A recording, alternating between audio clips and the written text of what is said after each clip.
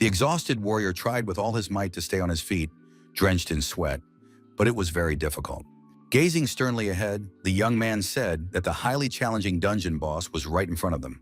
It was a level 67 Sibaramus dragon, notorious for its mercilessness towards its enemies.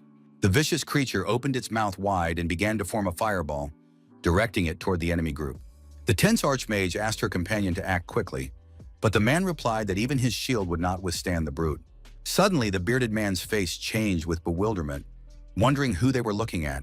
A few meters away was a green-skinned creature with long nails, a dirty cloth tied around its waist. The giant began to attack again, showing more and more hatred, but this still did not give him an advantage. The long-nosed goblin smiled slyly, biting into a juicy chicken thigh, while the shocked fighters couldn't understand what he was doing there. Suddenly, a blinding yellow light appeared around the dragon, who did not quite understand the situation. The predator felt a sharp pain in various parts of its body, but it still remained on its feet and posed a danger to humans. The cunning-eared creature began to gloat and jump up and down, realizing that he had pulled off a spectacular stunt. Then he began to wave his bony paws, wanting to cause even more of a sensation and shock everyone around him. The stunned trio couldn't believe that some seemingly stupid goblin had managed to mortally wound and kill a dragon all by himself. No one could understand why the monsters suddenly began attacking each other, and the predator began to dissolve into thin air. The excited bearded man pointed frantically at a nearby hill, urging his companions to immediately turn their attention there. They saw a strange white-toothed boy sticking out his tongue, smiling and standing still as if nothing had happened. The brunette watched the situation and was pleased with it, and the fighters below quickly realized that everything that was happening was his doing. At the moment, the young man was working part-time at a construction site, where he was sweating profusely as he carried heavy bags on his shoulder to earn a penny. He threw bags of cement into the place indicated by his boss, enjoying every second when he could take a break. The young man was a goblin and a weakling whose place was in a low-level dungeon, and he would never get out of there. Much had changed in the world, but not the life of the long-eared creature, who would not be helped by any amount of experience. Suddenly, a man nearby asked if his friend had heard about Mr. Cha, which piqued the brunette's interest. The workers discussed how the man had gotten carried away playing Gates of Destiny and received a hidden class, for which he could be considered lucky. They were talking about a popular virtual reality game that was so well designed that players forgot about the real world. People had the opportunity to completely immerse themselves and relax, which was a really important advantage. The equipment for it was expensive, but thanks to a bunch of internet cafes across the country, anyone who wanted to could enjoy the process. The project's frenzied popularity led to real money being invested in it, which radically changed the situation. Ultimately, virtual items became real currency, which many players treated with great care. The Gates of Destiny turned the whole world upside down, and at first the main character loved it, but that didn't last long. The adventurous Kim Chul-so often liked to play to destroy a couple of dozen opponents and relax after a day's work. He also used his Stone Age skill and concentrated on swinging his pickaxe, thereby obtaining 3 units of ore. Clutching his head, the angry guy complained that they were just digging meaningless stones all day long and not developing. In tears, the young man asked where the part of the game was where he became a hero, met a cute girl on the team, and got married. Suddenly, an exquisite emerald-colored healing crystal worth at least 300,000 appeared in the player's hands. Sticking out his nasty tongue, the excited kid began to giggle slyly and lick the gem, imagining his future life of luxury. But his beautiful reverie was interrupted by a gentle female voice, which first politely greeted him. The youngster was delighted with the beauty he saw, and she took him for a mason and asked him to help her and her people. The lady said that they had decided to clear out the dungeon, but the passage was blocked by cobblestones, and none of them knew anything about mining.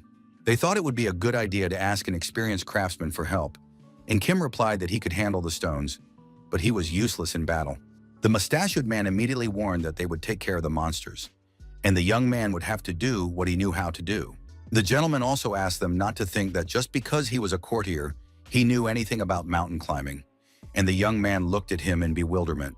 The hero realized that this was a good idea, because he would be able to gain experience and perhaps even find valuable materials. The only thing was, he didn't know if he could trust strangers, even though you could be revived after dying in the game. Suddenly, the young man's thoughts were interrupted by a pretty girl who grabbed his wrist with her 2 delicate hands. The beauty confessed that she really liked masons for their strong hands, and the boy immediately exclaimed that he really wanted to go with the team. A few seconds later, Kim Chulso, covered in sweat, wondered what he had just said, and a feeling of shame burned inside him. The young man remembered the level 7 gray wolf and concluded that the monsters here weren't the strongest, but he still couldn't defeat them. As it turned out, at that moment, he was surrounded by a whole crowd of hungry predators, and all he had in his hands was an ordinary pickaxe. The leader of the pack immediately rushed to attack, and the terrified boy froze in place, covering his face. The lady asked the hero not to move, and she herself resorted to using the salamander plan skill to burn the enemies alive. Concerned, Catherine Lee first asked if Kim was okay, which was very kind and noble of her. Discouraged by her incredible strength, the hero froze with his mouth open, but still found the strength to express his gratitude. Wiping away a tear, the beauty admitted that she was very scared, so she asked the young man not to leave her, because it was very dangerous here.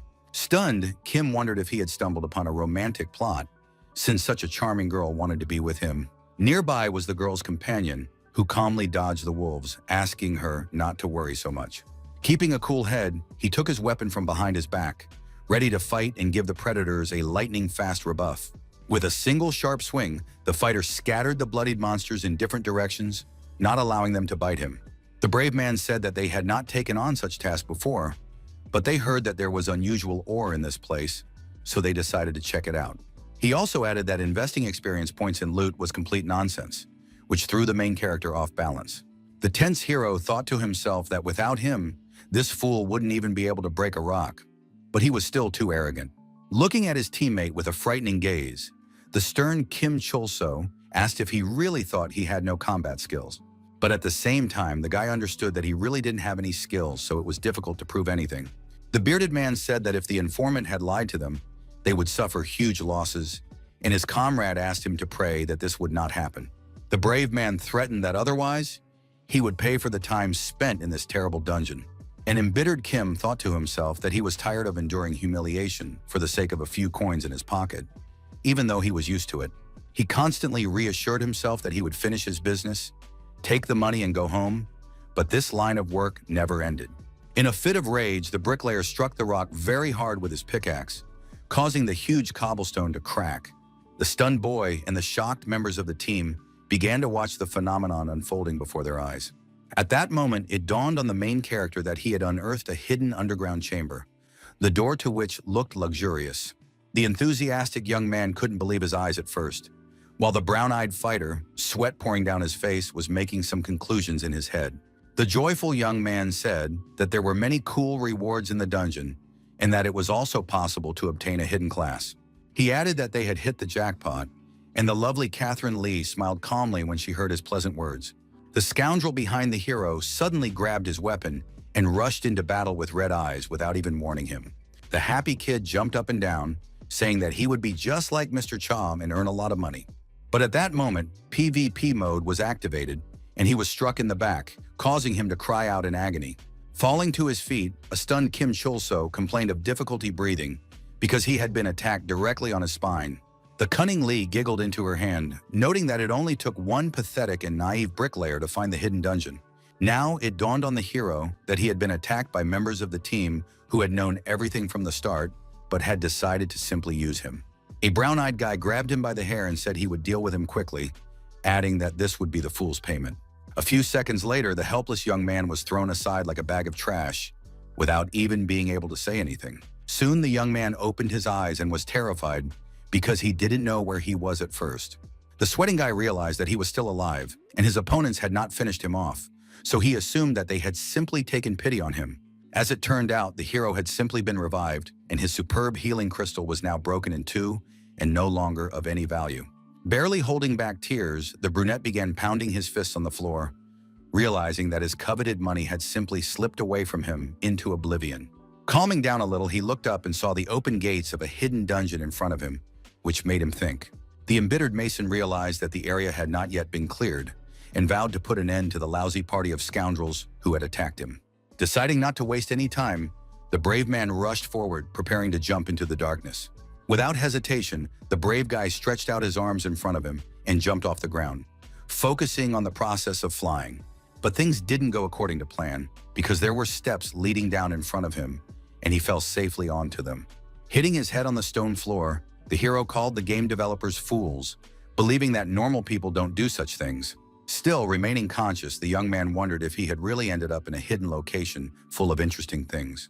Ahead of him was a huge stone statue of a creature sitting on a throne, and the area was called the Goblin Tomb. The brave young man was greatly alarmed by the ugly monster, which also smiled unpleasantly, causing revulsion.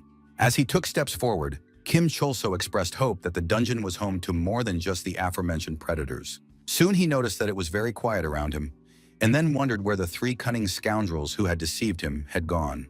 At that moment, a human hand wearing a brown glove became visible near the hero, who was still moving. The wary brunette could not understand what was happening, and then decided to look down to examine everything carefully. At his feet lay the red-haired dwarf from the trio, surrounded by a pool of very dark blood, which frightened the young man. Kim Cholso, who was sweating profusely, quickly recognized the dwarf, but was even more confused and couldn't make sense of anything. In the chat, the man asked to be revived, but the young man replied that he did not have that skill, so he could not help. The kid called him greedy, saying he didn't want to respawn so he wouldn't miss out on the rewards, but he himself didn't know what to do next. Suddenly, a notification was received that his level was too low for the dungeon, so he had to leave immediately. The alarmed hero did not understand the meaning of the notification at first, but then he heard terrible screams somewhere behind him. The excited young man turned around sharply, wondering who was screaming, and quickly scanned his surroundings. Nearby, he saw a huge human fist that had grabbed and tightly squeezed the brown-eyed scoundrel who had attacked him earlier. The other hand completely covered the exhausted Catherine Lee, who seemed to have resigned herself to the fact that they would not make it out alive. Seeing the disgusting creature called a Geiger in front of him, Kim wondered if this was Goblin territory. The worried young man saw that his opponent was level 80, which meant there was almost no chance of victory. The merciless monster opened its disgusting mouth, preparing to swallow the helpless man. At that moment, it bit off one of the brown-haired man's limbs, who did not utter a single squeak before dying. Barely suppressing his gag reflex, Kim Cholso called what was happening disgusting, but continued to watch. The developers added touch to Gates of Destiny so that players could feel pain, but precautions were taken. Crying in fear, Catherine Lee begged to be saved from the clutches of the merciless creature, but it was difficult to do. The incredibly tense guy shouted at her to turn on her head, making it clear that there was nothing he could do against this creature. With the character's revival, the pain did not go away, as the impact was directly on the brain. After that, the game was over, so Kim Cholso, thrown off balance, made the fearful decision to immediately run away. At the same time, he did not feel sorry for the trio who had decided to abandon him, as his personal safety was paramount. The young man tried to remain as calm as possible in this difficult situation, and he chose the right path for himself. The young man moved forward relentlessly, realizing that one stop could cost him his life instantly. At one point, the hero laughed frighteningly, telling himself that he had to survive at any cost, even if it was despicable. Suddenly, he received a notification that the Goblin King felt a kindred spirit in him and was impressed by the boy's cowardice. Freezing in place, the boy stared at the statue of an ugly, pot-bellied creature sitting on a large throne. Gritting his teeth nervously, the brunette said that he didn't really want to do this, but the situation left him no choice. Remembering the crying Catherine Lee, the ordinary bricklayer said that if he had been even a little stronger, he would not have run away. Meanwhile, the girl suffered another blow from the merciless creature that wanted to wipe her off the face of the earth. The main character just wanted to get a normal job and live without denying himself anything.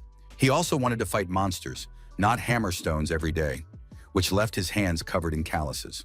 With tears in his eyes, he beat his chest with his fist, shouting that he had not become what he was now of his own free will. The embittered brunette began to vent his emotions on a stone statue of a goblin that had dared to emphasize his cowardice. The guy exclaimed that his colleagues and strangers in the game humiliated him, and now even the big-nosed freak had opened his mouth. Unexpectedly, a system notification was received that Kim Cholso had become an honorary goblin, and from now on, his people would always come to his aid. The conditions for obtaining a hidden class had been fulfilled, and the assistant asked if he wanted to become a summoner of eared predators. All of the terms mentioned were new to the main character, who read every line of the message with slight surprise. Continuing to shed disgusting tears but smiling, Kim decided to decline the offer without any regrets. But at that very moment, the system wrote that the kid had become one of the goblins, even though he objected and completely disagreed with it. Suddenly, a monster with bony human hands appeared behind him, posing a great danger. Feeling a chill run down his spine, the young man immediately told himself that running away was pointless, so he had to come up with a plan of action. The hero acquired a new skill to help his friend, summoning a goblin who was completely ready to fight for him. Without thinking twice, the brave man decided to try out the skill, but he didn't like the overly bright special effects right away. A few seconds later, an ugly creature with a long nose appeared, its smirk evoking a slight fear. Smiling, Kim Chul-so thought to himself that this silly-looking kid would distract attention, and he would slip away in the meantime. Keeping his cool, the young man pointed his finger at the monster nearby, trying to explain the task to his subordinate. Now the loudmouth bruiser with a crooked wooden club in his hands had to rush to attack the powerful enemy. The enraged creature with many teeth began to wave its arms in every direction, trying not to let itself be hit. Convinced that he was doing the right thing, the hero didn't want to waste any time, so he decided to make a quick getaway. In the end, less than a couple of minutes later, the goblin tried to attack and won the fight. With a single swing of his club, the mutant managed to immobilize his enemy's bony arm without much effort. Thrown off balance, Kim couldn't understand what was happening and just froze in place with a look of astonishment on his face, unable to say anything meaningful. The system again wrote that he had gained a large number of experience points, but he couldn't figure out how this was happening. Now the discouraged protagonist had access to new skills, such as lunchtime and walking time. The level of the summoned creature immediately increased by 1, which was a good result for the beginning. Pleased with himself, the eared creature began to mumble something and smile broadly, realizing that he had been able to defeat the giant on his own. After that, Chulso began to examine his seemingly stupid subordinate more closely, from the tip of whose tongue flowed disgusting saliva. The emotionless young man couldn't believe that this ugly creature had the maximum level, which couldn't be said about him. The moment when the huge mutant grabbed the brown-eyed young man tightly in his hand and began to pull him into his mouth remained etched in Catherine Lee's memory. In a few seconds, the guy was turned into mush, and the merciless monster devoured his remains in an instant. Terrified, the girl began to scream at the top of her lungs, realizing that the same fate awaited her soon. Fortunately, it was all just a game, and she was wearing virtual reality glasses, but that didn't make her feel any better emotionally. The alarmed gentleman immediately rushed to the girl, who was immersed in another world and clearly needed help. Without hesitation, the concerned man removed the device from Catherine's eyes to give her a chance to recover and calm down. The nervous brunette quickly realized that a terrible situation had occurred, which he did not want to believe at first. Looking at the girl's terrified face, he said sadly that she would definitely not be able to leave like this. At the same time, the main character's new assistant continued to swing his club, inflicting enormous damage. The trickster mercilessly dealt with the packs of wolves, and his master gained new levels with every passing minute. Soon his eyes glowed red, and his desire to destroy grew stronger and even increased exponentially. Calm Kim Chul-so, gathering small mana stones from the ground, asked Shaket to take it easy, then noticed that he had caught his courage. The greedy boy picked up a huge number of wolf claws and shards and joyfully exclaimed that they couldn't carry away so much loot. The goblin killed the Geiger, so the dungeon was considered cleared, and if the team members were dead, the youngster would not return from here either. The brunette couldn't understand how the big-eared guy had never leveled up if he had single-handedly defeated all the enemies in his path. At the same time, no information about the summoned creature was available, so the hero could only guess. It was also unclear how a low-level monster could defeat a powerful mutant with a single blow. Nevertheless, drooling with greed for wealth, Chulso told himself that he had to take advantage of the bugs before they were fixed. After a while, the guy came to the city bank, where he asked an employee if it was possible to transfer money to someone else's account. Then the young man added that he had a couple more interesting items that he could sell for cash. These were a Geiger counter and its membrane, which surprised the brown-eyed girl, who began to calculate the total amount. A few seconds later, the shocked girl's face changed dramatically, as could be seen from her wide-open eyes. The lady called out loudly for her boss, and the brunette wondered if it was okay to yell like that in front of customers. Soon the young man was sitting at a table where the bank director himself was pouring him tea from a teapot into a beautiful mug with a saucer. The polite short manager smiled and called him sir and asked if he liked the drink. The brave man truthfully said that it was cold, and his counterpart apologized, admitting that he had forgotten to boil the water. Serious Kim noted that he had come to get money, not to drink tea, and the man said he had a couple of offers for him. He added that the bank offered excellent investment systems, so there were good opportunities ahead for the young man. The surprised brunette understood everything, but asked if such offers should not be made by ordinary employees of the company. The bespectacled man advised the young man to keep an eye on the current exchange rate and then decided to evaluate the value of the artifacts he had brought. Suddenly, it was announced that both items were valued at 230 million won, which sent the young man holding the mug into a state of severe shock. The kid was ready to kiss the goblin, thanks to whom he had obtained valuable items from killing Geiger. The youngster called the ugly creature cute and very sweet, but then he calmed down a little and noted that it was ugly. Then the tense Chulso wondered how to get rid of the fool, because everyone around him was constantly staring at him. People laughed at the dimwit who had come with the big-eared monster and called him crazy, but they had no idea they were wrong. The very nervous brunette kept repeating to himself that it wasn't about him, but that didn't help him at all in this stressful situation. Suddenly, unwilling to endure the ridicule, the subordinate swung his baton at the knee of one of the people in the crowd. But a large shadow instantly loomed over him, which greatly alarmed him and made him freeze in place. The red-haired bruiser, with a weapon on his shoulder, was extremely unhappy that a disgusting goblin was walking down the street.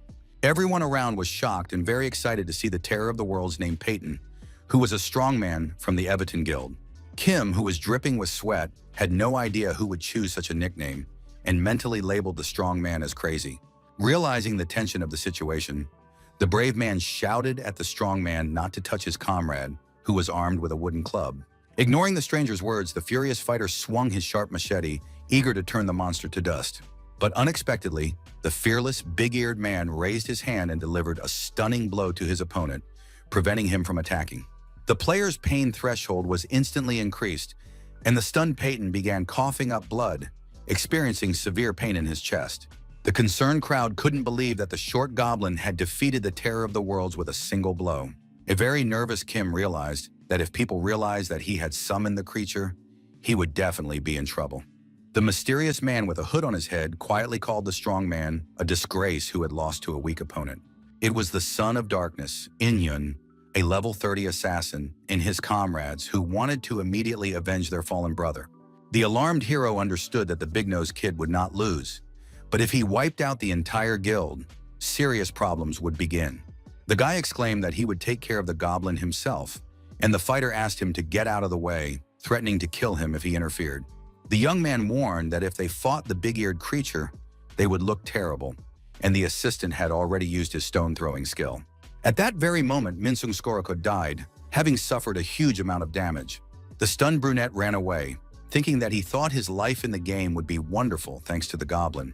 But everything turned out differently. A gray-haired old man was hiding nearby and called out loudly to the boy to hide him from the battlefield. The youngster asked who he was, and the bald man replied in a raised voice that there was no time for explanations now. But it turned out that it was the cunning warrior Cineral who dragged the boy into the room to deal with him in silence. An incredibly nervous Kim cried out that he was busy escaping, and a digital display appeared in front of his face.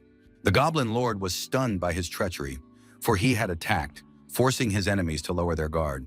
The young man was stunned and froze in place with his mouth open, saying that the ruler had first called him weak and cowardly. Now he had come up with a new name that hurt the young man, who was sensitive to insults just as much. The main character believed that he had done nothing wrong, so he could not understand what made him a defenseless fool. The embittered warrior said that it was the trio of scoundrels who had added him to their group, then betrayed him and stabbed him in the back. The brave man turned to the goblin and said that they would no longer tolerate being looked down upon for their weakness. His nose suddenly became sharper, like a monster's, and sticking out his tongue, he declared that they would destroy the Everton Guild to the ground. Meanwhile, members of the faction ran across the rooftops, trying to find the enemy who had managed to escape with the creature. The blonde told Inhyuk from the darkness that she would deal with the kid herself, and that he didn't have to go with them to destroy him. The fighter noted that there was something strange about the goblin, because he had killed Patton Annihilator with just one blow. Suddenly, the partners heard loud cries nearby that were impossible to ignore. The extremely serious assassin immediately recognized the voice of the treacherous Sinreal and realized that he needed help. But at that very moment, he froze in place, feeling a chill down his spine, and behind him stood a bloodthirsty goblin, eager to feast. Without wasting any time, the brave warrior swung his sharp weapon sharply, aiming to catch his opponent off guard. It was striking that the spectacular-looking attack did 0 damage, and the monster continued to grimace as if nothing had happened. Now it dawned on the sweaty Enoch that last time, when his comrade was killed, he hadn't seen anything. The fighter thought to himself that the situation was a stalemate and that he was facing imminent death. But he tried to keep his composure. Not willing to give up so easily, the brave man tried again to strike with his daggers, but failed. He was even more shocked that the ugly goblin managed to parry his attack, something an ordinary person would not have been able to do. Ji-hyun, tense with anticipation, shouted, asking if Unyuk, standing frozen in place, would allow the creature to finish him off. The flustered young man was thinking about the situation at hand, showing no particular emotion and remaining silent. He couldn't understand how such a low-level weirdo could deal 1 million units of damage and assume that some kind of trick had been used. The assassin didn't know who was playing him, but he wasn't going to give up, so he used powerful skills of extreme evil. The skill reduced his speed by 90%, but now all his attacks were critical hits. The nervous blonde asked why he was using the ability to fight a single goblin, and the young man replied that it could also be passive. Gripping the sharp blades tightly, the fighter said that they would kill the enemy with one blow and then move on to the next. The concerned lady did not argue anymore, but noted that it had to be done quickly before anyone noticed them. The archer used the Gale Arrow skill, saying that she didn't want to be seen using various combos against the pathetic goblin. The rare skill removed all movement speed buffs from characters in the area of effect, so Inhyuk felt more confident. Feeling a powerful force, the cold-blooded warrior rushed into the attack, saying that the time for games was over. The assassin moved lightning fast across the battlefield, swinging his daggers non-stop, but the monster was still standing. His face contorted, the man said to himself that this simply couldn't be, but it was all real. His opponent's foul language and annoying smirk made it clear that no one would be able to defeat him. In the end, the fighter took a huge amount of damage and crashed into the wall, and the archer became even more agitated. The alarmed girl didn't understand anything, and the silhouette in the smoke asked which of them had previously been confident in their power. Stunned, Ji-hyun froze in place with her mouth open and her eyes wide, realizing that the goblin was no ordinary monster. Smiling contentedly, Kim Chul-so said that he had summoned him, while the slobbering mutant continued to stick out its disgusting tongue. The worried girl asked how he managed to defeat one of the strongest people in the Evitan Guild, Yingyak of Darkness. Transforming into a haughty man, the main character said that it was important that he was very evil, which was why he gave such orders. The angry lady clenched her fist tightly and gritted her teeth, asking what he wanted, and the guy realized that she really didn't understand anything. The embittered lady cried out that he was to blame for everything and called him crazy, while the boy just smiled savagely and looked ugly. The young man emphasized that the faction had attacked them first, so it was very difficult for him in his precious thing now. The brunette understood that someone might misunderstand if they saw this, so he told the goblin to turn on Ji-hyun's screams. A crowd of people stood nearby and heard the cries, which instantly alerted everyone present. One of the men pointed into the distance and immediately recognized the weirdos who had run away earlier. The nervous hero noticed that the citizens had already arrived and immediately suggested that his subordinate finish here so they could get away easily. The playful monster began to cover the frightened blonde's mouth with his hand and held her by the wrist, preventing her from escaping. Someone shouted that the creature had destroyed the Evitan Guild and was about to kill the surviving woman.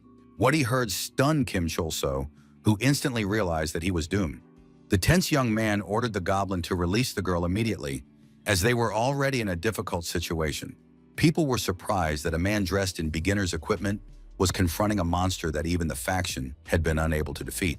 At that moment, the goblin took his hands away from the crying Ji-hyun, but she did not quite understand the gesture of goodwill. Even more unexpected was the appearance of tears on Kim's face as he said that it was all over. The young man made it clear that no one would touch the blue-eyed girl anymore and that she was free to go. The people below took this to mean that it was all over for the big-eared monster, and a wave of joy began. The enthusiastic crowd raised their fists in the air and cheered the young man on, urging him to crush the villain and rooting for him with all their hearts. The discouraged brunette couldn't believe that everything had turned out this way, even though he was already prepared to die at their hands. In his mind, he said that they should all laugh at him, but then he realized that the crowd didn't know that the troll had been summoned by them. Earlier, the hero said he didn't want the Evitan Guild to suffer, and also asked for permission to take care of the goblin. At that moment, the brave warrior covered the agitated Ji-hyun with his back and ordered the ghoul to let her go. The cold-blooded fighter said that it was all over for the monster, but it turned out that it was all just Kim Chul-so's imagination. Right now, the young man was a hero, risking his life to save a lady from a monster, and he liked it very much. He chuckled slyly, hiding his face with his hands and thinking about what to do next with the blonde. The young man told the alarmed Ji-hyun that he would not kill her if she promised to keep quiet about him and the eared troll. The blue-eyed girl shed a tear and agreed to his terms, swearing that no one would find out about them. Smiling, the brunette calmed down and decided to perform the final act so as not to waste any more time. Then Kim turned on the acting and exclaimed that the ghoul had dared to invade the village and even caused people suffering. Feigning rage, the fighter began to shout loudly, trying to say that he would deal with the scoundrel right now. At that moment, the goblin summoner's skill was activated, and a golden collar with a long chain appeared around the elf's neck. The strong man began to pull the pot-bellied man behind him so that the blonde could feel safe and calm down a little. After jumping down, the guy said he would not forgive the troll, but he could not understand what his master was doing to him. In the end, the monster was slammed face-first into the asphalt, which was a kind of punishment for all his deeds. The strongman Cholso continued to carry the heavy metal on his shoulder, knowing exactly what to do next. The alarmed people couldn't believe that there was someone in the city of newcomers who could use such an advanced skill to restrain monsters. The hero used his usual walking skill, which improved his pet's mood several times over. A surprised Ji-hyun watched this, and the people now understood why the guild was helpless, but no one could have imagined that it was all a deception. One of the men noted that it was not a matter of the faction's weakness, but rather that no one else had even the slightest chance of winning. The kid said that he might not be able to defeat the troll, but with his skills he could chase it away. After that, Kim activated his summoner ability to feed his pet and took a roasted sausage in his hand. He threw the treat several dozen meters away, exclaiming to the audience that this was the end of the scoundrel's journey. The hungry-eared creature immediately rushed to get the treat, realizing that there was no time to waste. The tense hero ordered the people to immediately close the city gates so that the creature could not return. The pot-bellied monster continued to search for the sausage in the ground, while the people rushed towards the exit to block it. At that very moment, the lattice fence fell to the ground, raising dust, and the lone ghoul remained outside. The distraught crowd soon realized that it was all over, although at first no one could believe it. Wiping sweat from his forehead, the magnificent actor Kim said that now nothing threatened the town's population. Standing tall, he asked if everyone was okay, and all those present began to cheer him on. The hero almost became known as a psychopath who destroyed an entire guild, but he still managed to solve the problems and fix the situation. Behind him was Ji-hyun, who said that she was the only one who knew about the connection between the young man and the goblin, and that her companions had died. The pensive young man was distracted from his thoughts and immediately recognized the voice of the girl he had saved, but did not understand what she wanted. The blue-eyed beauty said she would keep her promise, and Cholso realized he could use her for his purposes. The fighter heard that in Pascal, the player had an infinite amount of XP, so he was protected from everyone, and that is why the place was called Sacred Lands. The warrior threatened that if the blonde lied, he would wait for her to respawn and kill her endlessly, inflicting enormous damage. Slightly blue with fear, the lady cried again and trembled, realizing that the brunette was completely serious. A few seconds later, she screamed at the top of her lungs, scaring the birds, which immediately flew away. After a while, the main character collapsed onto the bed and began to relax, but said that this was not what he wanted. However, he was pleased that he could stay in such a nice room in exchange for doing a good deed, so pride took over. At one point, the guy tensed up a little and sank into thought about the events that had recently happened to him. He didn't have the strength in the hidden dungeon, but if he had the chance, he would definitely save Catherine Lee. Then the nimble kid remembered the goblin's eye he had received from their lord and decided to find out more about it. The fighter had received this class because he felt a similarity to ghouls, and now he was receiving bonuses for being called vile. After the warrior opened the skill shop, he noticed that all the advanced skills were locked, so he only had one option for now. He became curious about the ability called Rally, which sounded very promising. At that moment, the brave warrior activated the skill to check it out, and suddenly a long-nosed troll jumped out at him. The sudden appearance of the ugly creature caused Kim Chulso to be greatly frightened, his heart nearly jumping out of his chest. The nervous young man exclaimed that if people found out that the big-eared creature was here, it would be the end of them both. At that moment, the boy heard the innkeeper's voice asking if he was all right, and he quickly answered in the affirmative. The panicked brunette apologized to the goblin and asked him in a raised voice to lower his club. Calmed down, the young man concluded that the big-eared creature was just like him, while his opponent continued to make strange noises. Soon the partners lay down in the same bed, where the sad boy said that this cruel world was too full of scoundrels. The next morning he entered the room, where the strong man Patton immediately noticed him and called him yesterday's freak. The bully remembered that this was the same guy who had saved the guild member Everton, and the uncertain boy confirmed this with a trembling voice. The stern In-hyuk noted that the boy had no reason to help them after they made it clear that they were enemies, so he thanked him. The assassin sitting behind asked the serious Ji-hyung not to be so wary, as it was clear that the guy had no intention of fighting. The brave man suddenly declared that the reason he had helped them, despite their attempt to kill him, was because he needed something. The secretive man grinned, saying that regardless of the circumstances, they were indebted to him and did not overlook such things. The hero said he wanted to move on to the next zone as soon as possible because he was already over level 30 and asked if they knew how to do that. The infinitely serious Ji-hyun realized that Fiorindel was being referred to and was about to say a few words about the expert on the subject. Immediately, an inconspicuous man with gray hair on his face joined the conversation and said that he had the necessary information. The seemingly dissatisfied and cunning Signal surprised the young man by declaring that he knew very well how to get to the area he needed. The brave man wanted to take revenge on him for his past deception, but the agitated old man covered his face and sincerely apologized. Then he coughed and said that, considering how Cholso had single-handedly defeated the Goblin, his strength was very great. The man even noted that the brave young man might be stronger than them, which greatly displeased the nervous annihilator Patton.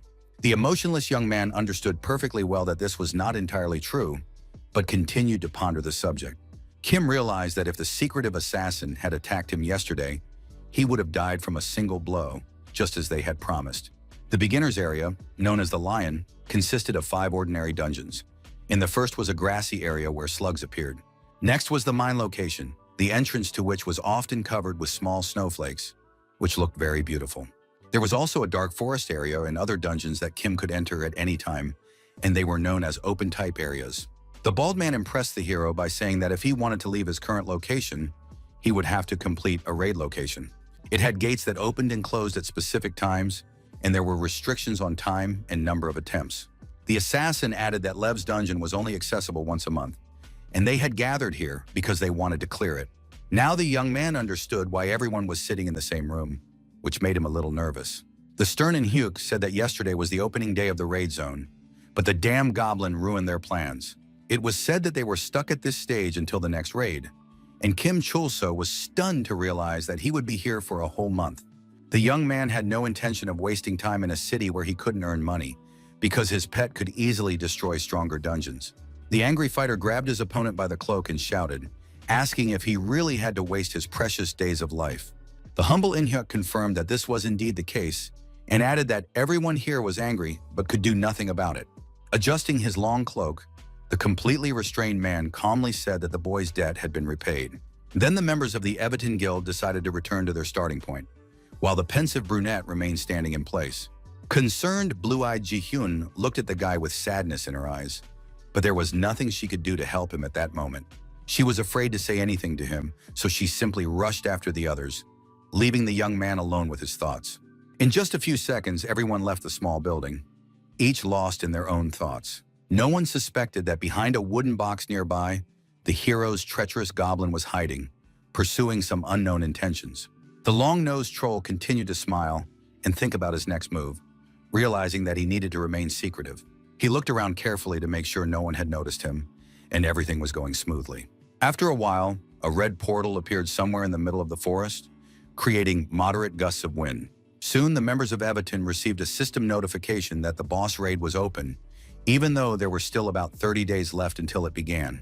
The powerful In-hyuk was suspicious of the message and immediately suspected something was wrong, but he did not rush to conclusions. The same notification was received by Kim Chol-so, who was standing in the middle of a wooden tavern, immersed in his own thoughts.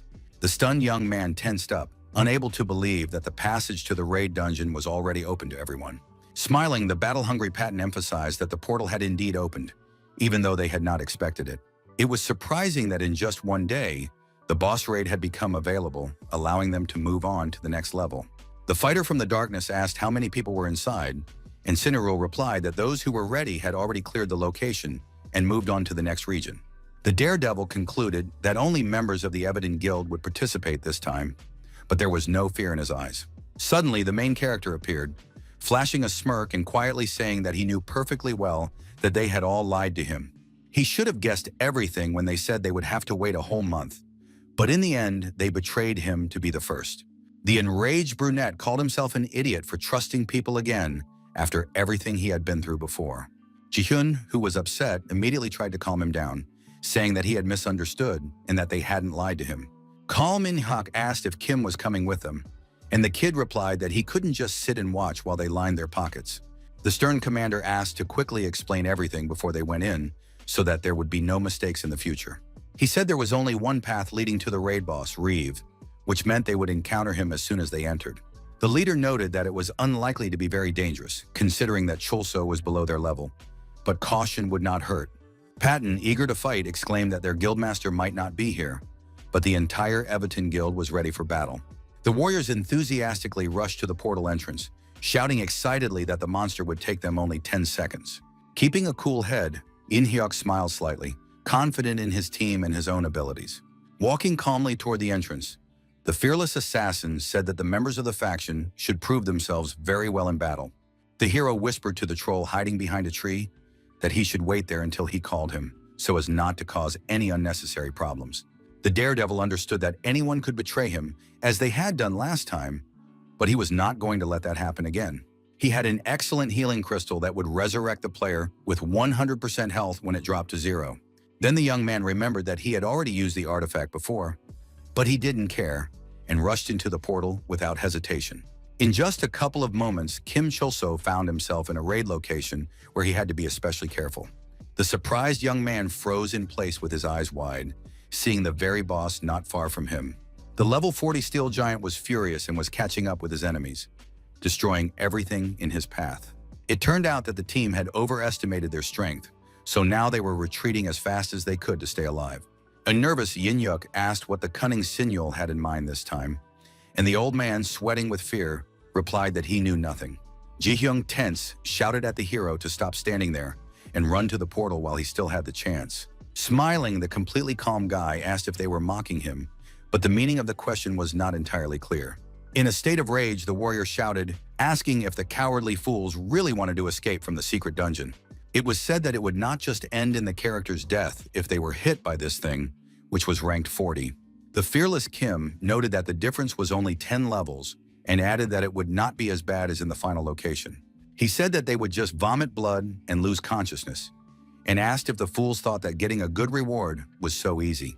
The brave man gave the deserters the right to flee, declared that he would take all the rewards for himself, and prepared to fight back against the enemy. The enraged fighter used his rally skill and summoned a goblin, shouting that he would deal with the giant right now. Standing under the starry sky, the pointy-eared creature was ready to come to his master's aid at any moment and prove himself at the highest level. He immediately noticed that a slight wind had picked up but couldn't figure out what was going on, so he continued to stand still. Meanwhile, the Steel Knight continued to approach the haughty brunette, who did not even think of running away. The embittered brunette was very hopeful that a powerful troll would come, but the enemy had already swung his iron fist at him. In the end, the fool died, and Patton asked if this idiot was the same guy who fought the ghoul yesterday. In-hyuk, who remained calm, asked who cared what happened to a guy who had brought it on himself. Then he noticed that the portal had suddenly closed, which caused a great shock to the rest of the team. The serious Sinril said that normal areas could transform with a low probability, and a raid could reveal hidden dungeons. Now he understood why they had encountered an unusual boss, and they had no choice but to fight to the end. At the same time, the main character in the real world was very nervous after the death of his character, but he still had his virtual reality glasses on. The guy was also pissed off that the giant killed him with just one attack, even though his level was above 30. Opening the statistics, he immediately noticed that he had forgotten to use the goblin's points, thereby depriving himself of any chance of victory. The young man couldn't summon the troll because the passage was closed, and now he risked losing all his rewards. The assassin, who was in a state of rage, ordered his companions to start hunting, as there was no other way out. Kim Cholso, meanwhile, lay face down on the stone floor with his eyes open, which looked somewhat surprising. Meanwhile, the relentless Ji-hyun used her tailwind arrow skill to push the enemy back. Thanks to her actions, the girl doubled the movement speed of all her allies, which was a nice buff. The old man ordered In-hyuk and Min-sun to attack the giant first to identify his weak spots, but the hero couldn't understand what he was muttering. The fearless fighters did not hesitate and made high jumps, while the giant was ready to turn them into dust. In a state of frenzied rage, the giant opened his mouth wide, eager to launch a successful counterattack. The cold-blooded assassin from the darkness and his companion acted swiftly, remembering that all monsters have an Achilles heel. This meant that there would be 32 blows that would damage the monster's entire body, and they would be able to determine its weakness by seeing which wound was the deepest. Soon the nervous Minson said that the damage was 0, even though he always destroyed his opponents using this method. But now everything was different. His completely calm comrade emphasized that there were only 2 options, the first of which was the opponent's high defense. At that moment, the incredibly angry giant swung his steel fist again, wanting to destroy everyone in his path as quickly as possible. He was sure he would win, but the nimble assassin dodged the attack, jumping at the last moment. He managed to inflict a deep wound on the monster's body at tremendous speed, causing it to bleed profusely. Using his sword skills, Yin-Yak noted that small attacks had no effect on the giant, so he had to come up with something else. It became known that the steel giant had a hatred for the weak, which was a very important clue. This ability allowed it to nullify attacks with less than 5% damage, thanks to which the boss remained unharmed. Nervous Patton exclaimed that the boss was the only one who could inflict damage on a level 40 enemy, but Old Man Sinreal corrected him, saying that there was someone who could do it better, depending on the combat conditions. He was referring to Ji-Hyun, who could use her own health to pull the bowstring, and the more she spent, the higher the damage would be. The tense strongman did not know what the girl was really like, but said that if time was needed, he could buy it for them. The enraged swordsman immediately activated his combat key ability and empowered himself, ready to continue fighting. The brave man began to provoke the monster with his voice, and it couldn't control itself and began to swing its huge hands at him. Still lying face down on the floor, Kim mentally called Patton an idiot who should have run for his life instead of taunting the boss. At that moment, the brute delivered a series of punches to the stone slabs, destroying everything and hoping to exterminate the pathetic humans. The strong swordsman received only 1,000 points of damage, so he confidently called the enemy a weakling and continued to provoke him. Standing behind him, the cunning Cineral nervously asked the fan not to lose vigilance, because they had not come here to have fun. The old man exclaimed that they could not make a single mistake for the plan to work, and the strong man immediately became more serious. A useful skill was activated, allowing them to share the damage taken with the target, and the one with more health points took more damage. The hero, who had turned into a spirit, was worried because all the members of the Everton Guild were low level and did not even have a hidden class. The stern Inhyuk said that they, a team of assassins, would destroy the steel giant's defense with their own passive skills. Thanks to their skill, eliminating weak points reduced the enemy's defense by 2%, which was already pretty good. The fearless guys rushed to attack the enemy from behind without hesitation, and Chulso couldn't understand why they were so strong. In turn, Sinyal and Patton held the defense, while the focused Ji-Hyun covered them with her bow. The nervous young man understood that the faction could kill this boss, and he would not receive any experience or rewards because he would be considered dead. The fierce boss swung his iron fist at the Annihilator standing in place, who showed no fear. But at the same time, the big guy became very alert and looked at his opponent with sweat on his face, trying to understand what he was trying to achieve. As it turned out, the red-eyed monster was targeting another player, and the evil strongman shouted that he had to fight. Immediately, a huge hand slammed into the stone slab, leaving many cracks on it, which looked a little ridiculous. The main character used a restoration stone, deciding to help the losers, as he had the highest level among them all. The system reminded him that the superior crystal revives players with 100% health when it drops to 0. Smiling, Kim Chulso said that the highlight of the show had arrived late, and the steel giant immediately chose him as its target. The enemy used the skill of superficial destruction, resulting in Suji, Hyunsu, and Minsung, the swift runner, being instantly destroyed. Most of the team was simply scattered in different directions, not even having time to comprehend the lightning-fast attack. Only the enraged Patton remained on the battlefield, still holding his sword and ready to avenge his comrades. Beside himself with rage, the Annihilator shouted, asking how the iron bastard dared to wound his comrades. Tense, Cineral asked him not to lose his vigilance and to focus on the giant who was trying to confuse them. The brave man activated his warrior ability without hesitation and swung at the enemy, wanting to deprive him of all his limbs. But unexpectedly, the powerful enemy counterattacked the strong man, dealing nearly 4,000 points of damage to his health. The tense old man realized that his cunning had outsmarted them, and the red-haired fighter now lay on the ground showing no signs of life. A few seconds later, a stunned Kim Chulso received a notification that Patton and Cyril had died. The hero, red-faced with nerves, shouted that it was not his fault at all, since he had only revived himself. The cold-blooded In Hyuk re-entered the game from the darkness, clutching a sharp, curved dagger in his hands. He knew perfectly well that monsters always prefer healers and archers, but not tanks. But because of the battle cry, the powerful enemy targeted Patton the Annihilator instead of attacking the leader. The moment the player they had overlooked was resurrected, it reset the boss's aggression, and the fighters didn't even have time to react before they were killed. Shaking with excitement, Jihyun asked the leader what they should do and said she could just fire a shot. She could use her own health to pull the bowstring, and the more she spent, the higher the damage scale would be. Her tense ally exclaimed that if they fired right now, the whole plan would fall apart, so she should keep her cool. They couldn't even fully stack the assassin's passive skill, which reduced the enemy's armor by 2%. The fearless warrior rushed into the attack, saying he would chop down the steel giant and asked the girl not to cancel the skill, no matter what. The brave man added that if it weren't for the blonde's charge, they wouldn't have had the slightest chance of winning. The focused lady did not get distracted for even a second, and the puzzled Kim Chul-so asked if he could help in any way. The nervous lady replied that he couldn't do anything without his goblin and asked him to just stand by.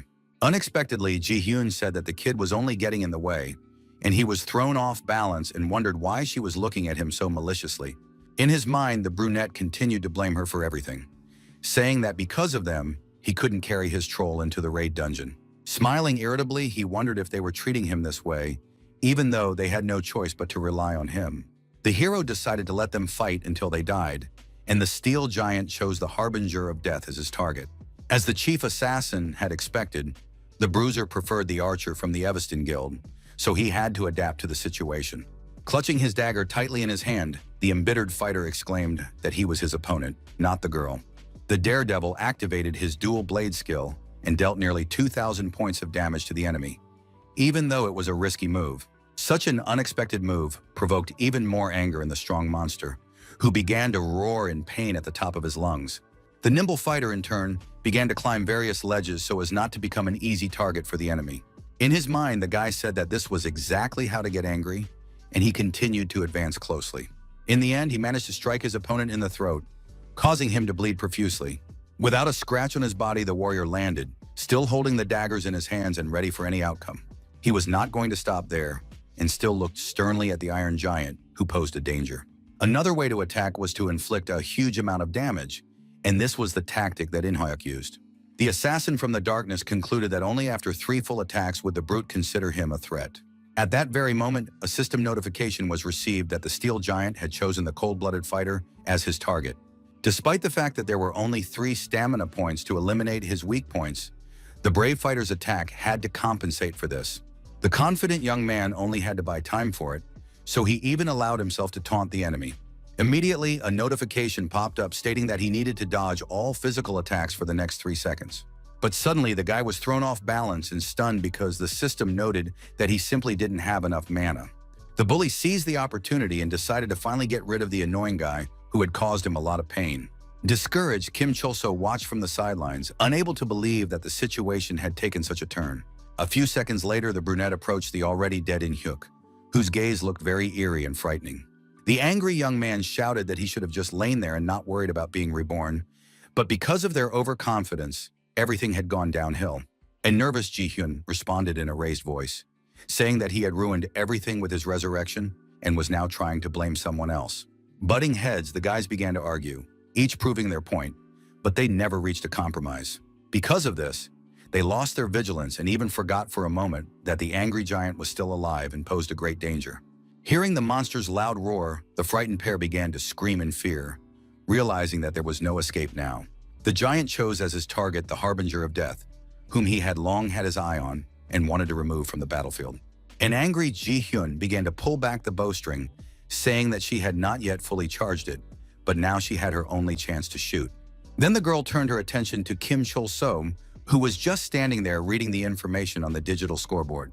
Smiling strangely, the hero asked if it was true that the blonde couldn't move while she was recovering her strength. The excited blue-eyed girl couldn't understand what his goal was, but she tried with all her might to keep herself under control. With tears in her eyes, the lady asked the guy not to come near her, and out of fear, she almost dropped her firearm. Unexpectedly, the cunning brunette put her on his neck, remembering that she needed another 10 seconds to recharge. Meanwhile, the steel giant continued to strike the ground, destroying stone slabs, but the nimble pair managed to jump out of the way. Concerned, Ji-hyun couldn't understand how Kim could be almost as fast as the deceased Yun-hyuk from the darkness.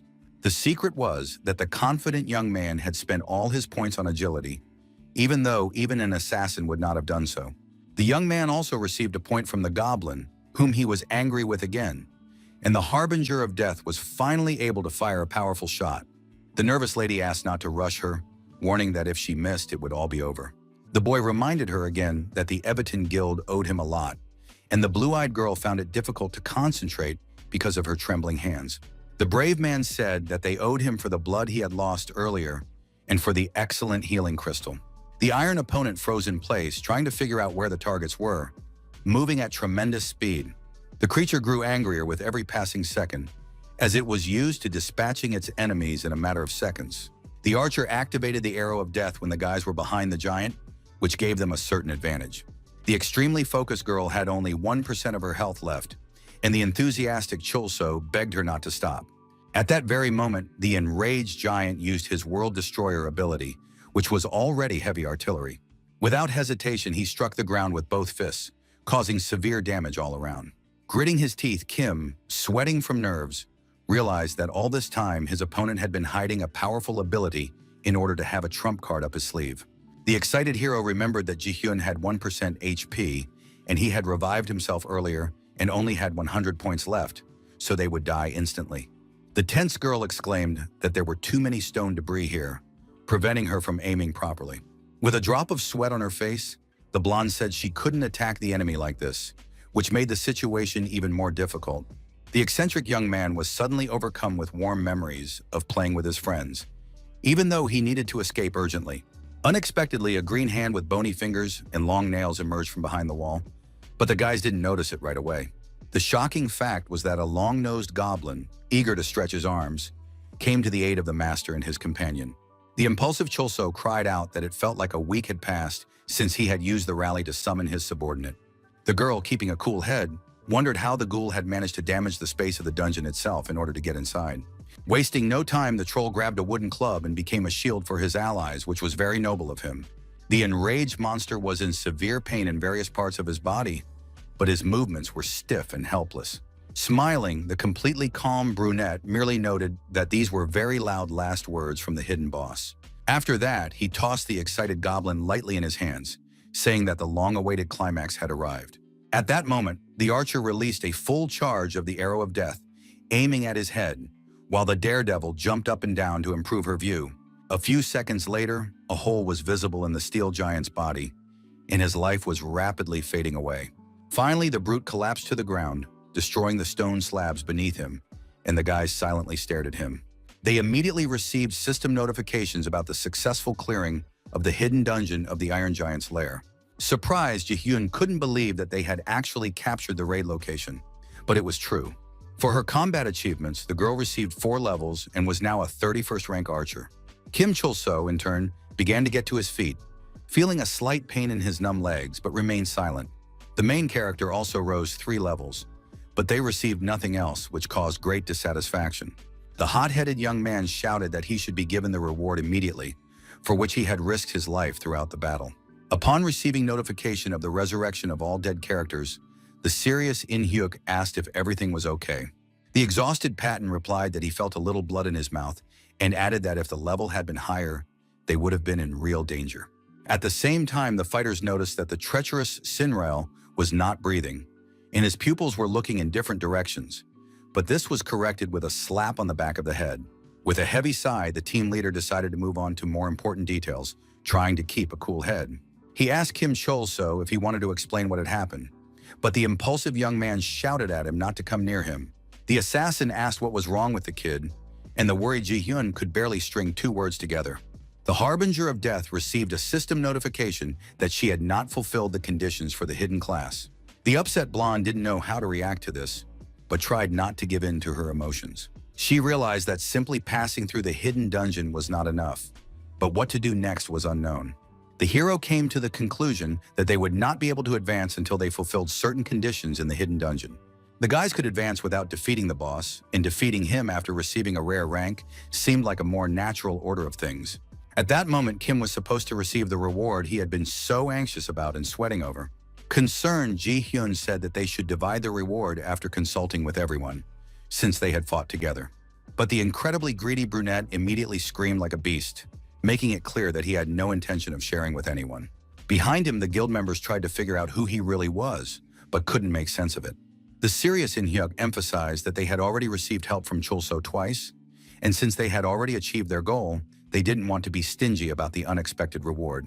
A few meters away, Sinyal's foot touched the ground, and he began to come to his senses and think about something. The stern old man said that it was not worth starting all this and swung his club, while the assassin from the darkness called him a scoundrel. The hot-tempered hero shouted that it was obvious and added that the old scoundrel had betrayed him twice already. The cold-blooded leader replied that if they had wanted to deal with the boy, they would have done so long ago, because they had the power to do so. The surprised fighter asked if it wasn't too much to give him the Iron Giant's unique bow, which could be useful to the faction. The greedy youngster grabbed all the items he could get his hands on and was ready to run away, even though he wasn't even an archer. The system notified Kim that he would not be able to sell unique items or use them unless he belonged to a certain class. But the brunette still wanted to get the weapon because everyone else had one, and the calm In-hyuk asked him to stop being like that and give the bow to Ji-hyun. Smiling, the cunning young man said he would give up the artifact, but declared that he wanted something in return. He said it was a non-exchangeable item, which made it priceless, but the point wasn't entirely clear. Laughing, the hero said that they would have to buy the rare item from him if he simply took it.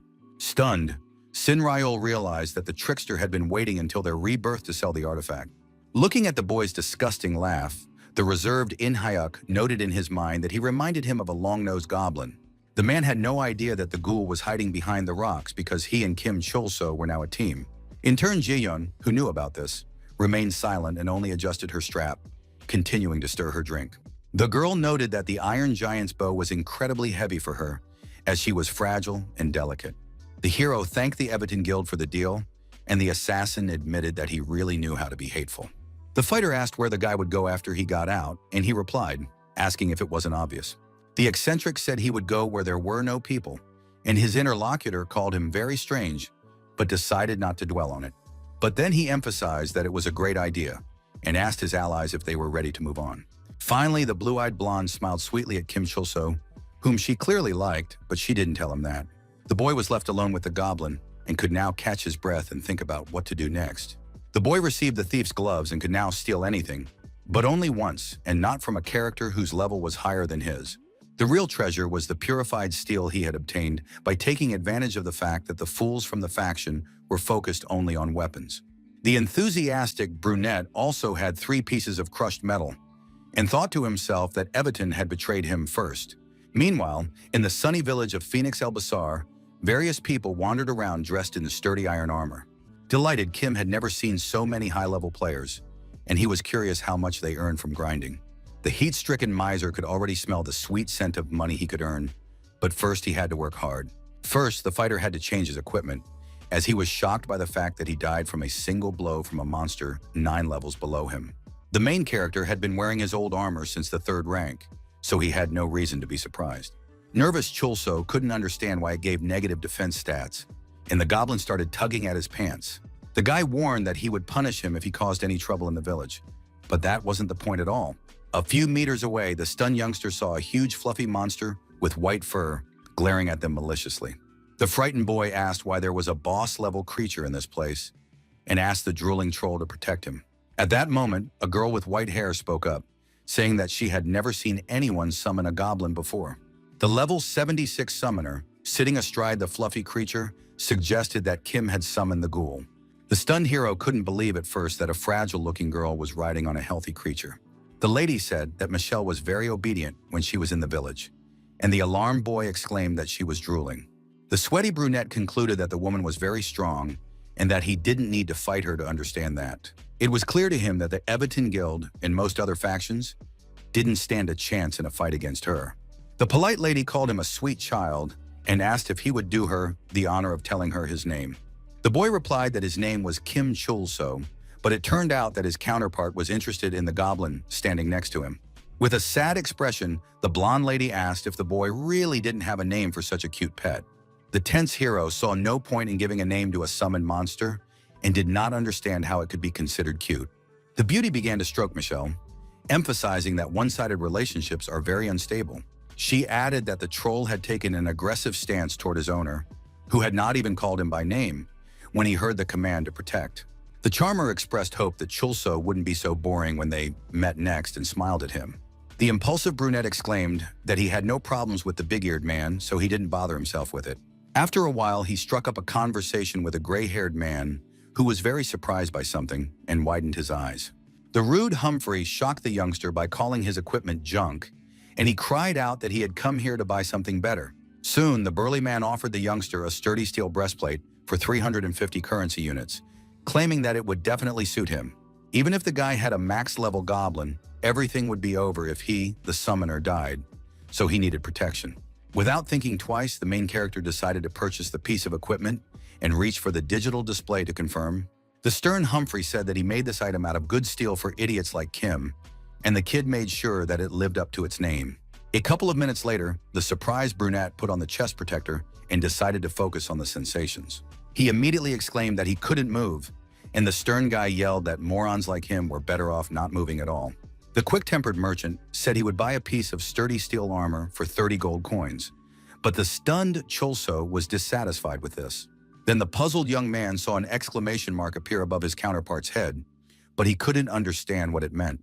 An angry Humphrey cried out that he couldn't find the item he needed, and the hero couldn't figure out what he was doing at all. The alarmed blacksmith said that his hammer was missing, and without it, he couldn't forge anything. The discouraged brunette noted that he still had another tool, but the eccentric replied that it wasn't the same thing and asked for his item back. The embittered old man exclaimed that the sledgehammer must be in the underground passageway at the entrance to the village. The brave man received a system task from Humphrey to find the hammer, and the reward allowed him to process materials for creating armor. The tense young man began to carefully read the lines of information on the digital display, realizing that it was very important for the quest. Now the young man understood why items made from the hidden boss's materials were so expensive. Resources such as crushed and purified steel were also very valuable, and when processed into equipment, they would yield good results. With a sly smile, the daredevil prepared to enter the underground passage, which could bring him many benefits. At that very moment, a system notification was received that the fighter had successfully accepted Humphrey's quest. Confident, Kim said he didn't need to worry about anyone else, as the other members of the group would only get in his way. He began to dream that he would complete such a simple location in less than half an hour, and the blacksmith shouted, asking why the fool was standing still. The bewildered young man immediately turned around to understand the reason for the nervousness, while trying to remain calm. The rude man ordered him to bring his hammer immediately, and the system warned that if the man died, the task would be failed. The hero was surprised by the fact that he would have to drag along a level 13 brat who clearly couldn't help him in any way. The impulsive guy continued to grumble, but Chulso decided to ignore the mobs and deal with the boss right away, since his speed allowed him to do so. The clever young man rushed forward without warning, leaving the chatterbox behind. A few seconds later, a notification was received that the rude Humphrey had been attacked by monsters. The message greatly alarmed the young man, who froze in place, at first thinking that he had misunderstood something. He realized that the monsters had decided to challenge the insolent boy, who was wriggling and trying to fight them off. Alarmed and stunned, Kim spread his legs wide and began shouting for the goblin, placing his last hopes on him. The big-eared creature did not hesitate and immediately rushed to help his master, confident in his abilities. With a single blow, the long-nosed troll managed to inflict enormous damage on the predators, who didn't even have time to understand what was happening. Puddles of slime were spilled on the ground, and the claws of a rabid rat in a blacksmith's hammer lay scattered about. The smug bearded man proudly exclaimed that the monsters were no match for him, while the evil Chulso could barely contain his emotions. After that, the strong man became alert and began to glance around, as if suspecting something was wrong. At that moment, he exclaimed that enemies were nearby and rushed to run away, and the hero began to think about simply killing him. The guy wanted to instruct the goblin to protect the fool so that he could go to the boss alone, but he realized that if he summoned the ghoul, the man would simply die. The stern commander ordered the troll to kill all the mobs from that moment on, considering it the only way out of the situation. The embittered Humphrey said that the monsters not only dared to settle in Phoenix El Basar, but also stole his hammer. The furious bruiser rushed into the attack, But before him, the fearless Goblin destroyed everyone, dealing enormous damage. The monster turned all the rats to dust, and the insolent one, who did not see him, created it himself, naively thinking that it was all his doing. The blacksmith exclaimed that he hadn't gone all out in a long time, so he squirmed in every way possible and lost. A satisfied Kim said that it might take longer than he expected, but such insurance would be much more reliable. The embittered bruiser couldn't understand how the rats dared to ignore him, but the brunette pointed out that this was not the case at all. Suddenly, the big guy let out a battle cry to provoke the creatures, then yelled that he used to be a mountain warrior. Nearby was a creepy skeleton with a golden crown on its head, which was covered with a huge amount of dust. Suddenly, the creature came to life and, opening its mouth wide, began to make terrifying sounds and its eyes turned red. Even ancient spirits that had been asleep for centuries responded to Humphrey's call, while Cholso considered him a fool because he could have simply walked away and not fought. The very angry guy hoped that the moron was putting on this circus for the last time because he didn't need it at all. He had to call on the Goblin again, who stood in place and tossed a stone in his hand, ready to join the fight. Soon the troll clenched the object tightly in his bony hand, as if choosing the right moment to throw it. A couple of seconds later, he twisted his body sharply and threw the cobblestone fragment, confident in his actions. At tremendous speed, the stone flew everywhere, destroying all the skeletons around it and inflicting incredible damage. 3 hours later, the main character mentally noted that the main difficulty of the dungeon was dragging the crazy Humphrey along with him. The alert young man heard a strange sound nearby, and his level had risen to 37 in the meantime. Suddenly, the nervous man shouted at the boy to run away, saying that there was a trap here. At that moment, yellow flashes became visible in the dark corridor, which was already an alarming sign. Then 3 sharp golden arrows flew out, which could take the life of anyone, even an equipped person. Terrified, the brunette began to hide behind the drooling Goblin, who kept a feeble smile on his face and was afraid of nothing. The young man couldn't understand why the trap had been activated so suddenly and what its purpose was, but he was jumping to conclusions. Meanwhile, the rude Humphrey stood with one foot on the skeleton's skull, but seemed to be rapidly losing strength. It turned out that one of the shells had hit the blacksmith in the chest and seriously wounded him, so now he called his enemies vile with pain in his voice. A stunned Kim stared at this with wide eyes, and the boar was affected by the poison and soon died. The enraged fighter began to rush forward at tremendous speed, shouting at the top of his lungs that he would destroy the dead man again, because he had ruined everything for him.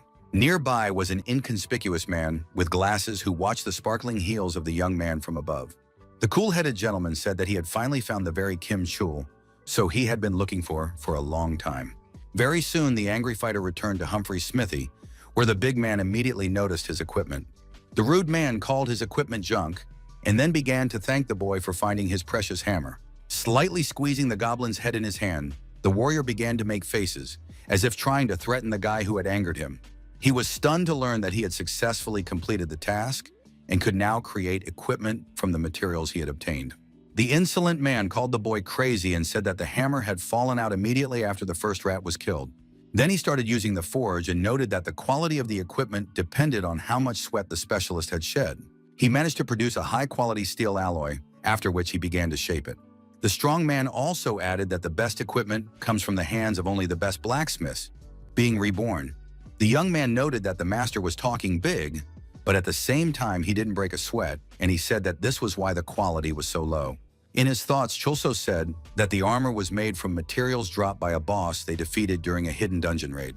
He was happy because he could finally wear his first rare equipment, which attracted the attention of a surprised crowd of people.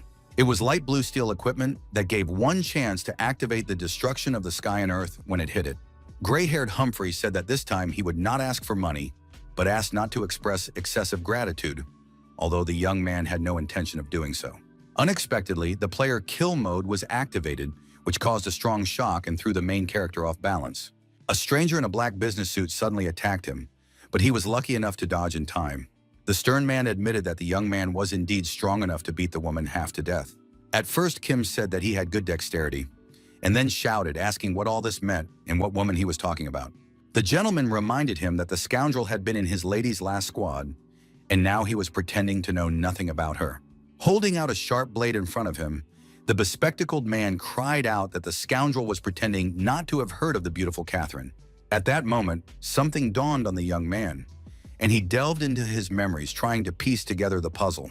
The main character realized that they were talking about the sorceress from the dungeon mine, whom they had encountered at the very beginning of their journey. It was the very same girl who, together with her comrades, had betrayed him and then decided to simply get rid of him.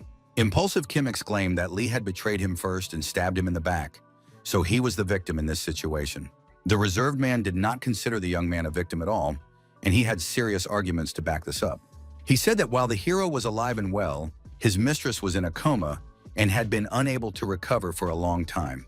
This news came as an incredible shock to the brunette, who froze in place with his eyes wide and his mouth open. The guy knew that the damage caused by the Geiger would be significant, and not only physical, but he did not think that the girl would become a vegetable because of it. The enraged young man exclaimed that it was all the monster's fault, since he himself had done nothing wrong to the wounded Catherine. Armed with a sword, his opponent did not take his words seriously and continued to blame him for everything, so the situation reached an impasse. The man tried to attack the young man, saying that Miss Lee and her position as the successor to the Samian organization were in danger. At that moment, the defender's face changed in shock as he realized that he had done absolutely no damage to his opponent. Putting on a scary face, Kim Chol-soo began to use the Goblin, asking again how the chairman's daughter was doing. The conversation was about a company that manufactured automobiles, semiconductors, and other products, which had made a name for itself around the world. Rumor had it that simply by getting a job there, a person had secured their career and had nothing to worry about. The strange thing was that Catherine Lee had lost consciousness after playing with the hero in the same squad and was now lying in the hospital. The cold-blooded man asked if it was true that the lady had been attacked by an 80-level monster in the open dungeon. The excited young man, smiling nervously, suggested that she was simply shocked by the brutal defeat. The gentleman asked how he got out of there and whether he had said that he was only at the 3rd rank. It was hard to believe that this had happened to a lady who was almost at level 40, while the kid was the only one left completely unscathed. The young man continued to insist that he himself had barely managed to escape by changing his specialty to a hidden class. Despite the fact that many doctors were diligently treating the girl, she was still in serious condition, and if she had been in Kim's place, she would have died long ago. Still, the skeptical counterpart asked if changing qualifications solved all problems. The tense young man scratched the back of his head and asked if there was even a small chance that the lady would survive and recover. His interlocutors said that the best doctors were treating her, but no one could find the root of the problem, and at the moment, nothing else could be done. The young man didn't like the idea of sitting idly by until Catherine regained consciousness.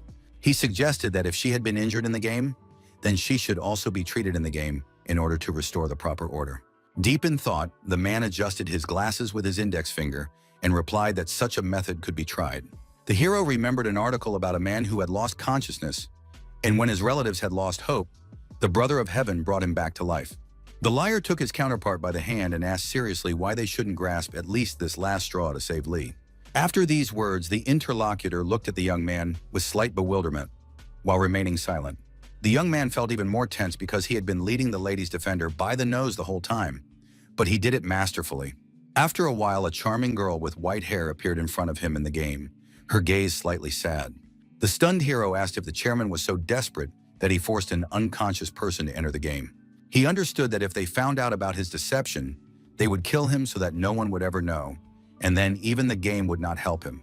The brunette began to circle around the motionless Catherine, saying that he had never heard of such a thing happening before. However, the brave man was encouraged because he realized that at least he would be the one who tried to save the successor to the Sumyeon organization. It was clear that no one could pretend not to see the hero going out of his way to help Ms. Lee. Gently running his finger over Catherine's chin, the guy decided he had to say something when he had to return for a while.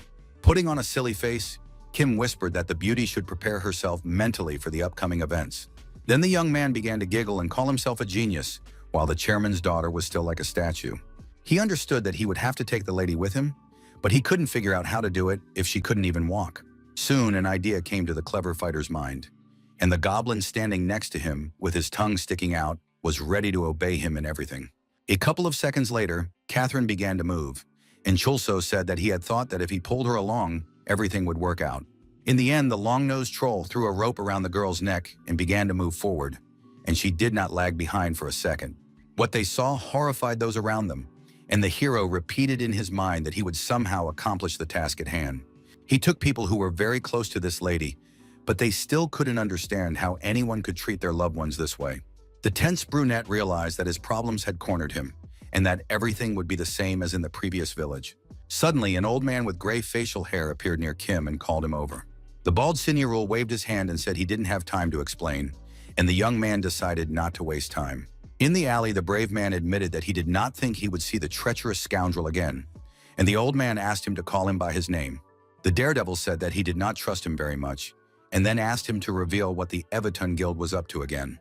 His counterpart replied that last time they had only gathered for a raid, as all members of the faction rarely did so. The goblin began to stick out his tongue and make strange noises, and Chulso asked if it was true that the man was some kind of informant. He asked to share the information with him, and Sinurul noted that he first needed to go to another place to learn about the Firandel region. Going behind a barely noticeable banner, the elderly gentleman asked them to follow him so as not to put themselves in danger. The fighter struck him several times on the head, after which, with bruises on his face, the cunning man said that he himself knew little about the area. However, unlike Riva, the local boss did not appear more than once a month, and certain conditions had to be met for this to happen. The old man noticed that, since the passage through the dungeon was taking a little longer than expected, the young man was beginning to burn with anger and decided to ask him why. Concerned, Kim replied that it was all about money, but kept quiet about the fact that he was living off bribes, as he did not trust his interlocutor. The serious man said that even if the warrior wanted to go to a difficult location, everything had its time, because he had only just arrived in town. It was said that there was a castle in Phoenix El Basari where the main quests of the game could be completed, and high-level players often came there too. The stunned guy immediately remembered the main quests, although he had forgotten about them for a while and pushed them out of his mind.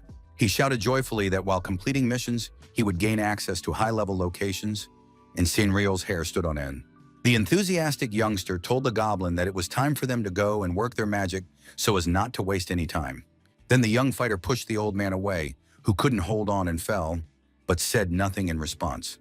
The troll, in turn, continued to hold the rope wound around his finger and smile without making a sound. The brunette, thrown off balance, changed his expression significantly, wondering where the girl had gone. At that moment, Catherine had already been kidnapped by two strangers who said that she would definitely have a better time with them than with the fool. The man with the ugly mustache couldn't stop admiring the beauty of the lady, whose hair he liked very much. He suggested calling security to protect such a beauty, while his friend kept muttering that she would be fine with them. Chulso was tense, realizing that if the unconscious girl suffered even minor injuries, she could die, and he would be blamed for everything. At that moment, the lady's stern protector contacted him and asked to see her, but the breathless young man replied that they were busy with something. The impulsive brunette exclaimed that he would show the girl later, and the bespectacled man called him crazy. After these words, the private call was cut off, and the angry gentleman called the boy a brat, whom he had trusted in vain. The elderly chairman asked his colleague not to bother the boy, and he apologized for causing him concern. Knight Kimun firmly stated that Catherine was the heir to the Semyon organization, so no ordinary person could do anything to her. The brunette asked why he had trusted his daughter to a stranger, and the gentleman replied that he was well aware that the treatment was hopeless. He surprised his subordinate by saying that even if something went wrong with the girl in the one case out of 100, nothing would change. The man said that Catherine's only independent choice was Heaven's Gate, and it was in this game that the poor girl felt free. The chairman believed that this would be better than the hospital ceiling as the last thing the girl would see, while Kim and the goblin continued to search for her. The nervous hero wondered why the game had a shortness of breath mechanic and how he could find the beauty in such a huge village. At one point, the fighter thought deeply, recalling the events that had happened to him earlier and putting the puzzle together in his head. He came to the realization that he had done nothing wrong, but somehow managed to get 1 point. Then the guy noticed that he had unlocked an unavailable skill and decided to study the information in detail. One of the skills was silly, as restoring health to a goblin that hadn't shed a drop of blood was considered pointless. The next skill was throwing a goblin in the right direction, which sounded more interesting and promising. The daredevil decided that such a trick would be useful to him, so he immediately decided to try it out and summoned his faithful monster. With his steel glove, the focused warrior grabbed the head of the reckless troll, ready to throw him. At the same time, the young man narrowed his eyes and looked in the right direction, accurately calculating the trajectory. With a sharp twist of his body, Kim Chulso made a successful swing and then began to watch the flight closely. The slobbering monster was ready to fulfill any whim of its master, so it waited for a quick landing. At one point, he was at a bird's eye view, but he was not afraid at all, only covering his eyes from the sun's rays. Soon, the satisfied hero already knew where Catherine Lee was, so he allowed himself to relax a little. Sticking out his nasty tongue, the frightening young man began to giggle insidiously, saying that he had come personally for the charming lady. But ahead of him, two fighters were guarding the immobilized girl, unable to stop enjoying her beauty. The two scoundrels immediately recognized the fool who had been with the girl earlier, but assured her that he would not get her back. The angry warrior shouted, asking who they were and what nonsense they were talking about, and it was clear that a fight was inevitable. The guy with the ugly mustache said that they were two handsome men whose hobby was rescuing women in distress, but Kim asked him to shut up. One of the enemies called him a chatterbox, after which they rushed into the attack using various martial arts techniques. What was happening caused great confusion for Chulso, who stood frozen in place, completely confident of his victory. Within seconds, the goblin had dealt with the two fools, forcing them to breathe in the black dust he had thrown into the air. Laughing loudly, the proud warrior asked in a raised voice how it felt to lose to a fool, as they considered him, but received no answer. The loud noises were heard by a guard in iron armor standing nearby, who immediately became alert. Acting very quickly, the hero once again bound the immobile Catherine Lee and began to pull her along with a strong rope. The stern law enforcer asked with a vicious shout if the scoundrel really thought he could get away with committing a serious crime. The young man tried calmly to prove that the two had attacked him first, even though he knew that the law enforcement officer would not believe him. He decided to get rid of the guard before anyone else arrived, so the nimble goblin quickly sprang into action. Suddenly, the cheerful old man, Cineral, appeared, put his hand on Kim's shoulder, and said that he had been looking for him for a long time, which caused confusion. The man whispered that killing a policeman could lead to unpredictable consequences, so they should cooperate. The cunning man began to talk about how the guard worked day and night for them, and the fighter asked what he was hiding behind his back. Suddenly, the bearded man held out a bag of gold, shocking the law enforcement officer, whose eyes widened. But unexpectedly, the knight grabbed him by the jacket and began to lead him away, asking how he dared to bribe an honest man. The elderly gentleman received a notification that his favor had decreased, and as a result, he committed a crime. Stunned, Kim Chulso realized that the old man was a good person because he had been arrested instead of him. Then the nervous young man exclaimed that he had been told that the main task could be obtained at the castle, but the entrance to it was closed. A stranger appeared behind him and said that the door would not open anytime soon, and the young man asked who he was. The man with an exclamation mark above his head replied that his name was Shin, and the hero quickly realized that he was a quest character. The man concluded that the kid was a stranger in town, since he started banging on the gate and demanding to be let in. He also noted that he liked the sparkle of adventure in the boy's eyes, even though his gaze was like that of a vegetable. The blond man said he was choosing him, and added that the young fighter would help him with his work in the lost ruins. The stranger asked the boy to prove his abilities, but he froze in place and stared at him emotionlessly. The hero had to bring the golem's core to the quest giver Shin, and in return he could receive only 250 gold coins. Smiling, the brave man called him a stupid NPC and said that if it was a dungeon, he should have said so right away. Soon he found himself in the lost ruins, where there was lava below and sharp, large saw blades above. With his advanced skills, Kim could have easily navigated all the traps, but he couldn't because he had to carry Catherine Lee with him and protect her. The daredevil said he would go first and then call the goblin to follow him and told him to hold the girl tightly on a leash. The fearless kid crouched down and put his knee out in front of him, pressing his fingers into the floor to make a sharp lunge forward. The brunette began to move forward at high speed, feeling intense fear because of the buzzing of the mechanisms. But he did not give up. Being very nervous, the hero shouted to the troll, on whom he placed great hope, as the mission was difficult. At that very moment, the adventurous-eared creature jumped and began to fly over the lava, holding the rope tightly in his hands. After landing, he looked at his master, letting him know that he had completed his task without much effort. Smiling calmly, Kim began to praise the rally skill in his mind, thanks to which he had moved the monster to himself. But in an instant, the ghoul himself realized that only he had been transported, and the helpless Catherine Lee remained on the other side. Alarmed, Chulso remembered that the skill only summoned a goblin, but that wasn't enough in his situation. At that terrible moment, the girl was one step away from the boiling lava, and the hero's panic grew exponentially. The young man cried out that she was about to fall and burn to ashes, so something had to be done urgently. The tense young man ordered the goblin to do something, because otherwise they would both meet their end. With a sharp movement, the ghoul pulled the rope and Catherine flew up, but there was a danger of colliding with the circular discs. The sweaty brunette peered through his fingers at what was happening, realizing how this horror could end. In the end, the girl, now reduced to a vegetable, landed at his feet, still motionless. The excited young man shouted at her to come to her senses for his sake, saying that she couldn't die here. He begged her incessantly to do so, and it seemed as if a process of reflection had begun in the beautiful lady's mind. Once, when she was a child, her serious father met the girl and immediately scolded her for staying out late with unnecessary friends. He didn't like that she wore makeup and had shortened her skirt, and the little girl began to cry and ask for forgiveness, promising that it would never happen again. In tears, innocent Catherine continued to apologize, but at one point she loudly called for her mother's help. She screamed that her father wanted to kill her and asked the woman to stop him before a terrible incident occurred. But the woman stood behind the door and only peeked in, showing no emotion, and then began to walk away. Stunned, Mr. Kimmin said that Catherine was the only stain on his life.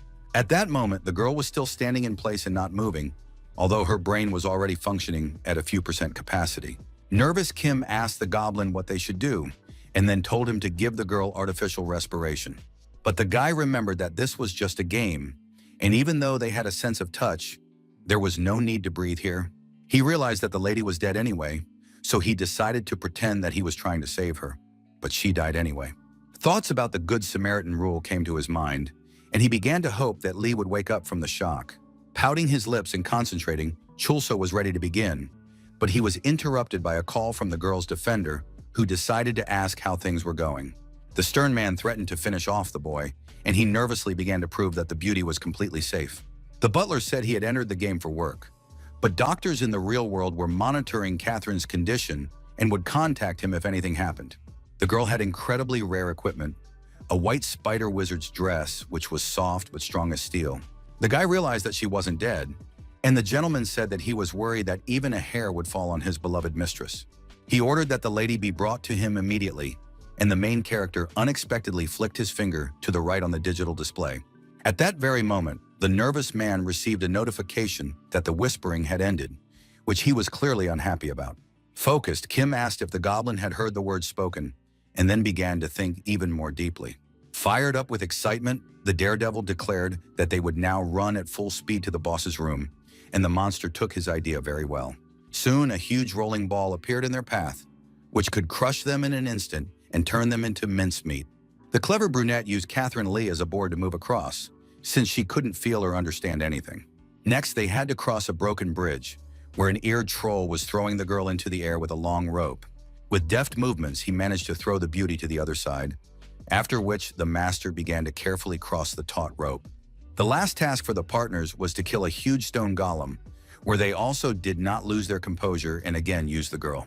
The Hulk first carefully assessed the actions of the youngster, who did not stand still and had already thought out a plan of action. The stunned boy was very happy that he had accidentally used the lady as a weapon against the boss, but things did not go according to plan. He was angry because the scoundrel dared to attack his tool for breaking traps, so he ordered the goblin to destroy it immediately. Now the unconscious lady was lying near the wall, and her fingers suddenly moved, but Chulso didn't see it. The merciless enemy continued to attempt attacks that could destroy anyone without a chance of survival. At that moment, an incredibly powerful explosion occurred, causing a wave, but the main character survived. A fearless troll suddenly flew out of the bright flames, his hungry gaze fixed on his opponent. The nimble ghoul flew straight into the stone golem's head, causing it to experience unbearable pain and inflicting enormous damage. Then the eared creature landed without any problems, and the boss fell to the ground with a crash, destroying the stone floor beneath him. Folding his arms across his chest, the calm Kim said that now they would just take the core and get out of there, and he didn't even have to exert himself. Unexpectedly, a magical process of restoration began for the fierce opponent, who attracted cobblestones from all sides. After its resurrection, the ruined golem moved on to the second stage and impressed the arrogant youngster, as it had also grown in level. The nervous brunette ordered the goblin to immediately destroy the scoundrel before he turned them into a pile of ashes. The nimble monster began to move from side to side, not becoming an easy target for his huge opponent. This was followed by a successful strike, estimated at 1 million damage, which looked very impressive from the outside. Smiling, the brave man noted that the summoned monster had performed even better this time, but it was still too early to relax. In the end, the procedure was repeated, and the boss began to recover again, becoming many times stronger. Now he moved on to the third stage and clenched his fist tightly, which was near Tiny Kim, who was angry at him. The kid summoned the Goblin again and ordered him to block the enemy's attacks because if he destroyed it, it would become even bigger. But at that very moment, a whip flew at the troll's head, making the boy even more nervous. But he tried not to give in to panic. Explosions began to thunder everywhere, and the terrified youngster rushed to run away while he was still intact. The merciless creature continued to destroy everything in its path, because the arrival of strangers was an insult to it. Beside himself with rage, the brute swung his fists and gave it his all, but the brunette managed to stay alive. The hero came to the conclusion that the enemy would keep coming back and getting stronger until he took its core. At that moment, the fighter began to recall the stories of the cunning Sinril, who possessed important information about the bosses. He thought deeply about the golem's weak points, but realized that, unlike the Evidin Guild, he would not be able to identify them. The nervous guy wanted to bother with it and just kill the bastard, but he could grow to level 100 and create even more problems. Kim Chulso, dripping with sweat, continued to rush forward like a madman, his excitement preventing him from making a decision. Meanwhile, the motionless Catherine remained seated and did not even understand the horror unfolding before her. Suddenly, a huge stone hand appeared in front of her, which could crush the girl's charming face into a pulp. A dark shadow loomed over her, and Lee's gaze seemed to change to one of slight alarm, which was a big change. The lady's consciousness was turned upside down in an instant, and it seemed as if the giant wanted to grab her and squeeze her tightly in his hand. After a few seconds, the lady came to her senses and felt incredible horror because her life was in danger. She would have screamed at the top of her lungs in fear and started crying, but that didn't make it any easier because she couldn't even move due to her confusion. The giant did not even think of stopping and continued to destroy everything in his path, accompanied by powerful explosions. Extremely tense, Kim Chulso realized that Catherine was beginning to come to her senses, but she was at the epicenter of the threat, and he couldn't help her. At the same time, the guy reassured himself that, at her level, such damage was not fatal, but it was still alarming. The stone golem was really enjoying swinging its arms around, so it had to be stopped immediately. Due to severe stress, the hero almost shoved his entire fist into his mouth, while the goblin standing nearby was happy about something. Suddenly, the lady appeared behind the young man with a cane in her hands, asking in a raised voice what was going on.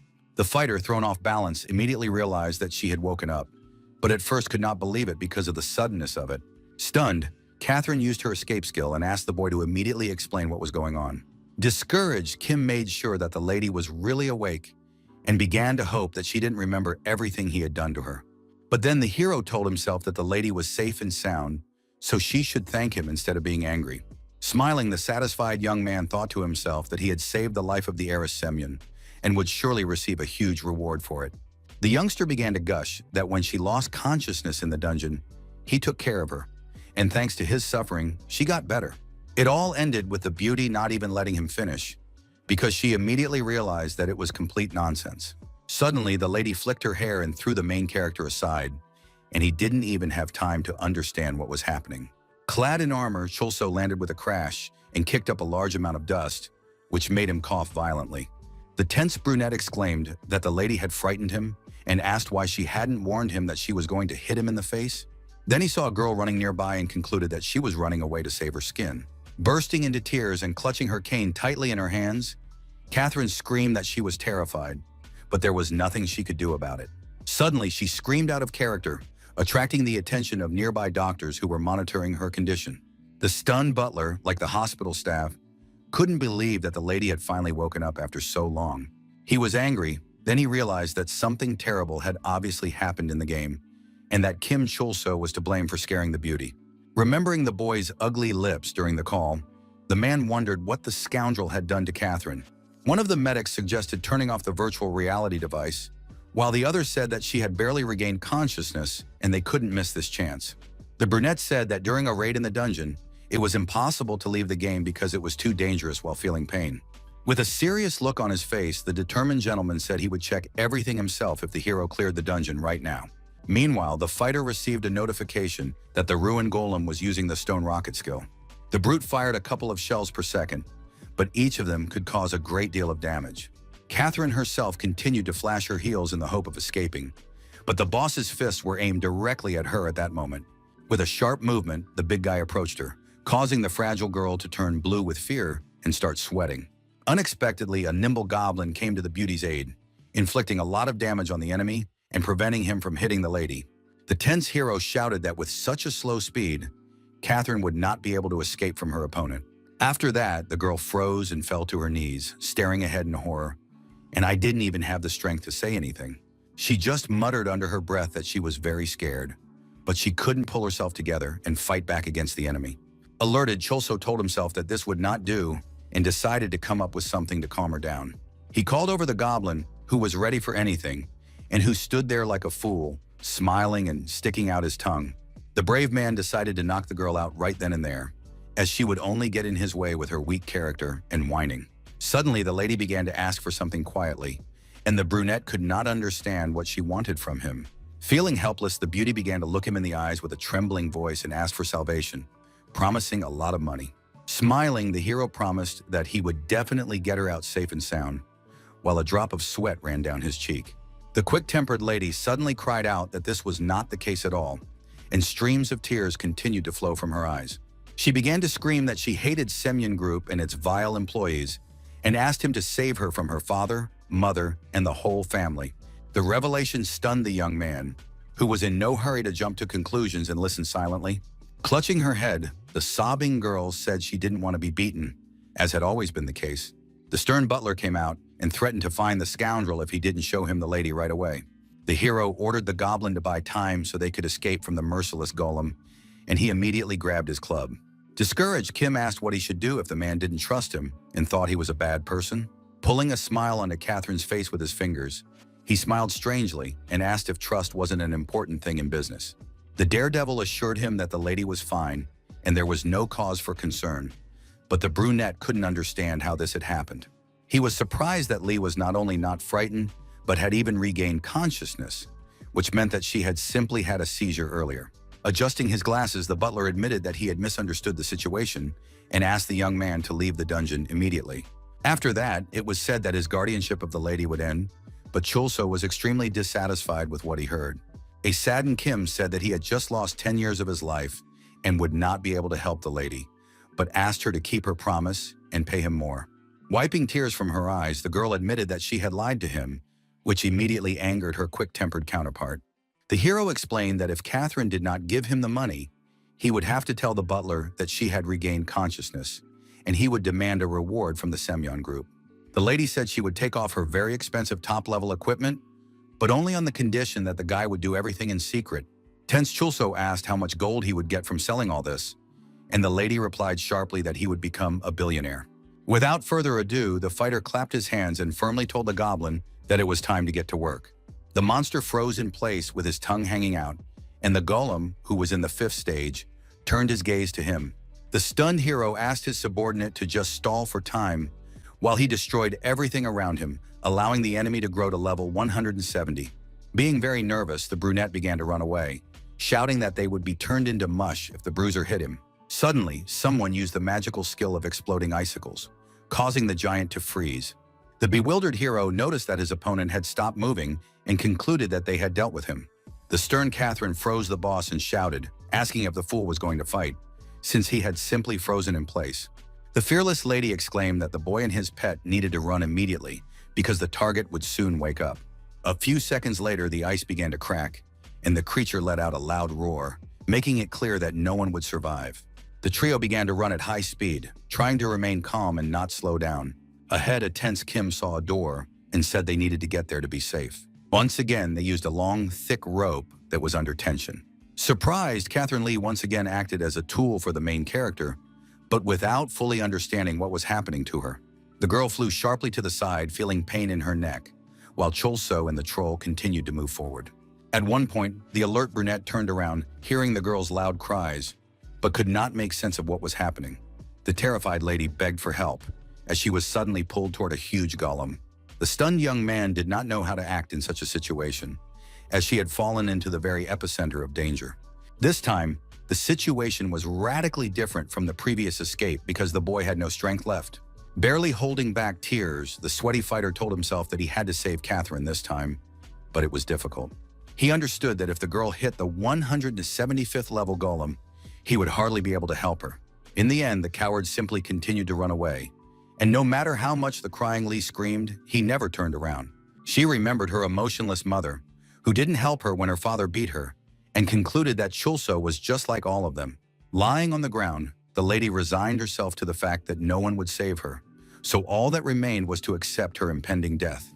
Suddenly, the huge monster's hand was attacked by someone and received many deep scratches. At the same moment, fragments of cobblestones flew in different directions, and the warrior with a sword in his hands continued to advance.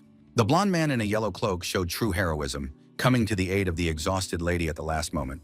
Gritting his teeth with tension, Kim Chulso recognized the man who had appeared, whom he had seen earlier in the city. It was the cheerful Shin, who realized that the young man had held out for a long time. But from now on, he would fight. The hero realized that there was no golem core, and by attacking it without knowing this, he was only making it stronger. If a player naturally loses in battle, an event begins in which an NPC appears and, gaining the upper hand, defeats the enemy. The fighter felt no pain when he was hit by a level 50 opponent, which means it was done on purpose to avoid unexpected casualties. The swordsman Shin was about to pass judgment on the enraged golem, but the young man decided that he would have to leave this battle to him. Without warning, the brave young man rushed to attack the strong man, shouting that he would now get what he deserved. The brunette watched the fight with great surprise, and suddenly a fireball flew at his back. The discouraged young man was stunned by what was happening, because in a few seconds the NPC was thrown back like a soccer ball. It seemed ridiculous that Shin was shouting victorious remarks, even though he had fallen to the ground and was sitting there, defeated. Not willing to give up, the fearless blonde rushed back into battle, making a high jump, but the Hulk was ready for it. Once again, the stone giant repelled the featherweight's attack, not allowing him to cause even a drop of harm.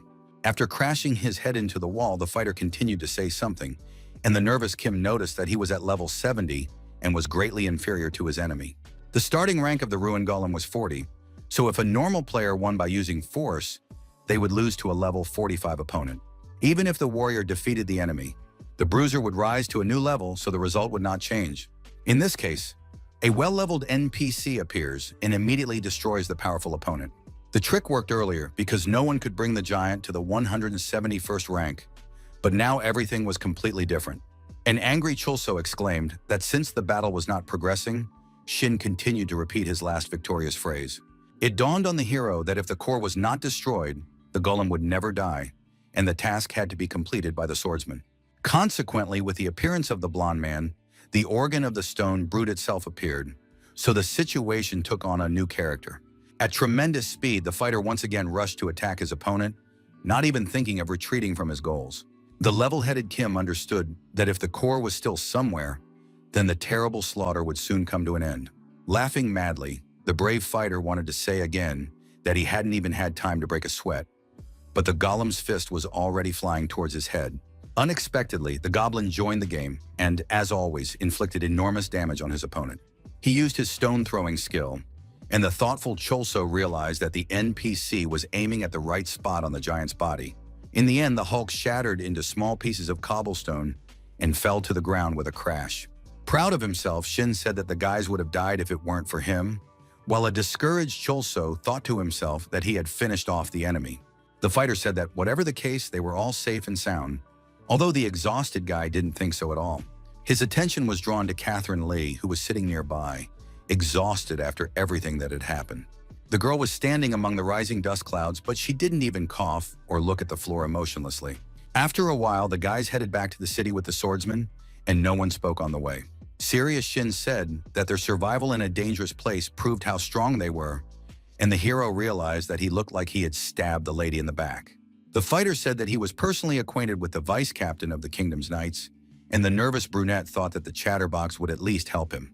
With a flash of a smile, the blonde said goodbye and said that he had masterfully accomplished the task at hand, and then began to leave. Lost in thought, the calm NPC continued on his way, leaving the young people alone. An exclamation mark appeared above his head again, and the main character loudly called him sick. The discouraged young man looked at the bot in bewilderment, while Catherine, standing nearby, was lost in her own thoughts. The brave man clenched his fist tightly in his iron glove, as if restraining a sudden surge of emotion inside. Losing control, the guy shouted at the top of his voice that it was all his fault because he thought the girl had woken up. Suddenly, Night Kimmin appeared before them and immediately addressed the lady with a serious expression on his face. The stunned brunette had no idea who this man was, but he tried not to get involved, as it could be dangerous. It was the first time the young man had seen such high-level equipment on a person who surpassed him not only in physique, but also in height. Terrified, Catherine felt goosebumps at the sight of her father, and Kim Chul-so realized that the king had come to visit them. The elderly gentleman admitted that he knew his daughter had regained consciousness when she had a sudden seizure. He thought his child would come to her senses when she grew up, but she still played annoying pranks on him. Smiling, Kim thanked the boy for looking after his daughter and added that their shared hopes for her awakening had been fulfilled. The man promised that his employees would contact the hero to receive the reward, but there was no joy on the brave man's face. The soldier noticed that the girl's face was contorted in agony, but she no longer asked him to help her. The brave man felt that this time he would be able to save her, so he shouted loudly and firmly, asking the king to stop. The surprised gentleman and his daughter silently looked at the young man, who said he knew who Kim really was. The stern warrior asked if it was true that he was Chairman Samyung of the group, known for his sensitivity, kindness to all, and gentlemanly manner. Shocked, Catherine Lee couldn't understand what he was getting at, and the young man asked her personally if her father was really such a person. The fearless Chul-so wondered why such a wonderful person, according to rumors, had such a gloomy expression on his face. The brave man exclaimed loudly that he would not let it go so easily, and suddenly pulled the beauty toward him by the hand. Angry, he asked in a raised voice why the nasty old man was just standing there. Then the brave man saw that he was not holding the charming Lee at all, who continued to walk away with her father without saying a word. Saddened, Kim wondered why he had decided that the man was so easily breaking his promises, so cowardly that even second place was too much for him. He also wondered if someone who didn't deserve forgiveness could become someone's hero. In his inner voice, the young man said that he would always be just a goblin who would never achieve anything great. One of the guards asked his comrade if he knew the King of Knights, one of the three who had cleared out the Duke's great library. The enthusiastic crowd recognized Mr. Kim walking with a beautiful woman who was smiling and waving to everyone. Everyone was curious about the charming lady walking beside him, but he lied that she was a member of the squad he had met by chance. The calm man quietly asked Catherine to remember who he was to these people and how they saw him. It was said that if they found out he had a daughter like her, everyone around would start pointing fingers at him. The joyful people wanted to rush into the king's arms, while the sad Kim Chul-so stood still, staring at the floor. A large crowd pushed forward, ignoring the young man in armor, who felt miserable. In his mind, he told himself that Catherine was the chairman's daughter, and no matter how badly she lived, she was an aristocrat compared to him. The boy wondered why he should feel guilty and decided to calm down, remembering that he would still receive his reward. Suddenly, the boy was very frightened when he heard the treacherous Sinrail, who was behind bars underground.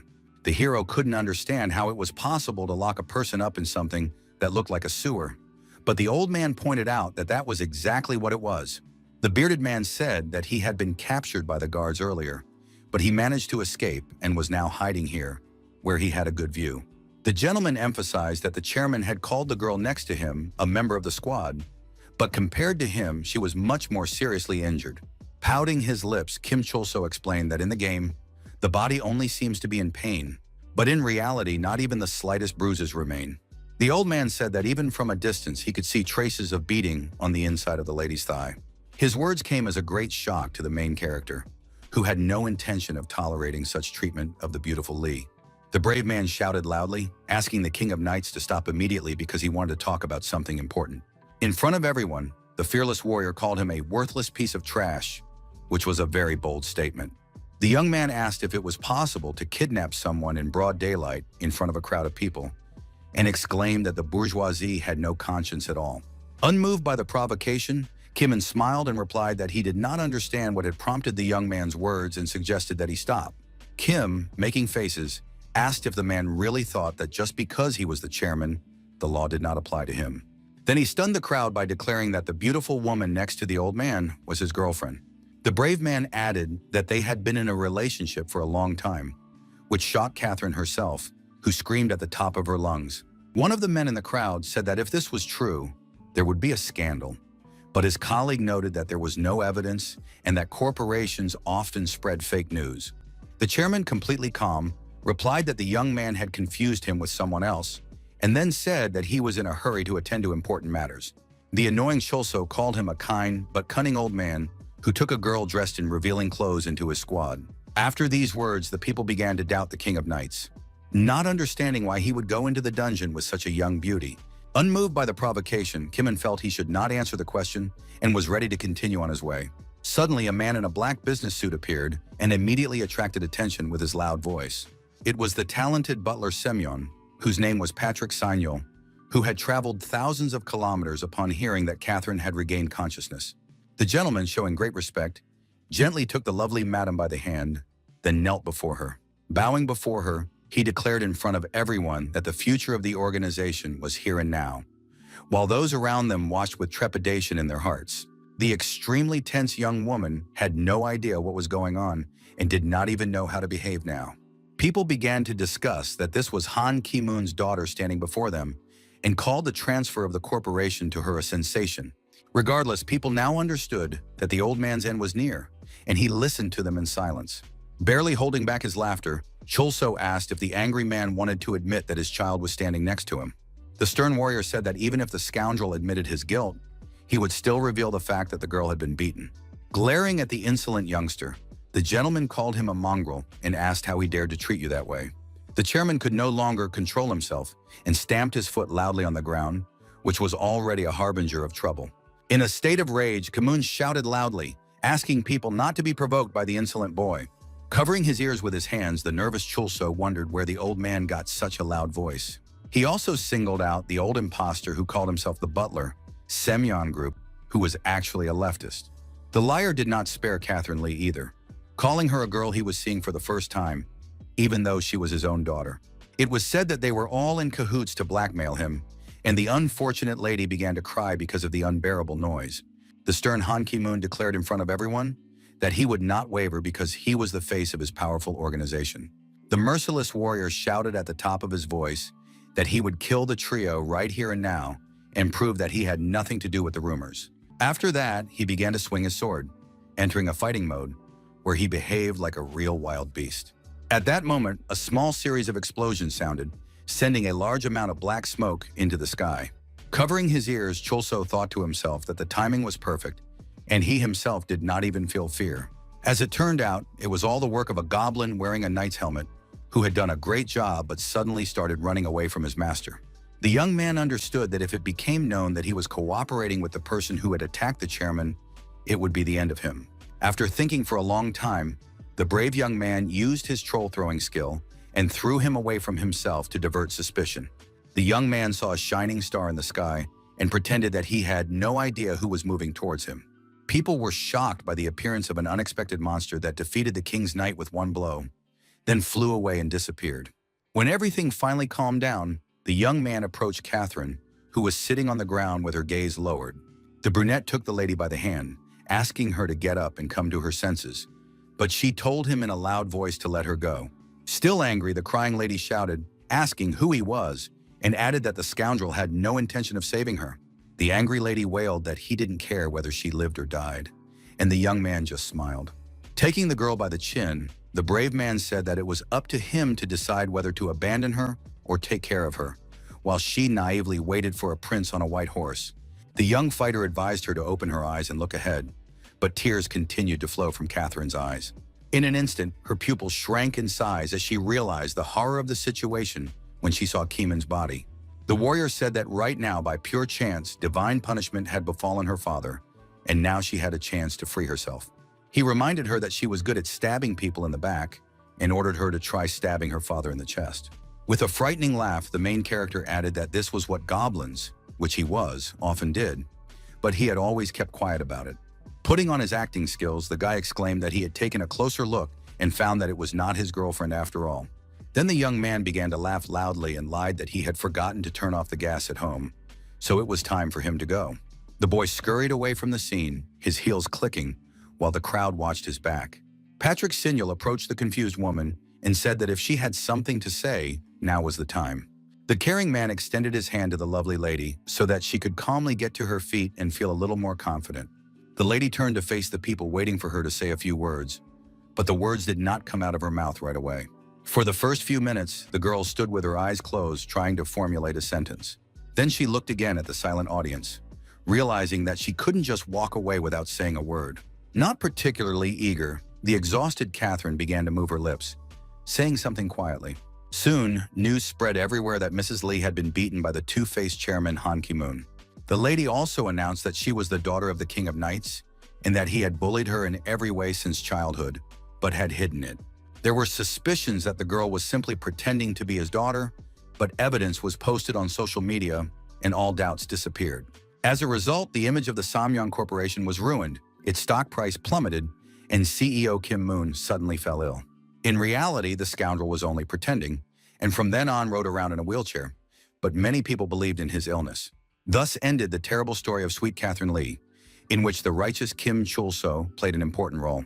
Banging on the table, the angry young man exclaimed that he had expected the old man to hire a hitman to get rid of him, but everything turned out quite differently. Butler Patrick noted that he should behave a little more quietly in the restaurant, and the kid asked him to start talking normally. The man said that photos of the fight had spread everywhere, and if something happened to the hero, the Samyang organization would be blamed for everything. The stern brunette said that at first they would suspect Son Ryul, but he corrected himself, saying that it would be Han Ki-moon. The crying boy began to say that he had been wrong to go against such a large company, and now he would not receive the reward either.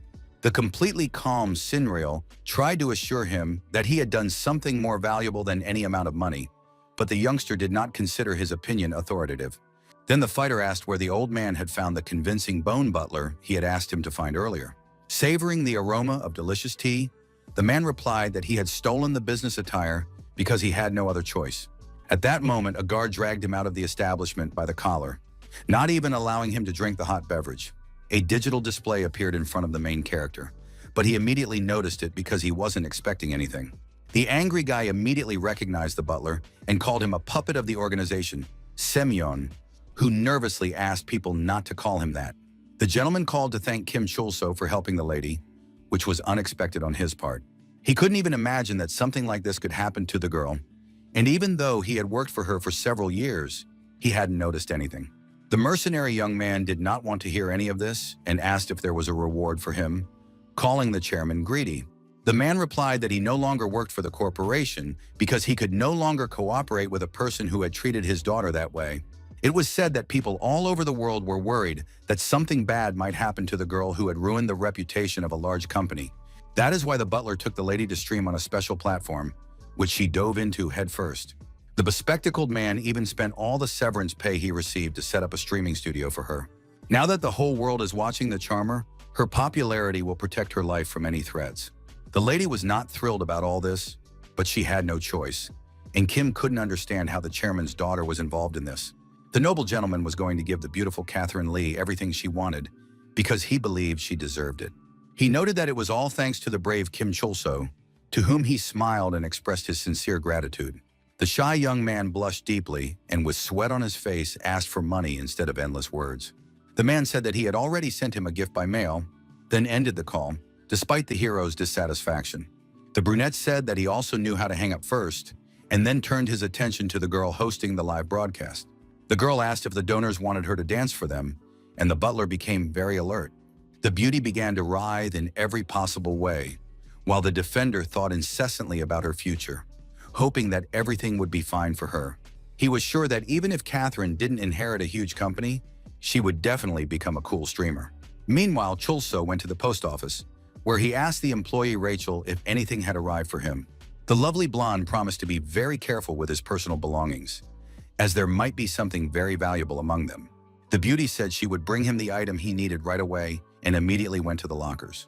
Putting on a stern face, the lady took the cursed item in her hand and asked if the young man really thought she was a porter, to which he replied that she was. The girl was holding a whip of bloody fire, which was the summoner's exclusive weapon and was considered very rare. If the artifact is used without removing the curse, the player receives a random effect and his subordinate enters a state of madness. After a while, the fighter returned to the smiling Shin, who said that the next task was to clean up the Goblin village. The angry guy approached the NPC closely, hoping that he had misheard and that everything was actually different. The brave man summoned a troll using his skill and asked the bot to look at him and then repeat it again, but nothing changed. It was a simple task: destroy the vile ghouls that were bothering people. Grabbing his personal goblin by the head, the guy said that he would still have to fight his fellow creatures, but he believed that he could handle it. Looking at the monster breathing heavily, Kim noticed that he showed his contempt for such a task. After a while, Matthias's coachman drove by, with a heron instead of his missing horse. Taking the troll by the hand, Chulso, who was riding in a small carriage, suggested they talk, as something was bothering him. The big-eared troll turned his back on him and abruptly pulled his limb back, showing his dissatisfaction. The hot-tempered hero exclaimed that if he hadn't thrown him out earlier, everyone would know that they were working together. He was angry that the ghoul wasn't listening to him at all, so he lost his temper and shouted that he hated him too. In an instant, he remembered the words of the stranger who said that one-sided relationships are very unstable. Clenching his teeth and fists, the brunette tried to calm down so as not to say anything unnecessary. The goblin began to laugh and tease the enraged master, who was already about to grab him by the nose and slap him. But still, the matter was different, and soon the hero became very alert and his pupils shrunk in size. The cart was suddenly attacked by an eared troll, aggressively disposed towards them and eager to destroy the strangers. Terrified, the hero asked the summoned monster to kill the enemy as soon as possible, but he just held a club in his hands. Meanwhile, the driver noticed strange noises inside the carriage and decided to slow down to listen. The big-eared troll swung sharply, but failed and simply froze, staring at the floor, even though the vile enemy still posed a threat. Suddenly, the ghoul was thrown back by his opponent's attack and flew towards the brunette, who was screaming in fear. The fat man flew right into the face of his master, who lost his coordination slightly but still managed to stay on his feet. The goblin began to bite his head and pull the young man's hair because he was angry and couldn't control his emotions. The very nervous young man tried in every way to push the short monster away, but it clung to him as tightly as possible.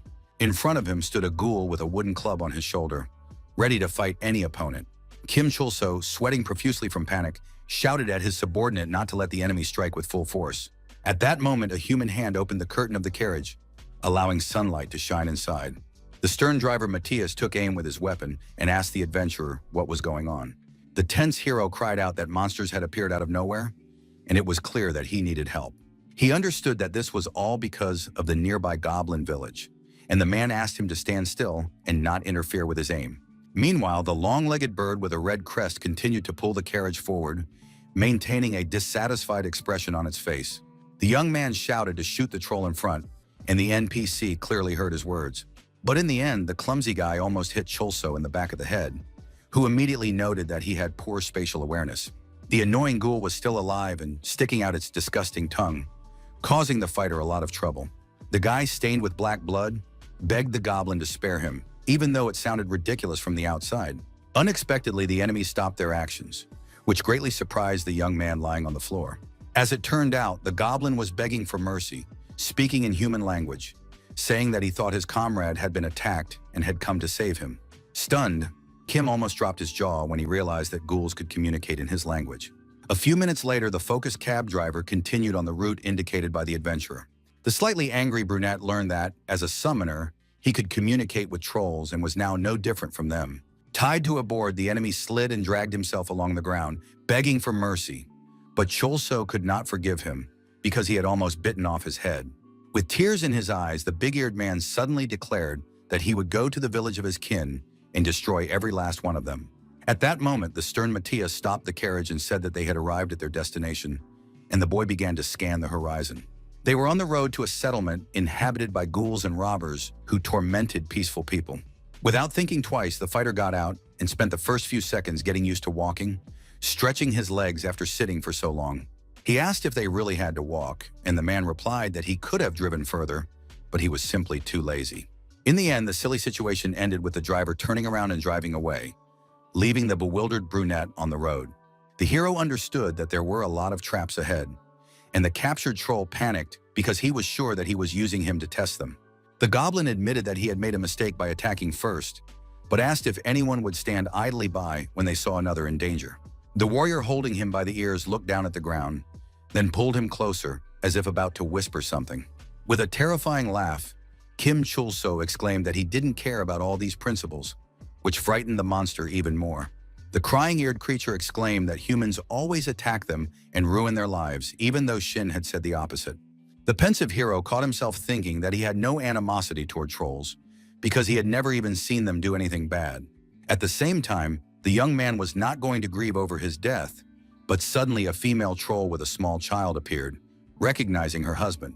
Puzzled, Kim did not expect them to meet the relatives of the captive, whom the wife called dear. Terrified, the goblins shouted at Tina and Mason to forget about him and run away to save their lives.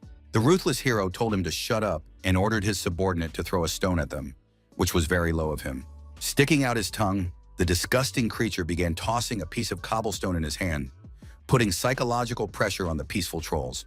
Soon, the big-eared creature clenched the stone tightly in his hand, preparing to throw it, something he was already a real pro at. The frightened woman and child froze in place, not knowing where to go, since the head of the family was being held captive by the scoundrel. Fear made them break out in a sweat, but they didn't even take a step to the side as they were frozen in place. The cold-blooded Kim Chul-so suddenly stopped holding the goblin by the ears and let him fall freely to the ground. Gritting his teeth as hard as he could, the brave man rushed forward to take the attack upon himself and protect his loved ones. He raced forward, his heels flashing, until the shard hit the people dear to him, which was worthy of great respect. In the end, the brave troll turned his cheek in time, and the stone flew straight into him, frightening his wife and son even more. At that moment, the defender lost his coordination and fell to the ground, and Tina and Mason initially thought he was dead. The extremely serious hero asked them to stop being afraid, and then promised that he would not kill. He said that if there are people who kill their children for survival, then he cannot say that a goblin who sacrifices himself for his family is bad. The happy family was reunited and began to hug each other, sitting on the ground on their knees, which looked very touching. After that, the enthusiastic Roll welcomed the young man to the Goblin village, where ordinary hard workers lived. But at the same time, the residents looked at the unfamiliar boy through clenched teeth because humans had caused them a lot of harm. The tense hero finally understood why the ghouls had become wary of humans, but he tried to keep a cool head. At that moment, a whole crowd surrounded the guy and started calling him an ugly ghoul, even though he didn't look anything like them. The previously captured ghoul smiled, saying that he was worried when he got into the cart because he couldn't imagine that people looked like that. Alerted, Chulso said that this was starting to annoy him and threatened that he could kill them all right there. The sincere big-eared man asked how he could let the adventurer go without even offering him a drink, since he had caused him pain. Then they went to a small hut with a bright light burning to rest a little after what had happened. The troll put some poisonous goblin soup on the table for the guest, but the guy was really unhappy about it because he was afraid of getting poisoned. The little goblins continued to fool around, while the hero pondered what to do with the monsters next. Just as he decided to try the food, one of the little ones bumped into his shoulder while running, scalding the young man. The dish was very spicy, so the hero's eyes and skin began to burn intensely, causing him to scream loudly in anger. The trolls sitting at the table began to laugh heartily, and the impulsive young man called him an idiot and asked him to stop. The host asked how it happened that a human and a green-skinned monster were traveling together. Wiping his face, the serious Kim replied that they didn't even get along, adding that he was the goblin's summoner and the goblin was his subordinate. The ghoul noted that if their kin could travel with an adventurer, he would be considered the most successful. It was said that they all envied their fellow creature because none of the villagers would ever be able to leave the village. The fighter understood that these weaklings belonged in a low-level dungeon, and the troll wife began to calm her husband down and said that she would bring snacks for the guest. The main character asked why his counterpart was so upset, and added that even though he was a goblin, he had a truly good wife. Then Chulso said that even though he was human, he didn't even have any friends, let alone a lover. The brave man added that he was a pathetic person who treated everyone with suspicion, which meant that everything he could do, a troll could do even better. Smiling sincerely, the young man gave a thumbs up as a sign of respect and asked the goblins to hold on until the end. But at that moment, a female troll was already standing behind him with a sharp scythe in her hands, and under the table was a cunning child holding a knife. Not at all frightened, the fighter easily dodged the blow because his dexterity was maxed out at 32 points. Puzzled, the young man asked what was going on, because it seemed that they had been communicating quite normally. The sweating lady of the 18th level remained silent and did not rush to justify herself. Her husband was just as tense, cunningly distracting the guest while the household prepared the tools of his murder. The nervous guy noticed a cockroach on the table, and the pot-bellied kid was already aiming a kitchen knife at his foot. The main character's loyal troll noticed the boy and immediately attacked him from behind, greatly frightening his father, who was sitting at the table. The second toddler began to sweat profusely when he saw his brother, who was no longer moving, causing panic to begin to arise in his soul. The enraged 8th level ghoul decided to avenge his relative and immediately rushed into the attack with a knife in his hands. But he did not alarm the serious Kim, who saw the cockroach again and hit the fool on the nose without even noticing it. The alert guy noted that it seemed to him as if someone had touched him, which was strange. Both boys were lying under the table, and Cholso said that it was time for him to go, as he was in a hurry, even though he enjoyed visiting. The sweating hostess couldn't believe that they had so ridiculously lost their chance to kill him. Her husband sitting next to her was just as stunned, but they tried not to show their shock too much. With forced smiles, they asked the adventurer to be careful on his way, and he noted to himself that goblins were good creatures. Completely calm, the young man started walking toward the door, saying once again that it was time for him to go. But a man suddenly appeared in the room and, seeing the little ones lying on the floor, said that he had thought they would be here. The red-haired swordsman smiled and, looking into the eyes of the main character, said that he had found another troll. The extremely tense young man immediately looked away to understand what was going on. James, who had fed Kim Cholso dinner today, was lying on the floor covered in blood, no longer breathing. The surprised red-haired fighter realized that he was standing in front of a player and asked what he was doing in such an unusual place. He assumed that the brave man had also come to kill these scoundrels and added that there were many of them here. The killer asked if the main character would help him, but he remained silent and was lost in thought. Barely restraining his fury, the stern warrior asked menacingly how the scoundrel dared to touch his friends. At that moment, the brave man activated battle mode and ordered his troll to attack the fool. The big-eared one immediately began to incite his kinsman, who was very frightened and instantly lost his composure, to fight. Then he rushed to attack the cold-blooded red-haired opponent, completely confident that he would kill them all. Choosing the right moment, the calm man kicked his opponent in the side, preventing him from getting close. Falling to the ground, the goblin called him a lousy bastard, while Kim began to get angry at his subordinate. The angry guy shouted at the top of his voice that it was his ghoul who was supposed to attack, but he didn't do it and just laughed. In turn, the stranger noticed the young man's strange behavior and asked what he had just done. He didn't like the fact that the brunette called the monsters his friends and even turned on battle mode. Clenching his fist tightly, the brave man emphasized that the scoundrel had attacked his friends for no reason. Not wanting to waste time on formalities, the brave young man punched the fool in the face, shouting that he had hurt him deeply. But the fearless fighter blocked his attack at the last moment, concluding that they would not be able to talk. A few seconds later, a powerful explosion rocked the ground, wiping the small hut off the face of the earth. Meanwhile, the warrior Zeros complained that he was annoyed by Min Chol, who couldn't control his strength when he started to rage. The brunette, Heaven, called the task boring because everything was happening in one room and was not interesting at all. Suddenly, they saw a man who had landed headfirst on the ground, emitting a lot of black smoke. The redhead asked them to do something about this madman, adding that he had attacked him, saying that goblins were his friends. The girl asked if it was true that he had killed him in a duel, but her companion replied that the fool had done it himself. He said he couldn't finish off the kid because of his expensive armor and asked for help, while he decided to get rid of the rest of the ghouls. The swollen youngster lay silently, still not understanding what was happening, and one of the fighters noted that he would definitely pass for a friend of the trolls. The ruthless Zeros suggested killing him before he started getting on their nerves, and then getting rid of the rest of the monsters. In turn, the red-haired killer returned to the Goblin family, saying that he wanted to quickly complete boring tasks, such as destroying them. Without any mercy, the scoundrel began to swing his sword and seriously wounded the mistress of the house, Tina, who had done nothing to him. The main character's subordinate, in turn, stood still and continued to laugh, offering no assistance to his comrades. Even looking at the bloodied body, he continued to laugh heartily, feeling no pity for his comrade. Even the cold-blooded Min Chul asked if he was just laughing, while his fellow countrymen, of whom there were already few left, were dying. He called trolls soulless creatures and vile beings, who were willing to do anything to survive. The killer said that this was precisely why there were quests whose purpose was to exterminate this type of monster. The bastard said that now it was time to die, and the big-eared man suddenly made a frightening face, but still continued to laugh. At that moment, another powerful explosion rocked the hut, destroying it completely and leaving no chance of survival. Alerted, Hiva Nin couldn't understand what was happening, and nervous Zeros shouted at Min Chul to control himself. Kim Cholso, in turn, suddenly laughed at the fact that the fools called the situation a boring task of killing ghouls.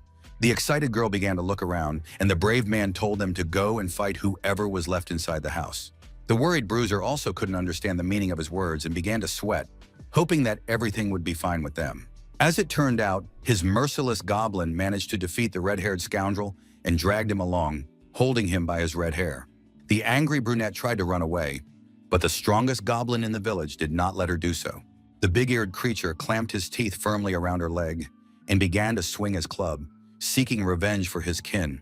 The burly Zeros did not stand aside and immediately grabbed a sharp spear, constantly moving so as not to become an easy target.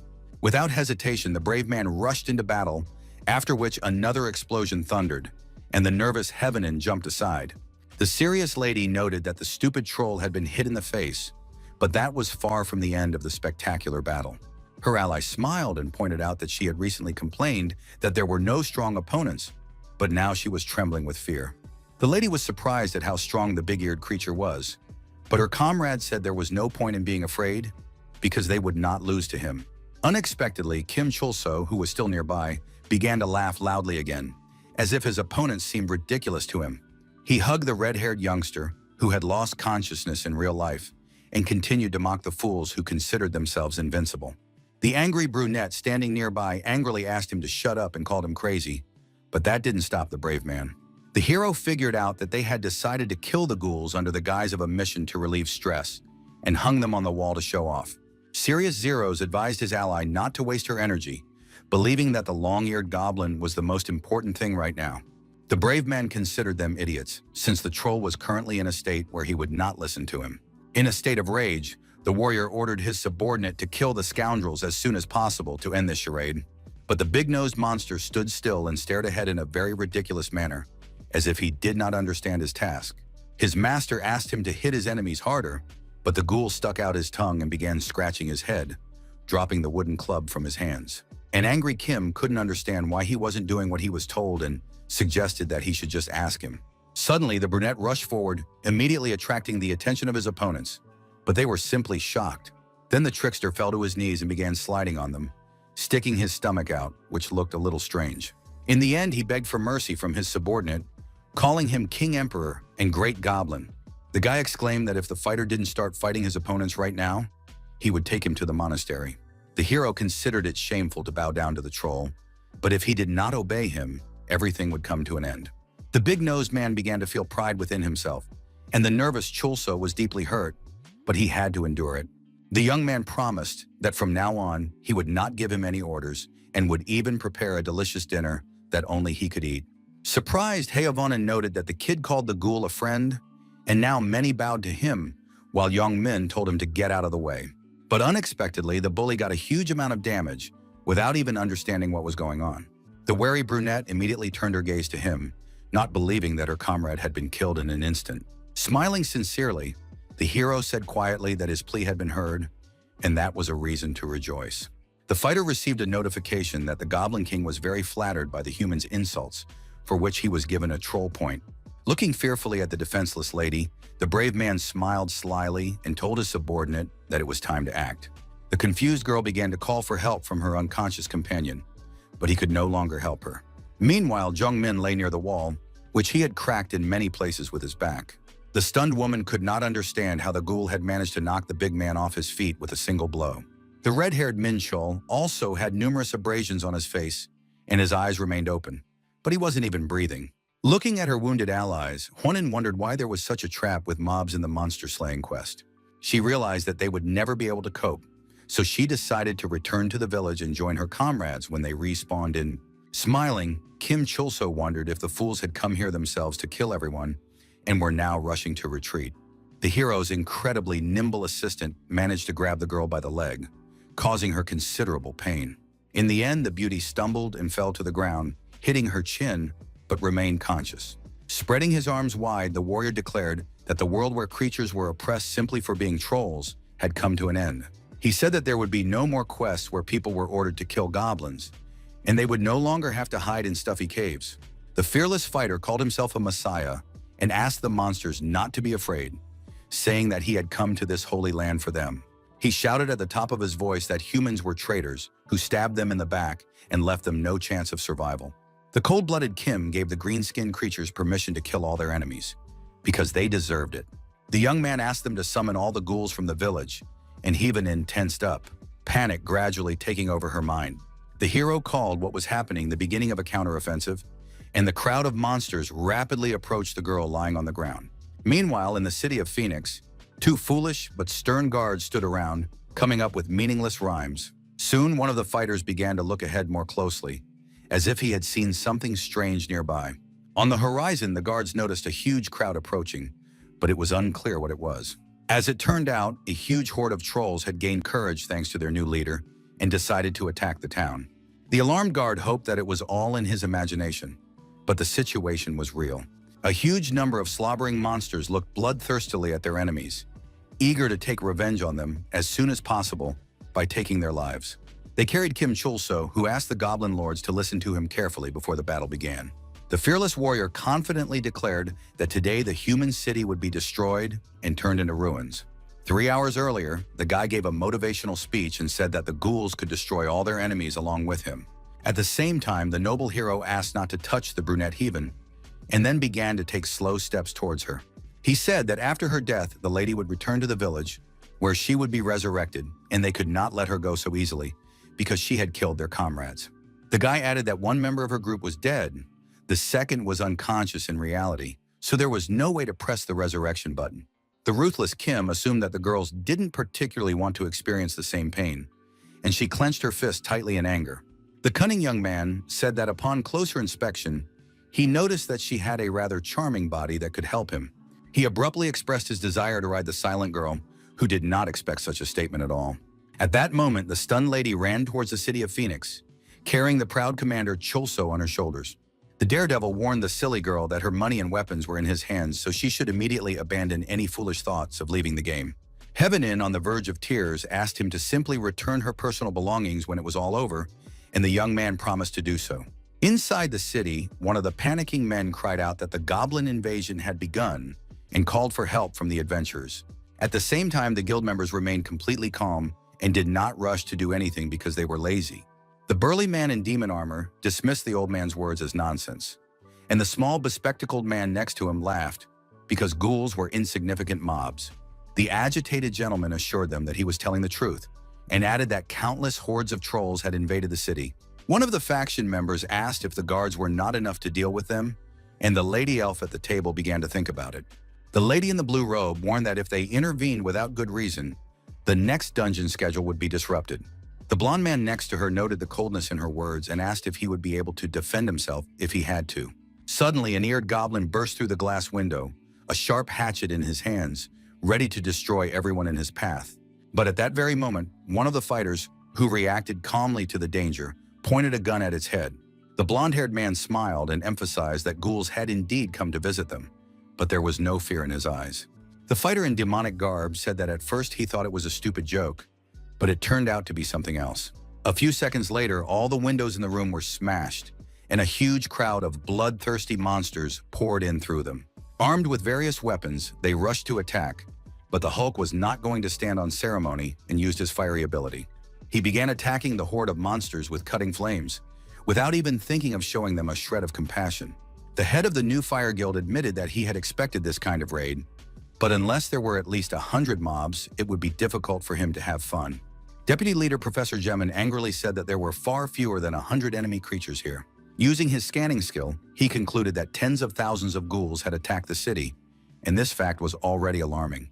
The slobbering trolls continued to rush inside in droves and try to capture territory, not afraid to give their lives for their kind. The nervous Knight of Flames shouted, asking what this overwhelming number of enemies was, but received no answer. The members of the association were literally drowning in the advancing monsters, experiencing intense panic. The blond man with a pistol in his hands concluded that the city was in danger, but still remained calm. The leader of the Armstrong faction, Horace Philibert, asked if his comrade was going to tell him to stand aside and watch silently. Deputy Charlotte Stone, who possessed the alchemist class, replied that those were exactly the words she had prepared for him, but he was not going to listen. The summoner said calmly that unlike the ones she had seen last time, these goblins were not cute at all. Then she whispered that it was time for her and Michelle to get involved so as not to waste any time. A few seconds later, a huge white cat appeared, meowing loudly and deafening the enemies. The incredibly angry Kim Chulso shouted that he would use the wounded freaks as an example to the rest of his enemies. The fearless goblins continued to attack the city and drive people away, making them run away in fear. Two of them managed to get close to a girl who was crying as she ran, hysterically begging them not to come near her.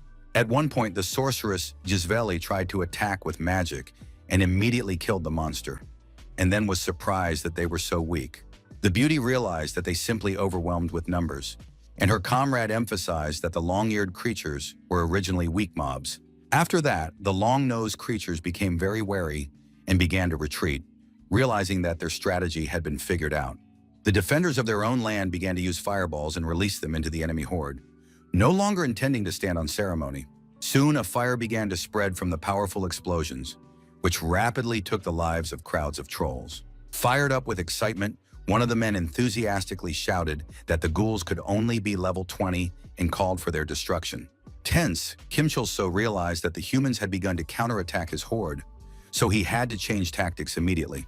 At that very moment, the guy did not hesitate to kneel before the great Goblin, saying that their comrades were suffering and their fighting spirit had fallen below rock bottom. Being very nervous, he called on his subordinate to show his enormous strength in order to help his comrades in the difficult battle. His behavior puzzled Heavenin, who was carrying him, and she began to think about simply leaving the game.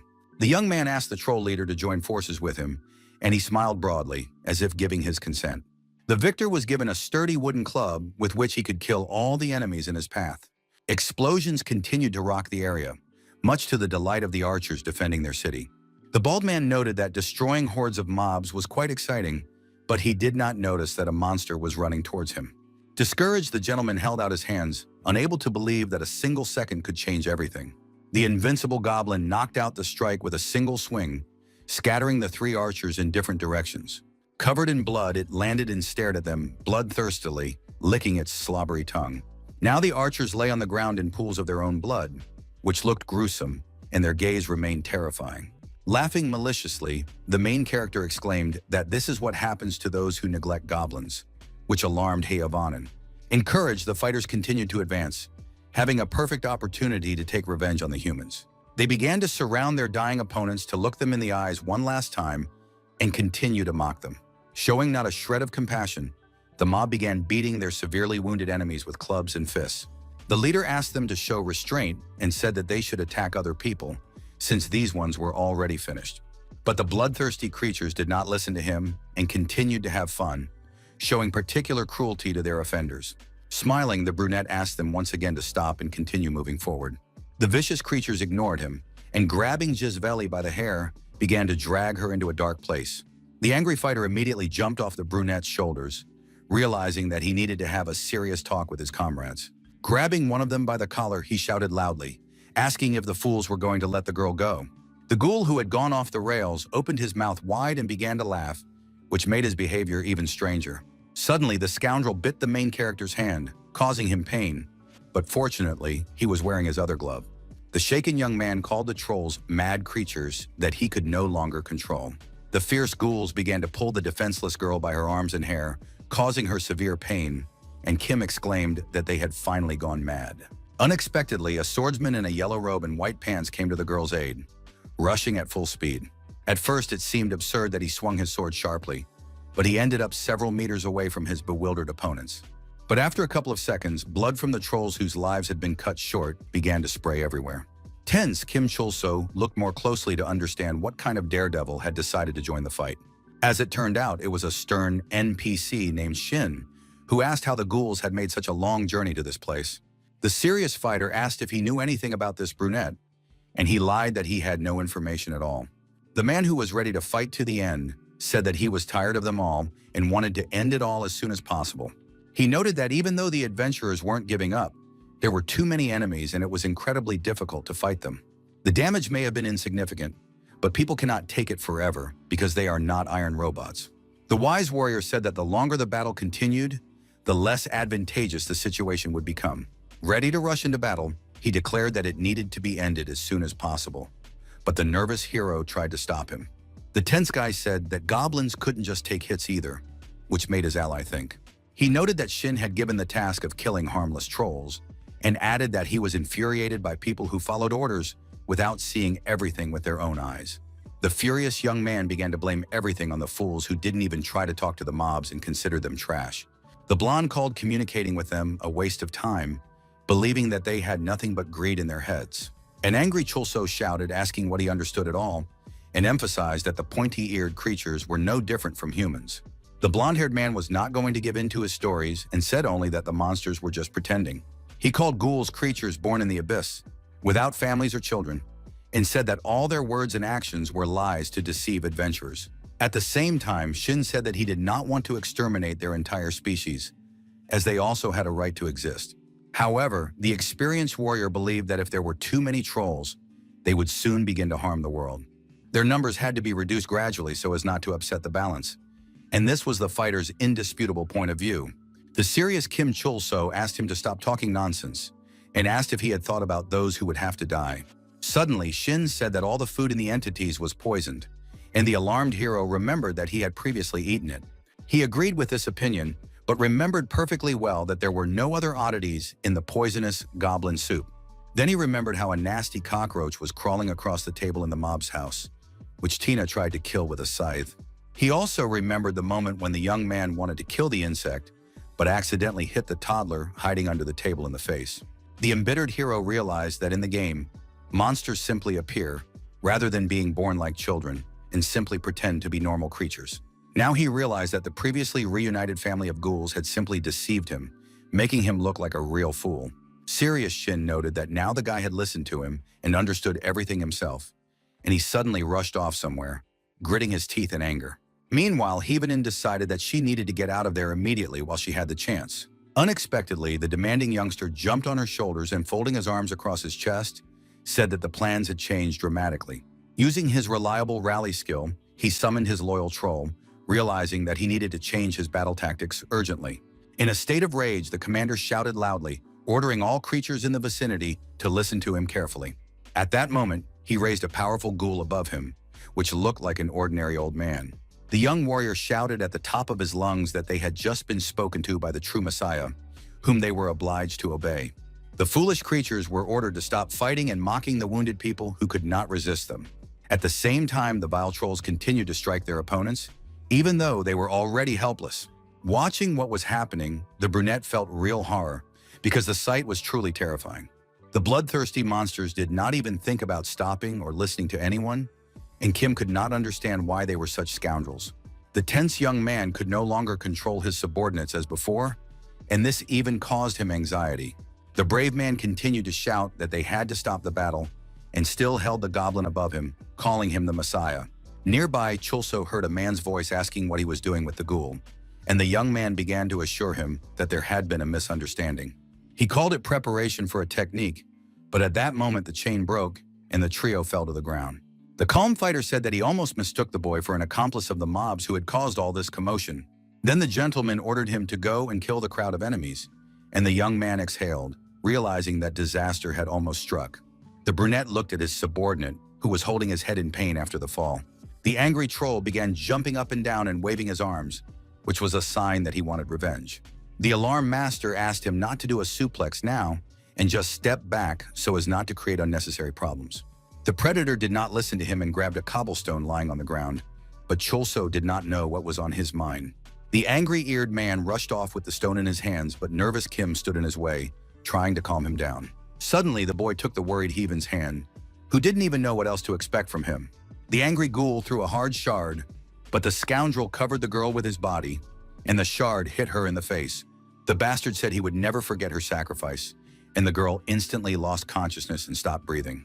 Throwing the lady aside, the evil brunette shouted, asking how the summoned servant dared to attack him. Calming down, he said quietly that such a trick would not work anyway, keeping his hands behind his back. He only said confidently to the slightly puzzled big-nosed man that he still had a lot to learn.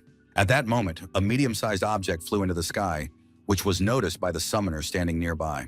The lady with elf ears looked more closely and concluded that someone had thrown a regular stone into the sky. Then the lady sitting on the hill decided to cast a cold glance down to see what was going on. The first thing she noticed was a goblin with drooping ears, as well as a boy she had met last time, but she did not understand what he was doing there.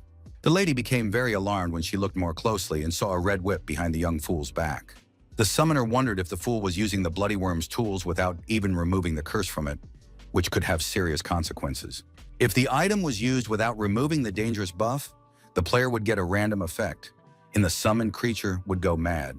Now the fierce warrior understood very well what it meant to strike with a whip, and decided not to stand on ceremony with his subordinates anymore. At the last moment before striking, a concerned girl jumped off a huge cat and rushed towards him. Meanwhile, somewhere nearby, powerful explosions continued to thunder and fires burned, which no one could stop. At that moment, the fiery knight felt the sweet taste of death, enjoying the destruction of the goblins who had come to his land. The tense Professor Yemen noted that their strength was running out, and that there were already wounded among the other members of the Adventurers Guild. The evil knight exclaimed that if they were defeated by the ghouls, it would mean they were even worse than them, but he was not going to allow that to happen.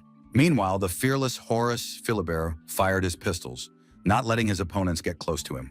The incredibly accurate marksman managed to make holes in the foreheads of his enemies without much effort, which emphasized his professionalism.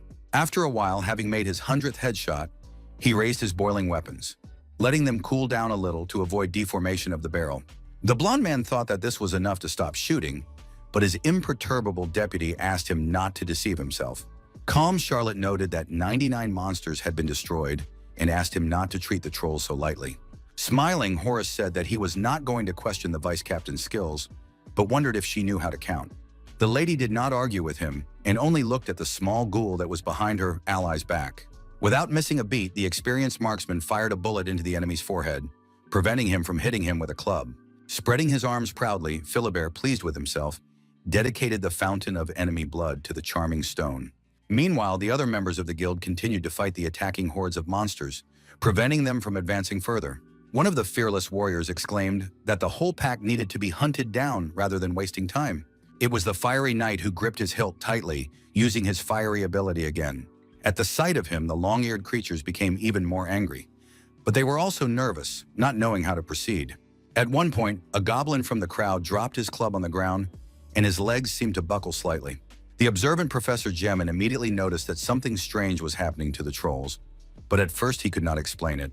Most of the ghouls felt uneasy inside and froze in place, but in the very center walked a monster with skin that differed in color from the others. The ugly creature opened its mouth wide and began to laugh, thick veins protruding from its long nose and bald head. Gemin, tense, immediately turned to the guild leader and said that something was clearly wrong here. Using his flame knight skill, the brash swordsman rushed into the very epicenter of danger, not intending to sit idly by. It was striking that the brave fighter activated a meteor explosion capable of destroying all targets within a huge radius. The bright orange beam was visible even from a distance of several kilometers, and it was directed straight into the sky. A few seconds later, there was an incredibly loud boom, and the explosion caused massive destruction all around. The flames engulfed most of the city and spread rapidly, but this did not frighten the warrior fighting for his land. The proud guild leader shouted that anyone who stood in his way, be it a goblin, a dragon, or anyone else, would simply die. Suddenly, he saw a leg sticking out of the blazing fire, but it was unclear what kind of creature it belonged to. Smiling confidently, the swordsman realized that he was about to destroy another undead creature, which he wanted very much. The fierce troll did not care that his body was engulfed in flames and continued to move toward his opponent. At that moment, the excited summoner ran to help Kim Chulso, who had made a serious mistake. The dim-witted brunette sharply swung the worm whip, although he had not previously removed the curse from it. The girl rushed towards him at full speed and even jumped to prevent the collapse. However, she was too late, and the thick paracord immediately touched the long nose of the goblin, who had no idea what was happening. Then something in the shape of a red tree with bare branches burst out, which looked eerie from the outside. The serious lady exclaimed that she was too late, then asked how the fool could have done such a thing. The immobilized young man nervously shouted that they had no time to stand still and asked to be released immediately. He was in an abnormal state of fainting, and foam was constantly flowing from his mouth as his eyes rolled back. The troll standing nearby did nothing but stare at the floor, but that was only how it appeared from the outside. As it turned out, the eared monster had gone mad and was now laughing frighteningly, posing a danger even to its master. The alert summoner knew that this state made it impossible to control the creature, but she could handle such a small one. Without wasting any time, she tried to attack, but was very surprised to find that her opponent was incredibly fast. She realized that the ghoul was not just a weak, summoned mob, so it was necessary to be wary of it. Unharmed, the warrior woman jumped aside and slid across the asphalt on her iron heels. Then she got to her knees, keeping a cool head and continuing to think about her next move. The woman remembered that the most dangerous thing about madness was that the troll would not even recognize its master. At that moment, the eared creature rushed to attack Kim Chulso, who was lying unconscious and motionless on the ground. But the main character was saved by the huge cat Michelle, who bit half of his body to rescue him. After that, the fanged predator spat the boy out to the side, without even thinking that he could be seriously injured in the fall. The wise lady did not stand aside and immediately summoned the bluebird with her skill so as not to abandon the youngster in trouble. The enraged goblin continued to growl loudly and lunge at everything alive, not even thinking of leaving his terrible state. Noticing that there were no more obstacles, the tense lady ordered Michelle to attack the enemy before he came to his senses. The enraged cat was ready to repel the ghoul flying towards her, so she raised her paw sharply and glared at him fiercely. But choosing the right moment, the crazed monster dealt almost 1 million damage to the predator, who began to writhe in pain. Stunned by what was happening, the summoner couldn't believe her eyes and her pupils even shrunk in size. The big-eared creature, in turn, landed on the stone surface, showing its readiness to continue fighting. The villain enjoyed the process and continued to rush around, wanting to do something else. He had no intention of stopping in front of the defenseless girl, so he lunged at her, sticking out his nasty tongue. At the same time, the stern lady did not want to surrender to the ugly goblin and decided to summon the Giga to end it all as quickly as possible. At that very moment, the earth elemental made itself known with powerful underground tremors, which alerted the enemy. The angry ghoul took a high jump and continued to roar, trying to understand what was happening. The monster clenched his fist tightly, gathering all his strength to finally deliver the final blow.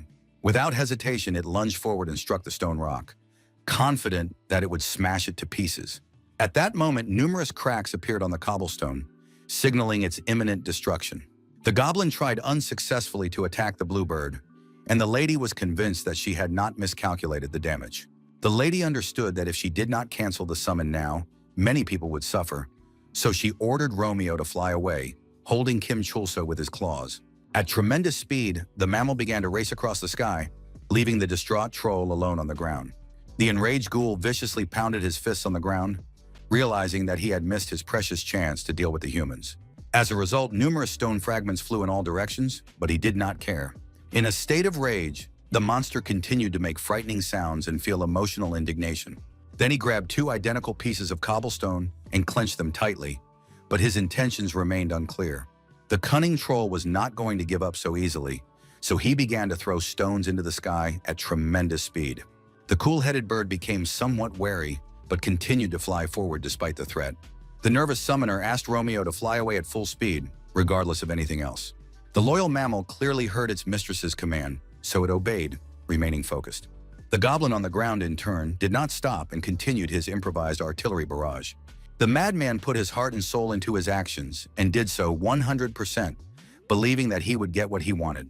In order to increase the momentum of the flight, the eared creature began to throw pieces of cobblestone up in the air and then hit them with a club. He did not need to calculate the trajectory precisely, but he was already quite accurate and did well. The beautiful blue bird flapped its wings without stopping, not looking around so as not to be distracted or disturbed. Suddenly, Romeo was attacked right in the chest, causing the unconscious Chulso and the summoner to fall down. The feathers of the wounded animal began to scatter across the sky, and the hero who had previously fainted did not even know that he was in mortal danger. The stern woman sincerely hoped that the next time they met, the guy would not be so boring. With great effort, she reached out her hand to him so as not to abandon him in trouble and help him survive. The persistent lady managed to grab the fighter by the limb, and now he had a chance to survive. The warrior embraced the young man's body and held him close, which was very caring of her. A couple of seconds later, they landed with a crash, destroying several stone slabs beneath them. At the same time, the crazed goblin stood below with a club in his hands, realizing that he had managed to knock down his target in the sky. Calmed down, he began to stagger forward with his weapon, thinking of nothing, because he was deprived of his sanity. There was also a fiery knight in the city who greeted his last enemy with a smile on his face. An equally mad ghoul emerged from the fire, looking at him treacherously and wanting to deal with him as soon as possible. Clad in demonic armor, the warrior had no intention of standing on ceremony with an enemy who had come to capture his land. He decided to use the eternal flame to turn his opponent to ashes and not even let him understand anything. Alarmed Professor Gemin exclaimed that this mob had been hit by a meteor explosion, but it had still managed to survive. Scientists cried out that this creature was different from previous enemies, so this time it was time for him to use his skills. Confident in his victory, the fighter asked him to just shut up and watch, as he believed that he would lose if he accepted help from others. Being a gifted person with an IQ of 160, Jemin did nothing but watch, and it really bothered him. All this was because the leader never let him take a step, and the resilient troll was attacked with a sword at that moment. At the same time, the monster felt fine and continued to resist, feeling no pain. A few seconds later, another powerful explosion occurred in the city, the flashes of which were visible even from a distance. Huge columns of black smoke rose into the sky, looking incredibly eerie and frightening. As it turned out, the ghoul alone managed to inflict a large amount of damage on his opponent and throw him far away. The surprised guild members couldn't believe it, but the leader had failed and the eared mob had managed to defeat him. Calm, Horace asked if Charlotte had seen what happened, and she confirmed it with great shock in her eyes. Stunned, Jemin almost fainted when he saw the maximum damage inflicted on the guildmaster. The slobbering creature was quite pleased with itself, and the professor said that the player could no longer withstand the pain signals in such a terrible case. In a state of rage, the bespectacled man shouted loudly at the faction leader, who did not hear him. Unexpectedly, the strong fighter put his hand on his small head, admitting that he had lost in this difficult battle. The completely unharmed knight asked the boy to stop crying, which caused him great shock. The stunned brunette was completely baffled and immediately asked how the strong man had survived. Smiling, the calm hero clarified that the genius had previously talked about strategy, as he now agreed with it. He calmly asked if there was a tactic for defeating a monster that dealt maximum damage with a single blow. Adjusting his glasses, Jemin replied that in such situations the plan is usually to run away, because nothing else can be done. It was said that it was impossible to defeat the goblin 100%, but it was still quite possible to strike it once. The fearless swordsman was fired up to fight after his little monologue and began to look eagerly at his opponent. Gathering his strength, the brave man firmly declared that he would destroy the crazed ghoul with the aforementioned single blow. Without any doubt in his abilities, the strong man began to attack his opponent with his most powerful techniques. The concerned professor asked him to wait for his signal and not to attack first, but the knight did not listen. He noticed that the ghoul had not suffered any damage from the guild master, and moreover could destroy any opponent with a single blow. The monster was so unusual that the faction members couldn't even assess its level, so they faced difficulties. The swordsman's eternal flame allowed him to damage the enemy while ignoring its defense, which meant that the humans still had a chance to win. The ugly creature continued to flash its teeth and not take the command seriously, but it was too early to rejoice. Pushing off the ground with its veiny hands, the snub-nosed creature moved around the perimeter so as not to become an easy target. The fanged goblin once again rushed into battle with a club that had saved him dozens of times. Jemin considered fighting such a mob to be complete idiocy, but he understood that the show-off would never retreat until he had gotten his revenge. The serious, bespectacled man thought to himself that even if the swordsman didn't succeed the first time, he still wouldn't give up. At that very moment, the focused youngster activated the professor's skill, and something resembling a mine appeared on the ground. A medium-length stem began to emerge from a small stone, which grew rapidly upward. Soon, metal objects closely connected to each other were installed around the entire perimeter. The cunning scientist was busy installing a force field, which led to the creation of his special laboratory. Then he used a skill that stopped the movement of all opponents within the radius of action for 8 seconds. Extremely serious, Yamin exclaimed that a powerful move was about to be performed, for which he was fully prepared. Everything went well, and the goblin instantly froze in midair, giving the guild leader the opportunity to strike. The swordsman thought that this time he was definitely finished, and now sincerely acknowledged that his opponent was strong. But activating his berserker ability and last breath skill, he smiled and noted that he was much more powerful than the ghoul. No longer wishing to stand on ceremony, the fearless warrior dealt nearly 500,000 points of damage to his enemy, who didn't even have time to understand what was happening. But even after that, the big-eared creature survived and still held the club tightly in his hands, posing a considerable danger. Sticking out his disgusting tongue, he began to make faces and fool around in every way possible, but did not rush to attack. Extremely tense, Jemin noticed that the enemy had moved, even though less than 2 seconds of the 8 had passed. He continued to take various actions to prevent the troll from harming the respected guildmaster. The professor used his reorganization ability, which moved all players within range, which alarmed the swordsman. The nervous scientist exclaimed that the difference in levels was too great and called the further battle useless. The angry guys shouted, asking what kind of idiots would risk their lives for some stupid game. People began to see the light and wonder why they should get involved in all this if the ghoul could destroy them with a single blow. At that moment, they all logged out and left the game, no longer willing to participate in the senseless slaughter. Laughing, Horace Philibert suggested that they also escape, and Charlotte Stone noted that he always said sensible things.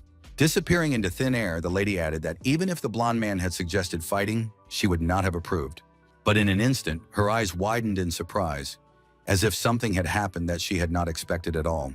The angry lady realized that the young man had deceived her and decided to stay and continue fighting, waving goodbye to her. The system announced that in order to reduce the load on the Heaven's Gate game server after the release, re-entry would be available in 10 minutes. Before disappearing, an embittered Charlotte exclaimed that she would soon return and punish Horace. She wanted to say something else but did not have time, and nothing remained of her in space. Meanwhile, the Knight of Flame continued to smile, confident of his imminent victory. Throwing his sword over his shoulder, the proud warrior said that the goblin was surely on his last breath, and little Gemmin wanted him to stop now. The hot-tempered professor exclaimed that the mob's movement could only be restored once, or that the organization could only be used once per minute. Suddenly, the surprised guy looked ahead, trying to understand what was happening nearby. The equally bewildered guildmaster noticed a cobblestone raised into the sky, which looked somewhat strange. As it turned out, the fragment had been thrown at them by a cunning troll, who was still on his feet and posed a great threat. The ugly monster did not even think of retreating and continued to press on his enemies, leaving them no chance of victory. Suddenly, the cool-headed marksman Horace joined the fray, grabbing his pistols and opening fire on the enemy. Thrown off balance, the burly man with a sword in his hands froze in place, unable to believe what was happening before his eyes. The serious Knight of Flame didn't even have time to react before Philibert began to press his opponent in every way possible. Scratching the back of his head, the shy blonde said that the big-eared man looked dangerous, so he decided to shoot him. Just in case, he apologized to the chief, who noted that from the moment Yemen intervened in the battle, it was already an inglorious fight. With a flash of a smile, the big guy asked the blonde-haired man not to get in his way, and he didn't even think of bothering him. The completely calm guy let the gun cool down a bit, then said there was no point in delaying. At tremendous speed, both brave men rushed to attack the still-living troll standing in one place. Jumping off the ground, the fearless Horace opened fire on his enemy's back right in the air, but he felt no pain. Smiling calmly, the blonde emphasized that this was too much, but the ghoul didn't care about his words. It was a little annoying that the monster hadn't even taken any damage, but the archer had no intention of stopping. After all, the mob was getting angrier and angrier and wanted to quickly deal with the small fry that stood in his way. But he didn't notice that behind him was a knight dressed as a demon who used a fiery attack. Resorting to an attack from behind, the cold-blooded warrior dealt 400,000 damage to the eared creature, which immediately fell to its knees. Then there was an incredibly powerful explosion, which Gemmin watched in amazement, wondering how it had come to this. He did not understand why the desperate fighters did not give up, if the probability of dying in this battle was higher than surviving. Even from a distance, the brunette could see the confident smile on the guildmaster's face, who had no intention of stopping. Horace Philibert was just as calm, and the kid couldn't figure out why they weren't afraid of death. Now the troll was burning from the high temperature of the fire and screaming loudly, which emphasized the professionalism of the players. Gripping his club tightly, the enemy tried to rush forward and let out a terrifying roar. At that moment, the very frightened Kim Chulso suddenly came to his senses and also raised his voice. First, the young man grabbed his very sore head and wondered what had happened here. Then his face changed with confusion, and his pupils dilated as if something was causing him discomfort. The boy couldn't understand what the soft green thing in his hand was, but it felt very pleasant to touch. The boy enjoyed the gentle touch, while the summoner was discouraged because he was stimulating the goblins' heads.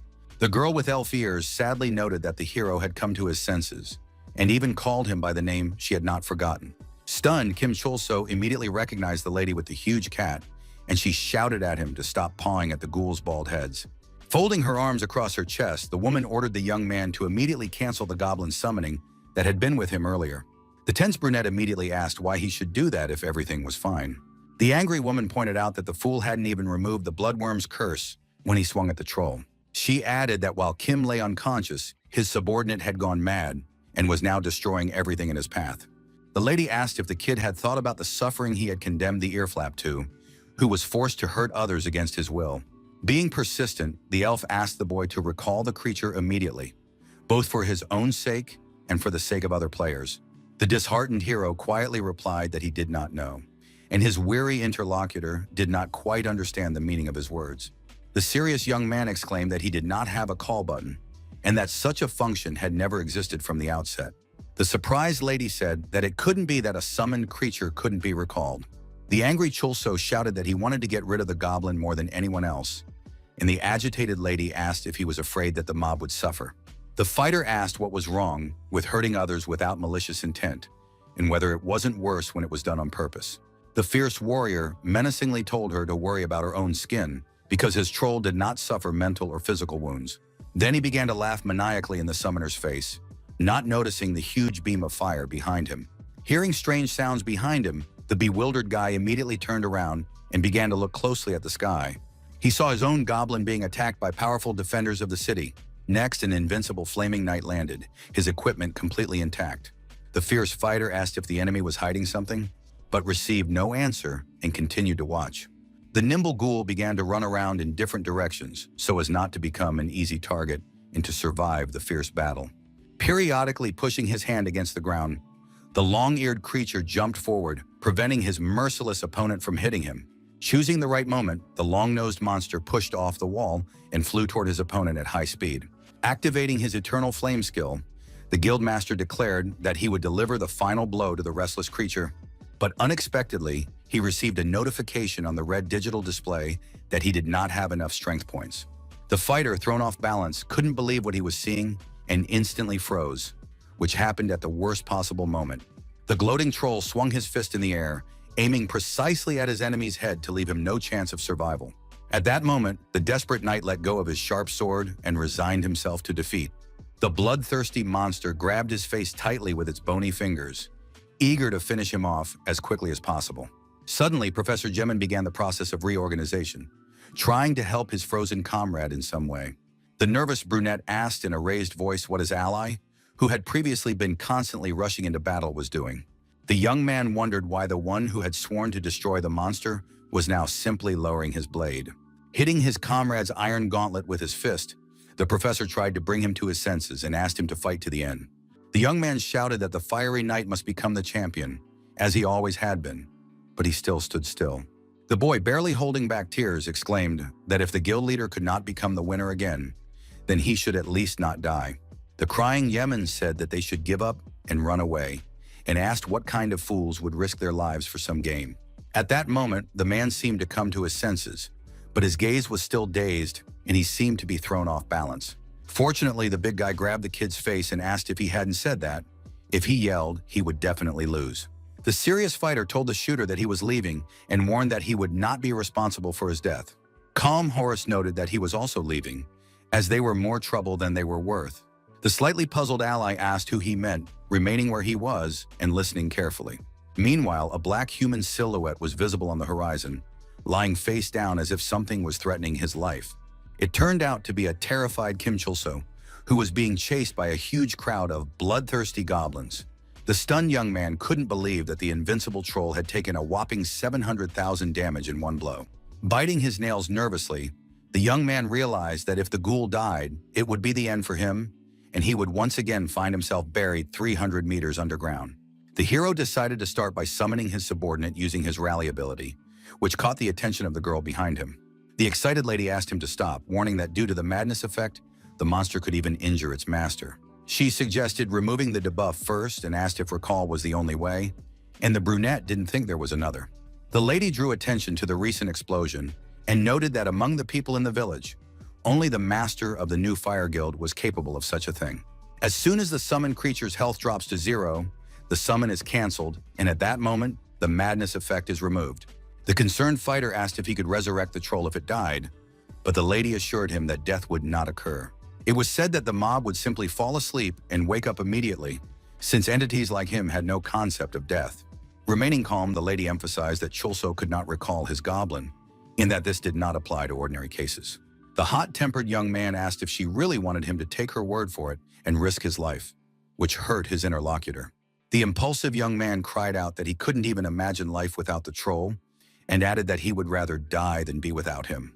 His words shocked the summoner, who never thought he was capable of such revelations. She immediately remembered the happy moment when she was holding the small and very cute Michelle in her arms. Feeling a deep sense of anxiety, the woman asked herself how this could have happened. She couldn't believe that the tormented Kim cared so much about someone that he would shout about it so loudly. Unexpectedly, The sympathetic girl gently took his hand to try to calm him down and talked sincerely about everything.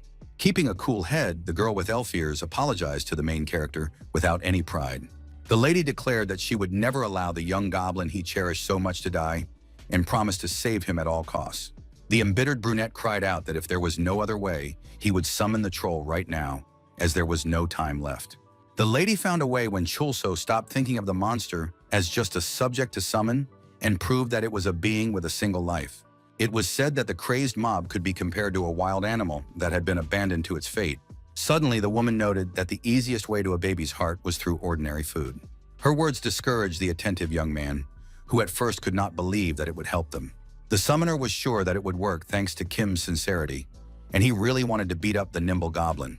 Then the hero caught himself thinking that he had never used the skill of feeding a subordinate to lure him in.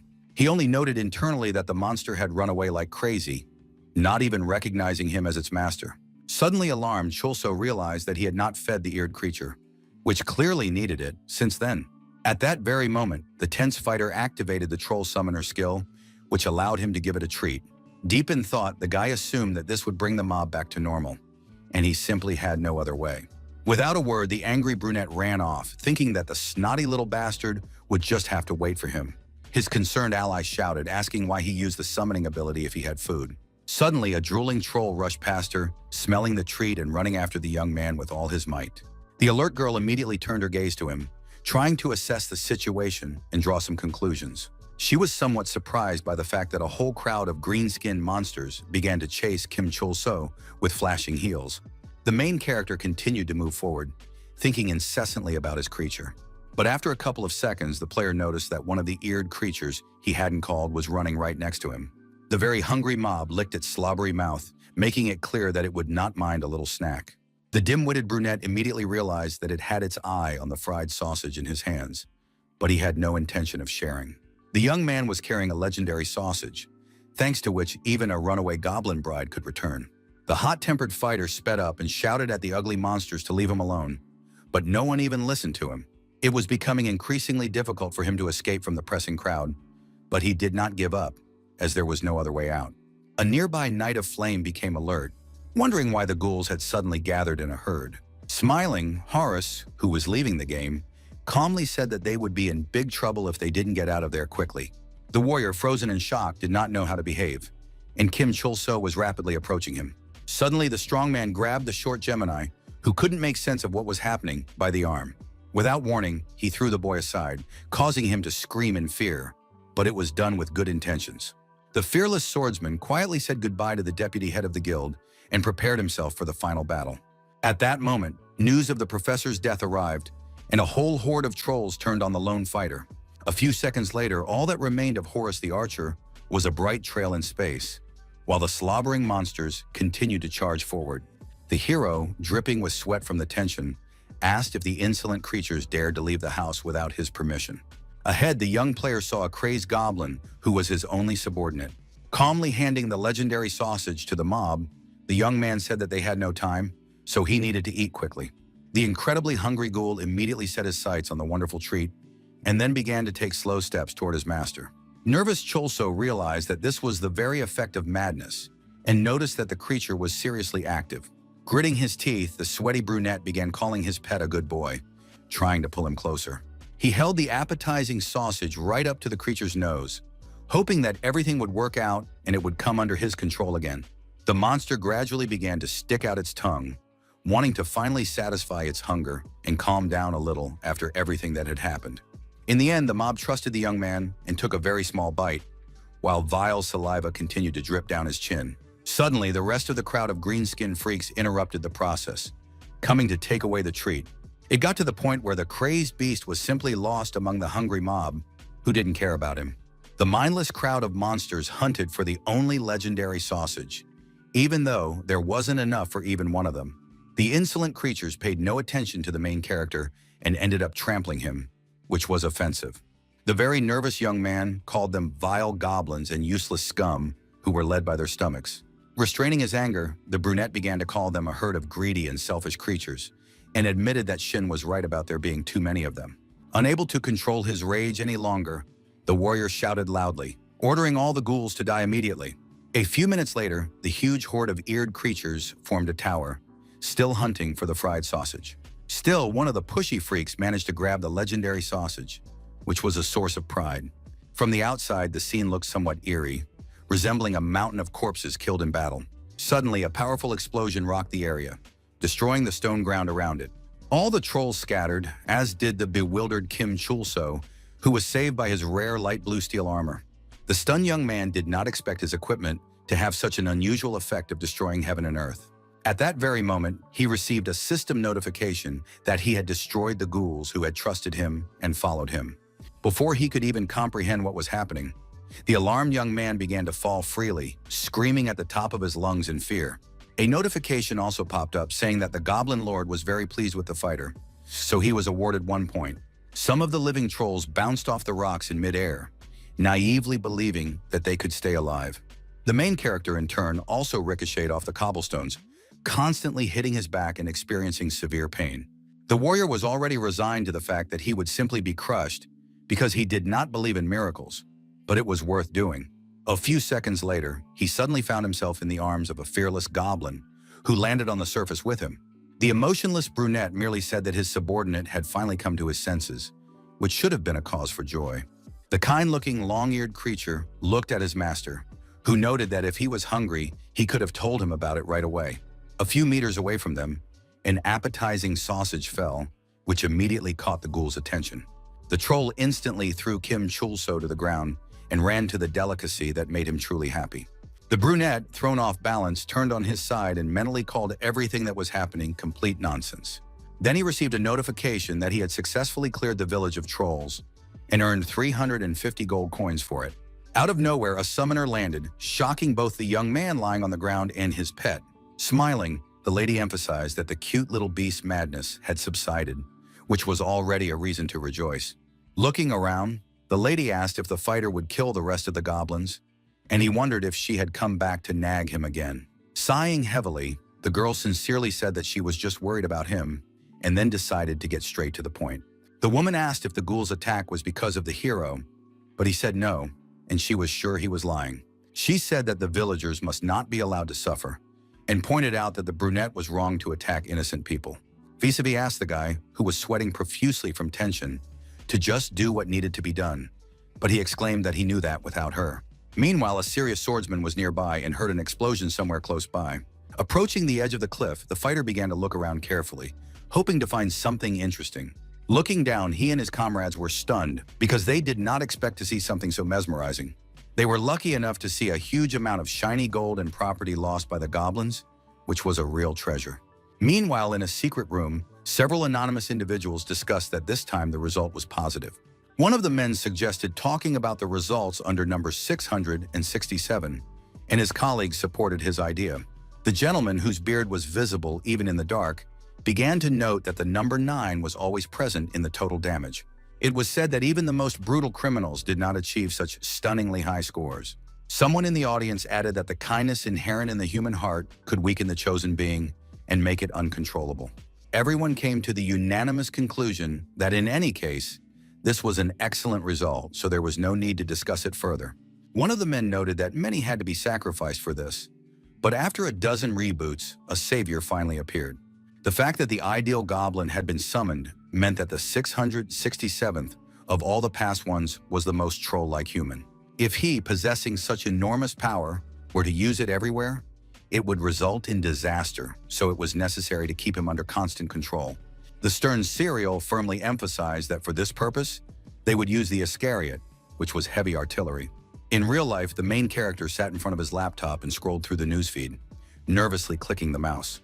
Fortunately, the Goblin raid on Phoenix El Basar passed without incident, and no one found out that Kim Chul-so was to blame. The guy was glad he listened to the cat lady, although he could have taken the gold himself, but he didn't do it so that the angry players wouldn't look for the culprit. The Wizard of Abundance told reporters in an interview that before he got the money, he wanted to kill the culprit, but now he just wants to beat him up. A nervous Kim complained that it had taken 10 years off his life, as some monster had led him by the nose. He also realized that the troll had caused a commotion because he hadn't been fed, but the brunette suddenly became his master and didn't know much about the summoner class. The hero decided to ask the cat lady about it the next time they met, because she was high level and could summon a bluebird. But then the young man wondered why such a successful lady would want to help him. From the very beginning, it was strange that the stranger called him cute for no reason and asked if his beast had a name. Looking at the photo, the young man noted that she was beautiful and he would like to have a relationship with her. But Cinnarol looked at him emotionlessly. The young man was frightened when he suddenly saw the old man, who reminded him of his name, and he called him crazy.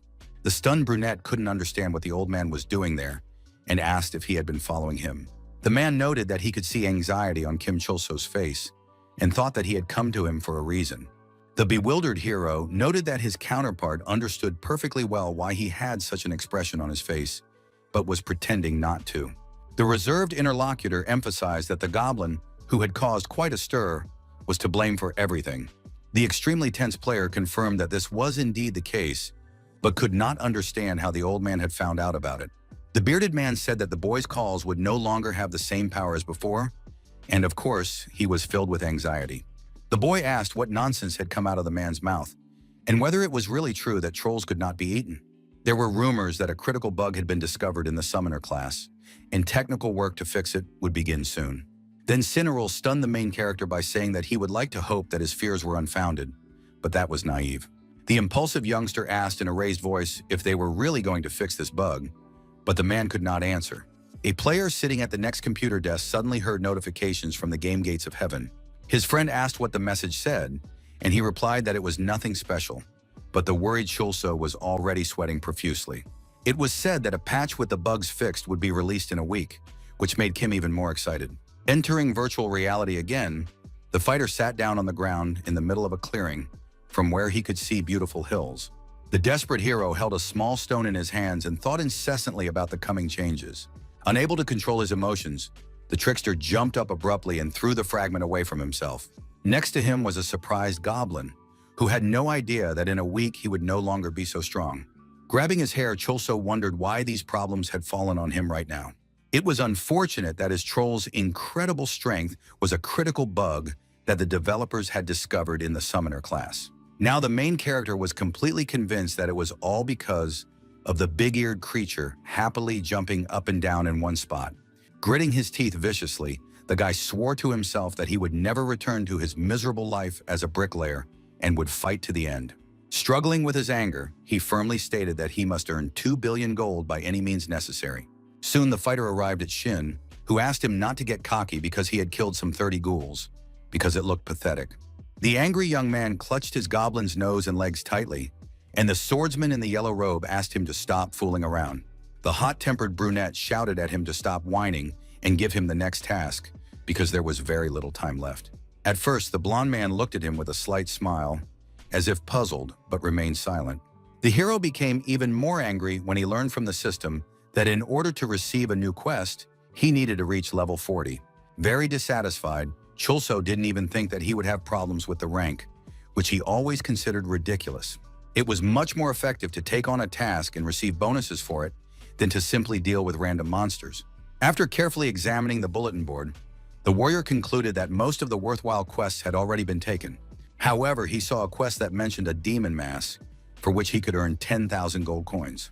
The brave warrior did not hesitate and immediately grabbed the yellowed piece of paper, realizing that he was in no position to be choosy. Suddenly, the brunette saw Heavenin, who had carried him on her fragile shoulders during the earlier assault on the city. Remembering the guy, the stunned girl immediately screamed in fear and began to cry, calling him a crazy idiot. The wary hero also recognized the girl he had tied up and immediately asked her not to make him look bad in front of people.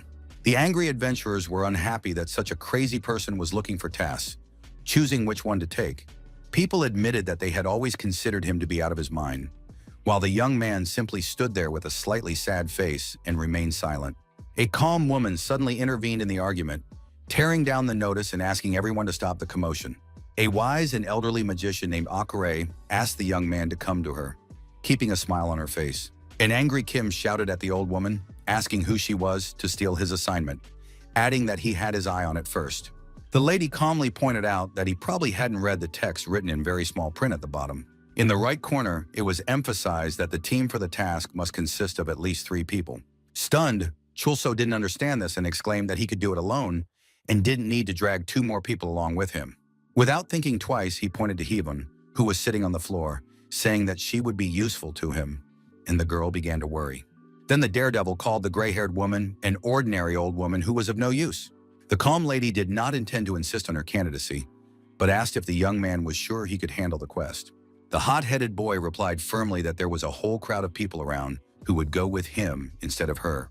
But people doubted the fool who was connected to Han Ki-moon's daughter, so no one wanted to go with him.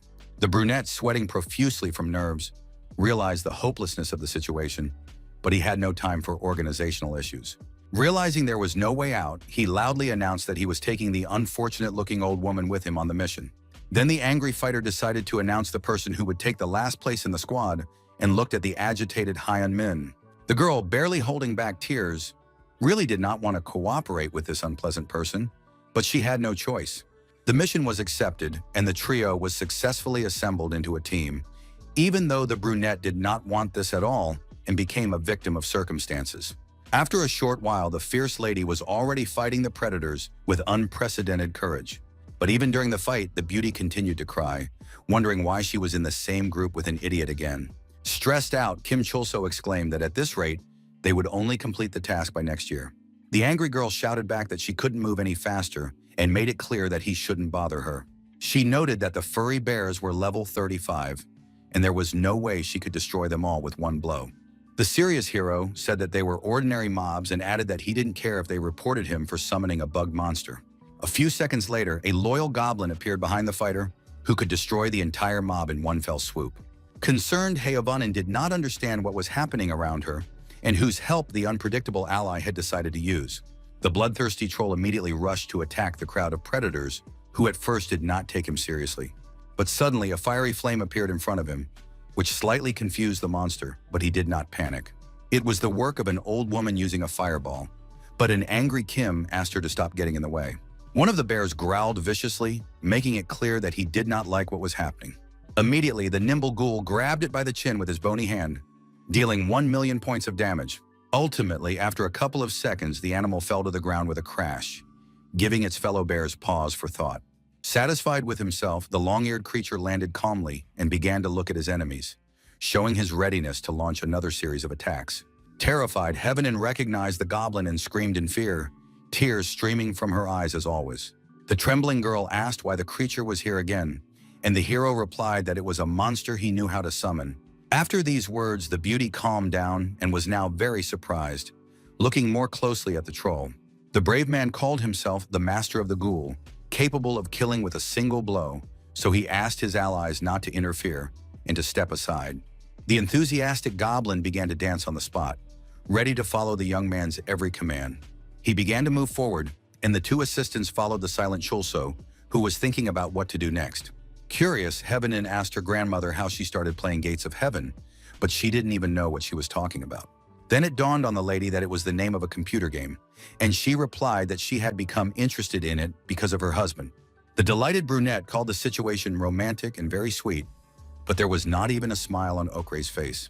The beauty asked her counterpart to tell her more about her husband and wondered what class he played.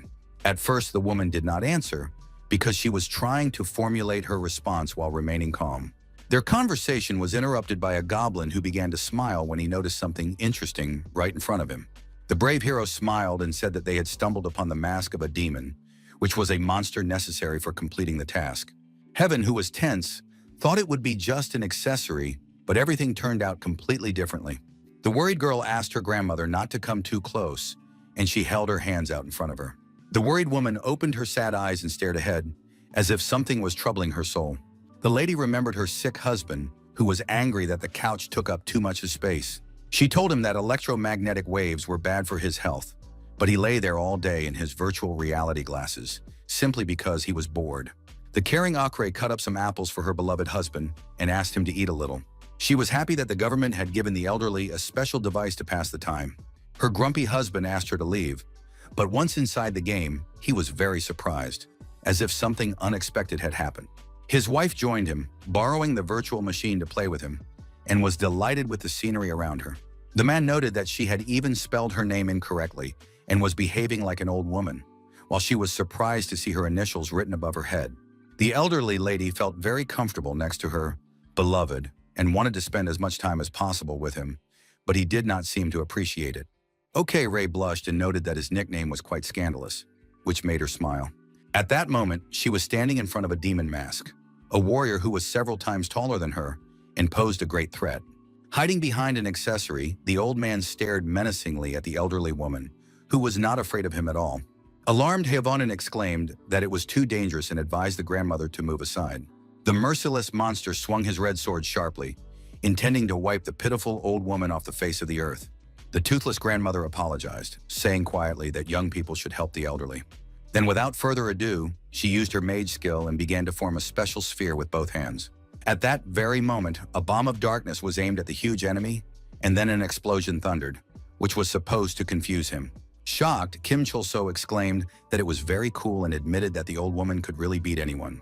After that, the serious OK Ray started to run away, but the brunette didn't even notice. Unexpectedly, the demon mask stuck to the face of the main character, who did not expect such a turn of events. What was happening caused even the goblin to feel intense tension, which was expressed by the appearance of sweat on his face. Alerted, Hivon Nin couldn't understand what had happened, but assumed that the inconspicuous old woman had killed the enemy. The girl noticed that the elderly lady was leaving with an unknown man, leaning on him so that he would not fall. Walking beside her was a level 39 warrior with a rather long and strange nickname. Soon, the brunette realized that the old woman was acquainted with the long-legged monster, but behind the mask was an ordinary person. It became clear that the woman had decided to use the young fighters to save a loved one. The concerned troll couldn't find a place for himself while the girl was simply pondering what was happening. Slightly puzzled, Heavenin immediately turned around because she couldn't understand the reason for the goblin's unusual behavior. At that moment, the lady looked up and became very alert, but did not rush to draw any conclusions. In front of her, she saw Kim Chul-so, who had turned into a demon with a demon mask on his face and a huge belly. In a state of horror, the blue-faced girl screamed at the top of her lungs that she hated such plot twists. The frightened girl began to run away, deciding to retreat tactically in order to think about her next move. In a state of rage, she screamed that everything was infuriating her, while the monster relentlessly pursued her, wanting to slam her face into the ground. Soon he managed to reach the tips of his fingers to Heaven's hand, which had turned blue with fear. The warrior lady began to slip and almost fell, but she continued to maintain her coordination with all her strength.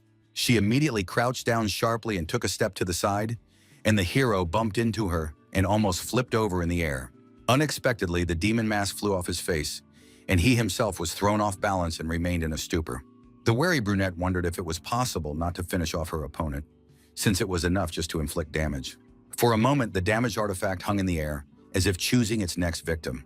The concerned lady knew that it would be the player closest to the one it had previously targeted, and that was her.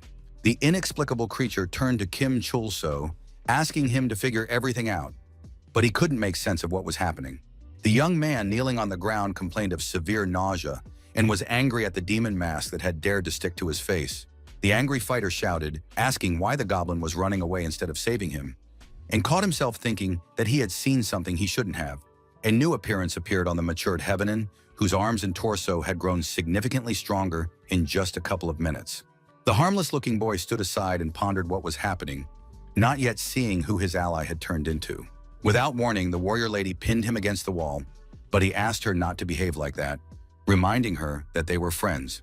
Unexpectedly, the strong girl with a demon mask on her face punched him in the stomach, causing the boy to cough up blood. The tense hero instantly took advantage of the goblin's call, but even he did zero damage to the enemy. Sweating profusely from nerves, Kim concluded that the black artifact was controlling the player, completely enveloping his consciousness. The young man ordered his subordinate to attack the accessory on the girl's face in order to bring her to her senses. The fearless monster immediately grabbed a sturdy club, while his opponent aimed her fist at his long nose. In an instant, the mask began to slip off the face of the surprised Hivon, who could not control herself.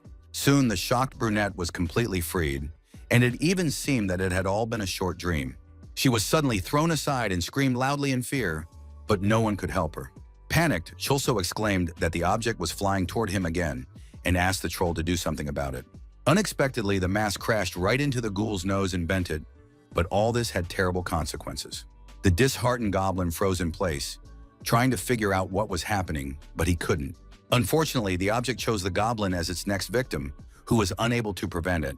In a state of incredible fear, Chulso ran headlong, hoping for salvation. Ahead, he saw Okirei carrying her exhausted husband, which looked very caring on her part. The angry fighter shouted at them to get out of the way, and the tense woman told the fool not to come near them. The young man did not like the fact that the pitiful old woman was talking to him in such a tone, but there was no time to sort things out. Looking closely at the gray-haired man's nickname, the young man noted in his mind that he had met him somewhere before. Soon it dawned on him that it was the nickname of the player who had been wearing the demon mask earlier. It indicated that the wearer loved the toothless Okirei, who was currently carrying him on her back. Stunned, Kim concluded that they were brother and sister, but the embittered lady called him an idiot, saying that they were husband and wife. Now the brunette understood why the cunning old woman had gone with him on this mission, and he concluded that she had simply deceived him. He threatened that if they got out of there alive, he would simply kill them, as he did not want to forgive such a thing. After that, the trickster rushed forward, leaving the elderly guard behind, and the mask was getting closer and closer to them. Suddenly, the exhausted old man woke up, complaining of dizziness, but his wife was no better. The devilish object suddenly flew into the face of Okirei, who was no longer caring for her husband. Unexpectedly, the lady threw the man to the ground while he continued to say that he felt very ill and that death was imminent. The alarmed hero turned around and was very surprised because the mask was originally aimed at him. The worried gentleman raised his head and did not look at the face of his beloved, who was behaving very strangely. The surprised old man did not think about it at all, but his beloved Okirei was also affected by otherworldly forces. The alarmed old man exclaimed that unlike young people, they would die after such an experience and would not even be able to move afterwards.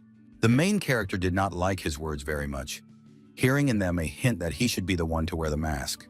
The young man asked who plays games at such an age and noted that the man was making a fuss because he had been under control. He couldn't understand why older people would get so into such a dangerous game in the first place, since it could even cause a heart attack.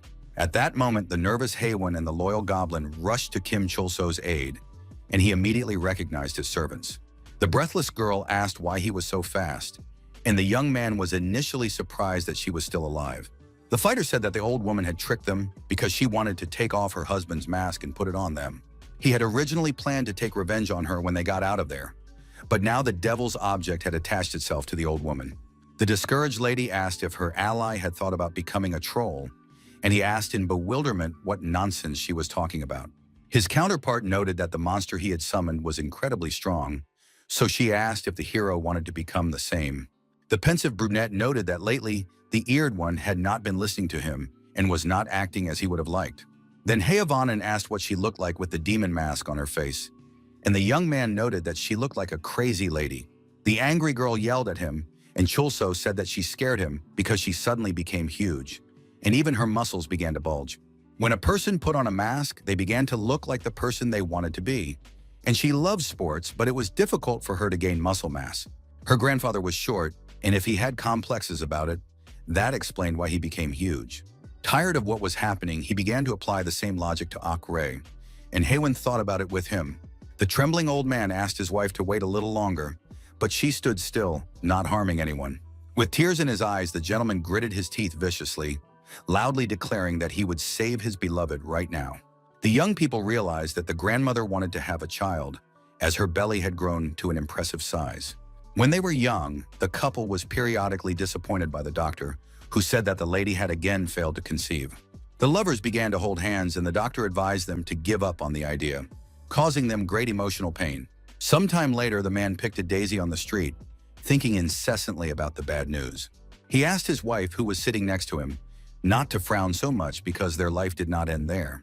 The gentleman said that some people have difficulty conceiving, and it was not her fault, but she did not feel any better and continued to cry. The young man hugged his beloved, saying that they would live well together and that there was nothing wrong with not having a child. The brunette added that one day he would be his wife's disobedient son, and the next she would be his daughter, and that would be enough. Smiling, the guy asked if such trifles really made his beauty cry and tried to cheer her up. He asked his charming lady not to cry and promised that he would take care of her like a baby for the rest of his life. At that moment, Kim Chul-so suggested that his ally leave while she still had the chance, because the mask was moving too fast to kill her. Alarmed, Hwonen asked him to stop, saying that they couldn't just abandon an elderly couple like that.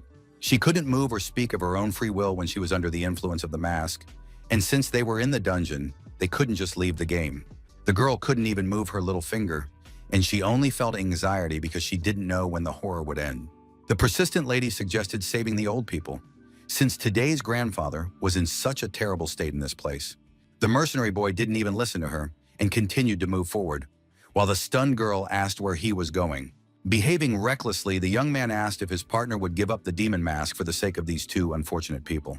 The lady said that the item could be destroyed, but Kim Chul-so replied that it was very difficult and advised her to leave as soon as possible. Smiling, Hwonin knocked him down, saying that she would take the reward for the unique monster all by herself.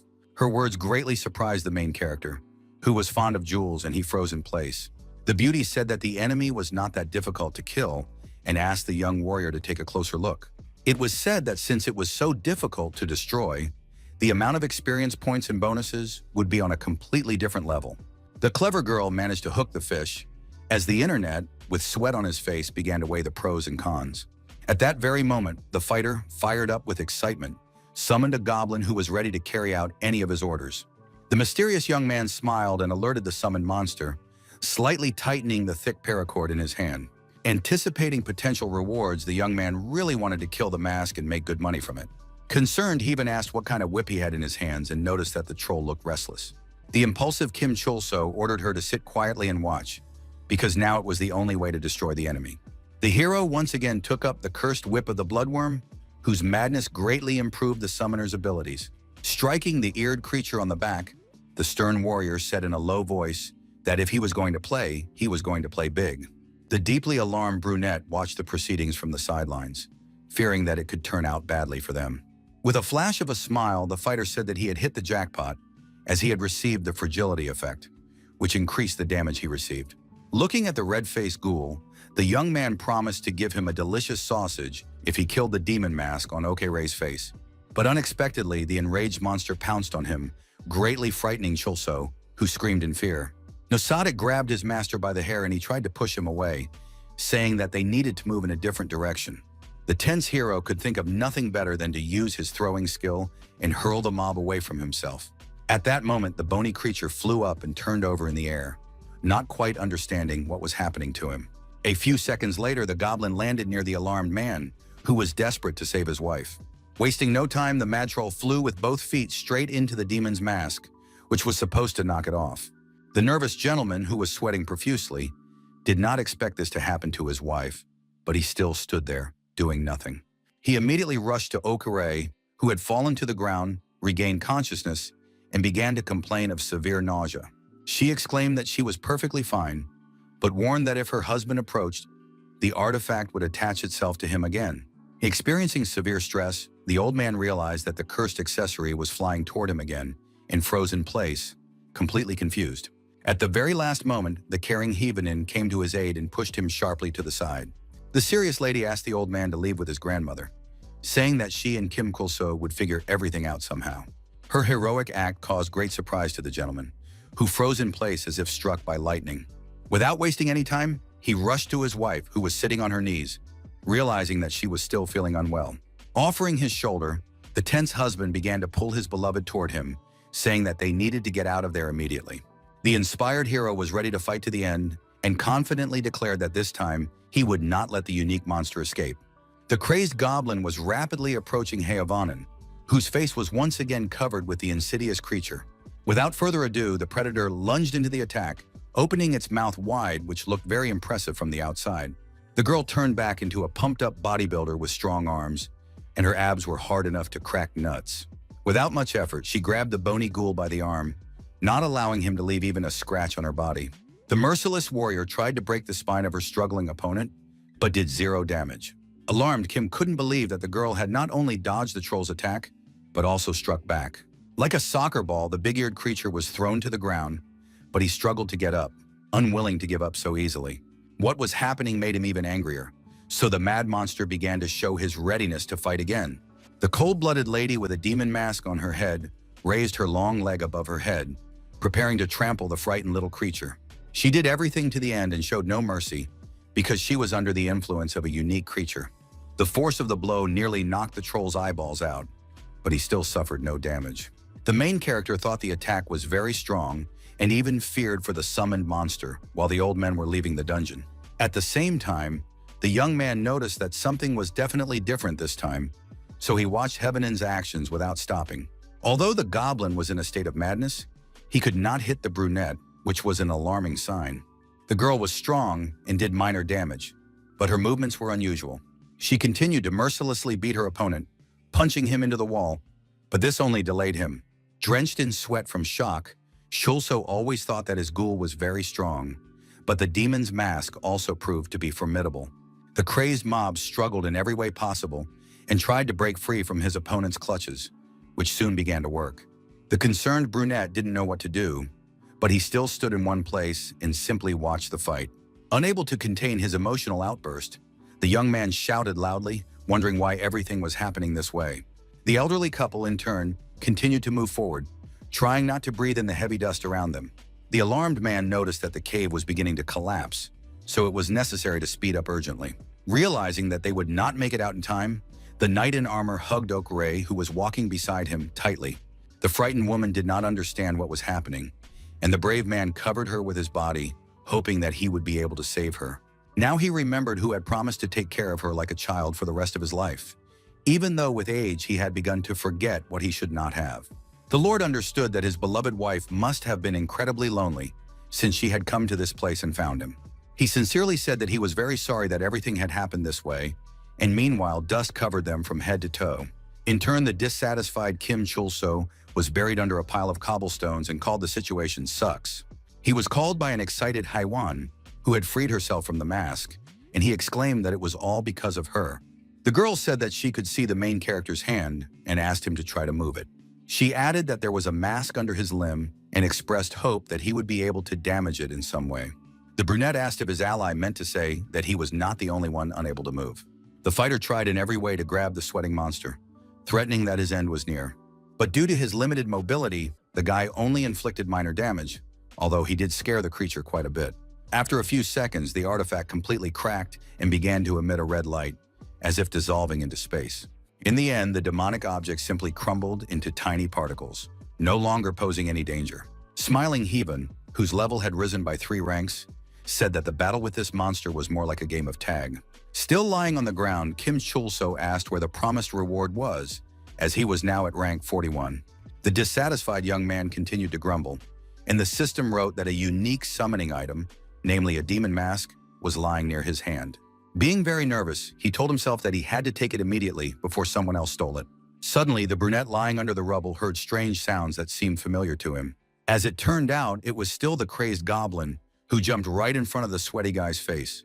The nervous young man caught himself thinking that he had completely forgotten about the eared creature in need of liberation from its difficult condition.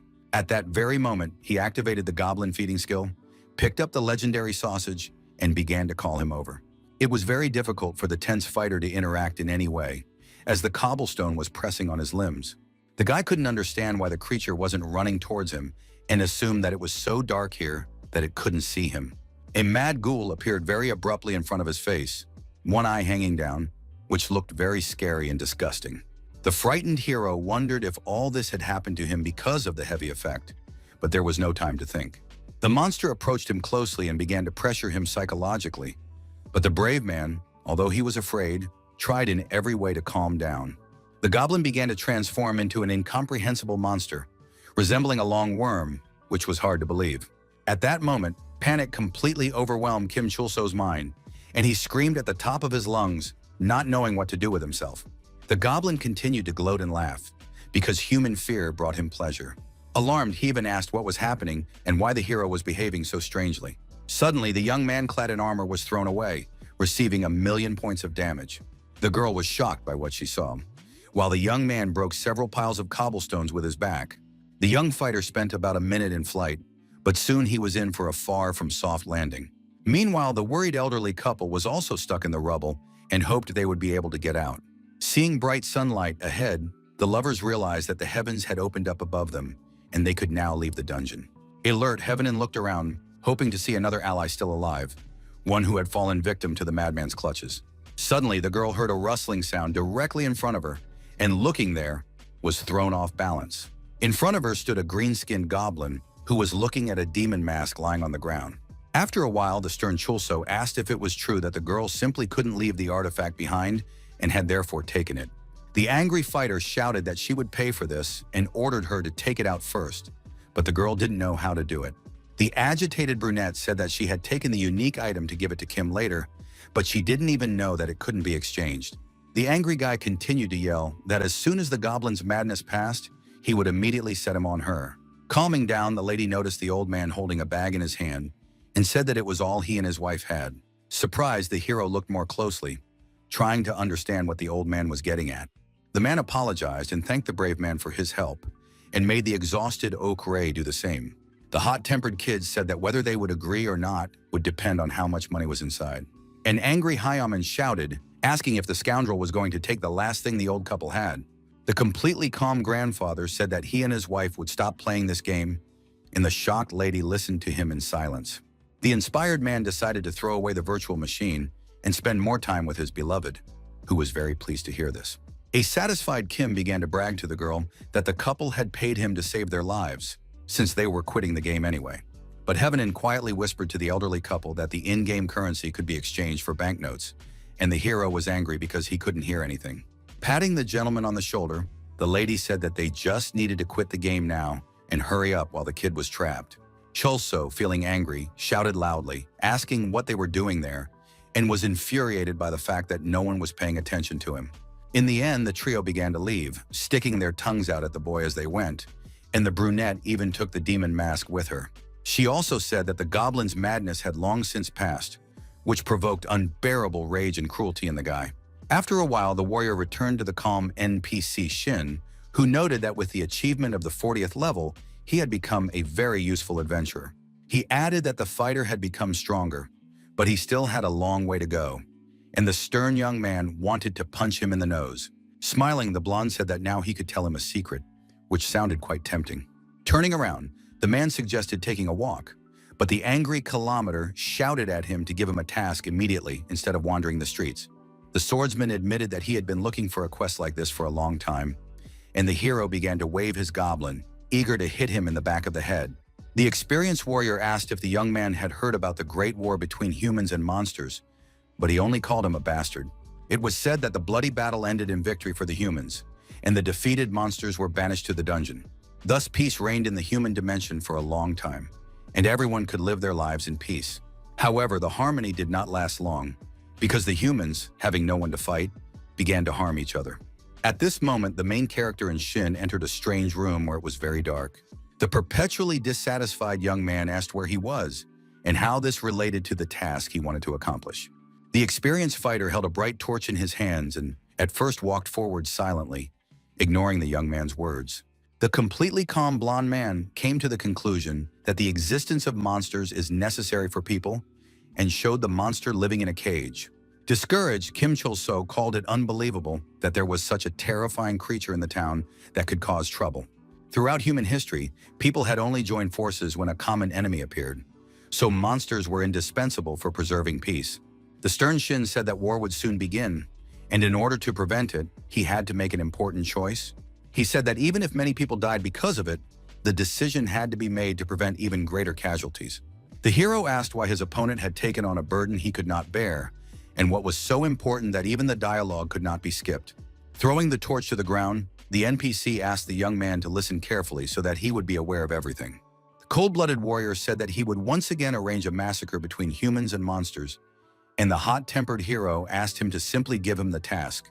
He noted that it would be a difficult path and asked if the young player wanted to join him. This time, the young man was given a choice, so he began to think about whether to agree or refuse. Smiling, the young man realized that in order to get the quest, he had to choose the first option.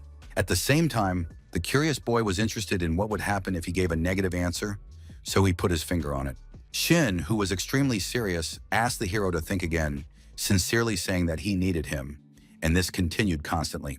Kim played around for a few minutes, but soon the stern swordsman began to draw his katana from its sheath. He firmly stated that he would make the boy join him, even if he had to use force. The stunned brunette called him crazy and exclaimed that he was just joking, then agreed. But it was too late, because the blonde man did not forgive mistakes and immediately struck him, forcing him to jump several meters forward. Knocked off balance, Chulso noticed that he wasn't hurt at all, even though he had been hit by a level 70 character. Common sense told him that a fighter couldn't defeat Shin at rank 40, and he remembered the battle with the Golem with a scripted defeat. In case of defeat, the only choice was to join, so the fearless youngster began to taunt his opponent. A goblin armed with a club appeared behind the young man, but he told him not to kill the NPCs because they were just pretending to fight. The reckless troll used his stone-throwing skill and threw it at his opponent, ignoring his master's request.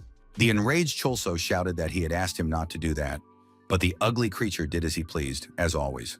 The tense young man turned to the blonde man, who had fallen to the ground, and asked him gently if he was okay.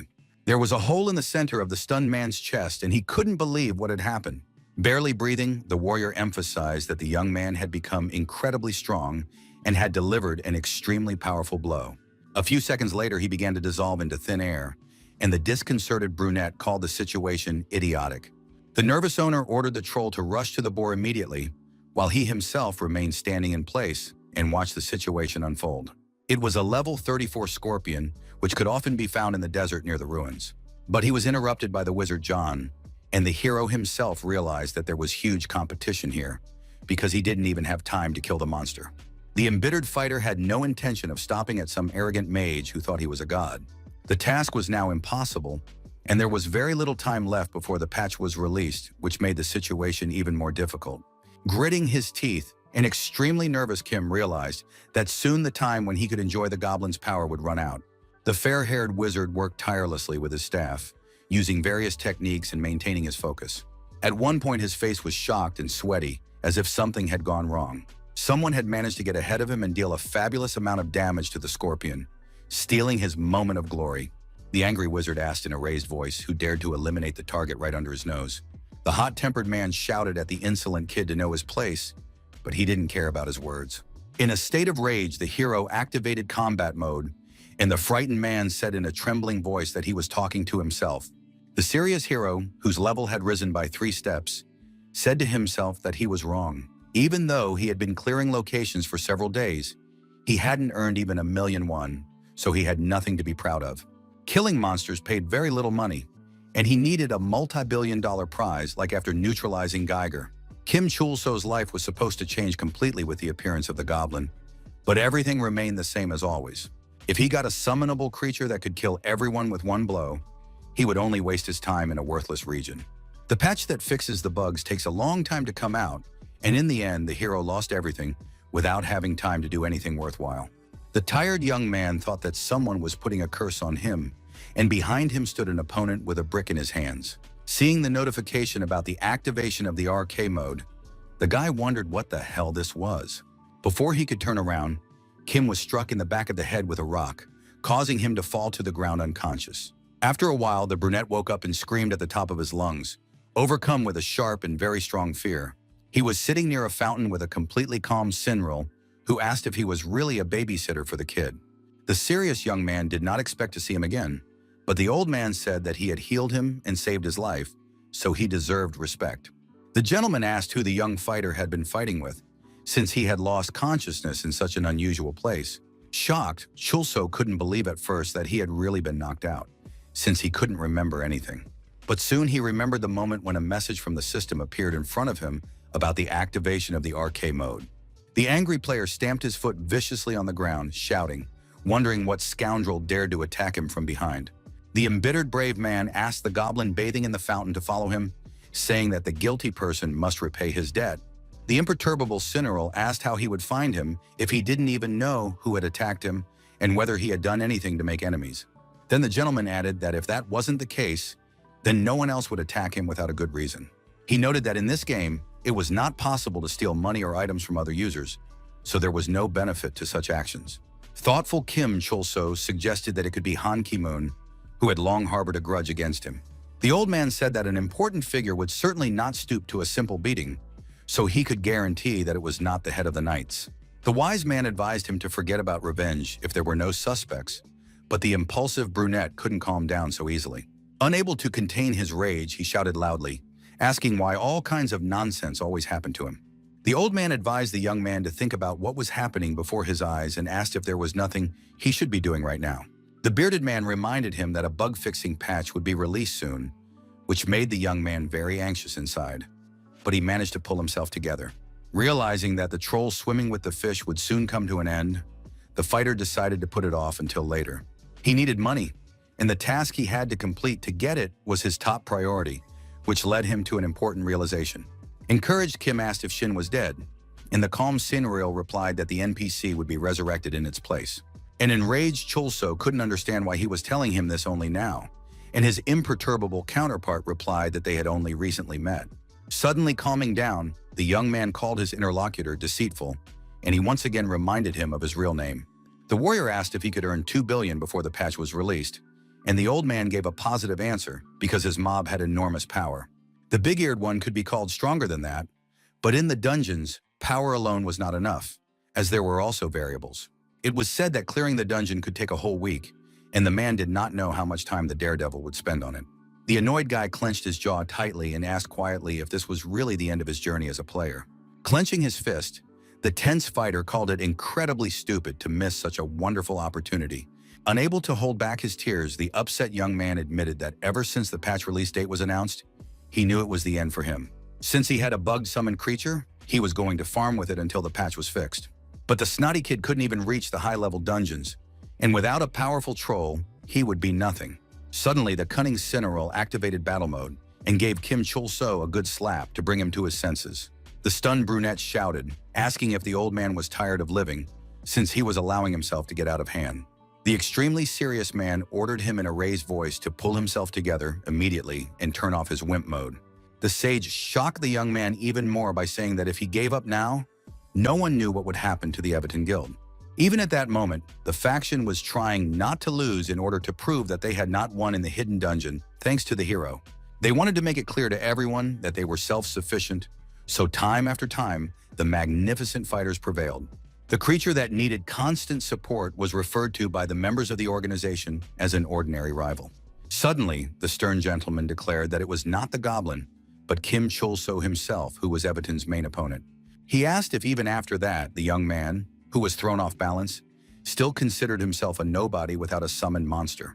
Hearing no answer from the boy, the merciless old man slapped him again, but he immediately shouted for him to stop. The young player immediately collapsed and fell to the ground, trying to collect his thoughts and continue on his way. At that moment, the slightly sad brunette called the man standing in front of him Sanrio, wanting to say something else. The elderly man was very surprised that he had called him by name for the first time, rather than mispronouncing it as he had done before. The boy's cheeks reddened slightly, and he thanked his sincere ally, who had not abandoned him in his time of need. At first, the wise man experienced an even stronger shock, but then he calmed down and felt warmth in his soul. A noticeable smile appeared on his face, and he perked up, realizing that he had done a good deed and restored the boy's self-confidence. Shaking hands, Cineral asked if Kim now regretted what he had said, and he asked him to shut up in a raised voice. Meanwhile, a happy Catherine Lee told viewers on her stream that her goal today in Heaven's Gate would be not to get a level from any monsters. With a smirk, the beauty noted that she was just a mage, and observers considered this a real challenge. Some people thought they heard the girl use bad words, but she giggled and assured them that she knew some. The lady said she would try to fight a monster known for its lightning speed because the mission was worth 10,000 points. Without wasting any time, the warrior lady set off on her quest and found herself in the middle of the desert in a couple of minutes. Joyful Catherine noted that the world around her was wonderful and there were no enemies here, so she could relax. But behind her was a man who said that if she was looking for something other than this hunt, she had come to the wrong place. The bristly sleeping mage noted that this was the land of death, so there were no players or monsters here. He said that there used to be peaceful hunting grounds here, where many people gathered, and called it a happy time. Then he said that one day he appeared and exterminated all creatures, but the surprised Lee couldn't figure out who he was talking about. Suddenly, the shadow of an approaching scorpion loomed over her, which could crush her into the sand forever with a single blow.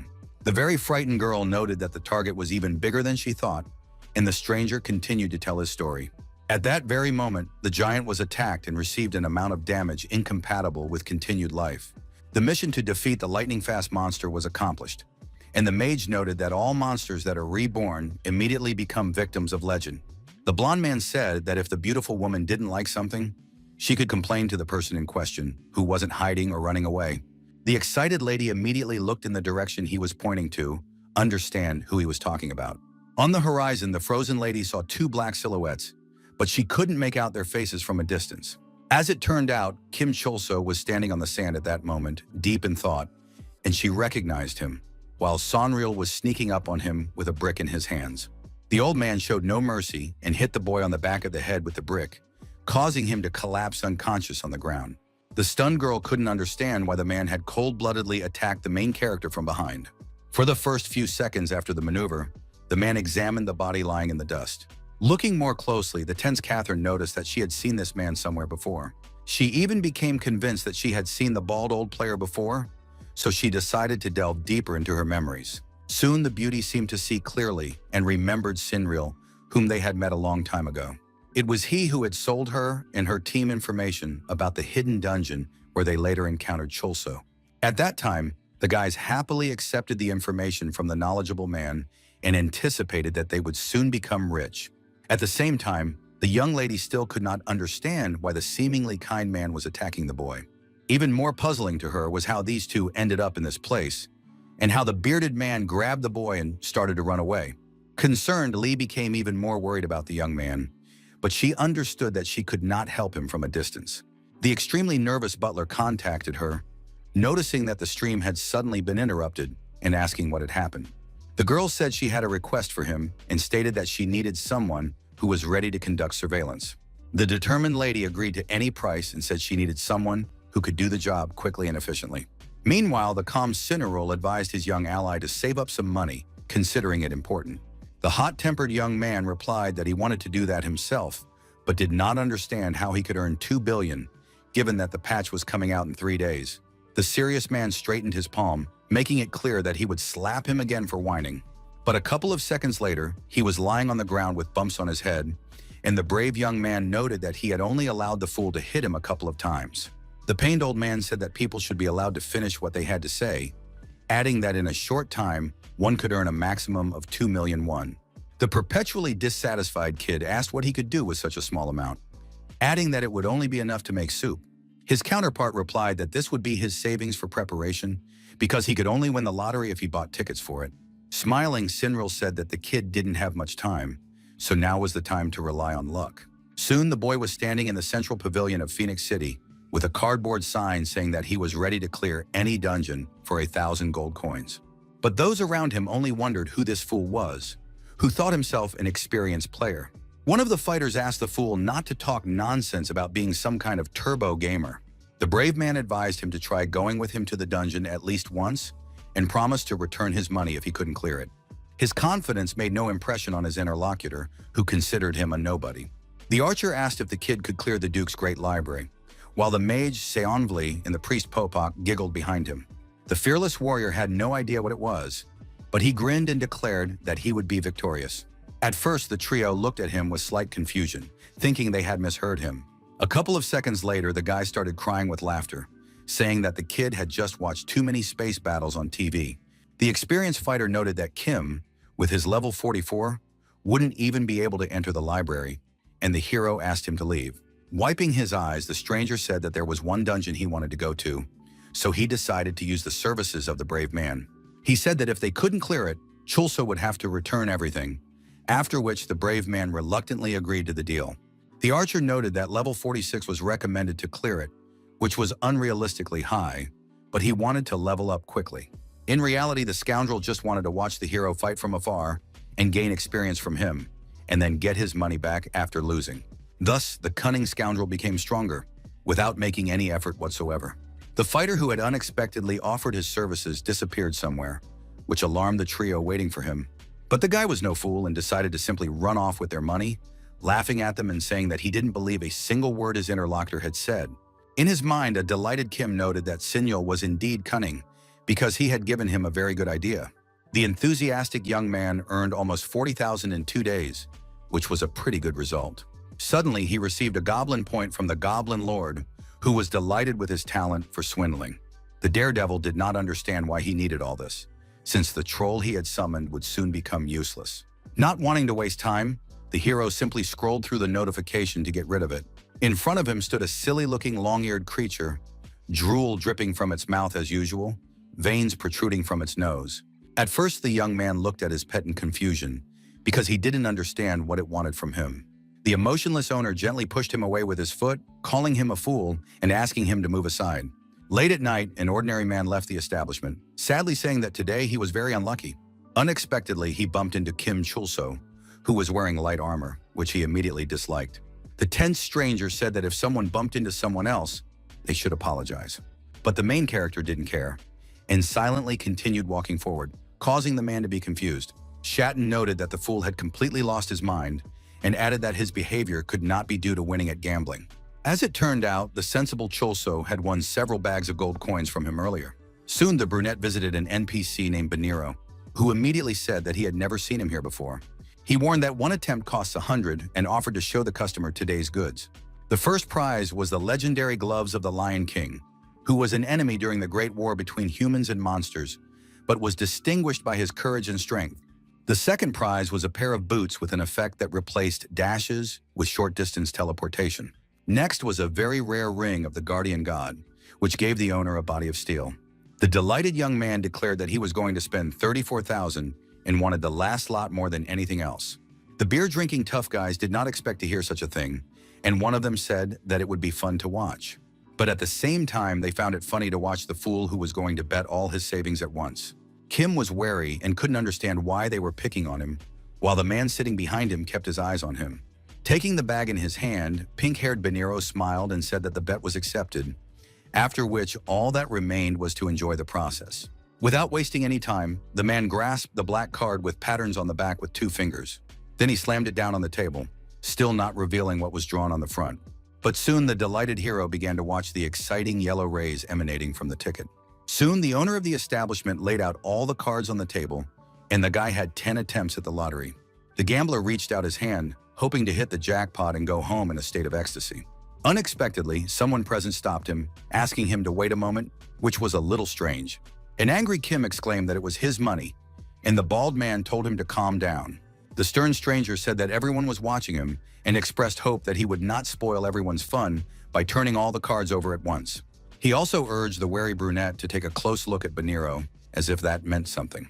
The gentleman emphasized the pink-haired lottery owner's signature, self-absorbed pose, but the meaning of this was unclear.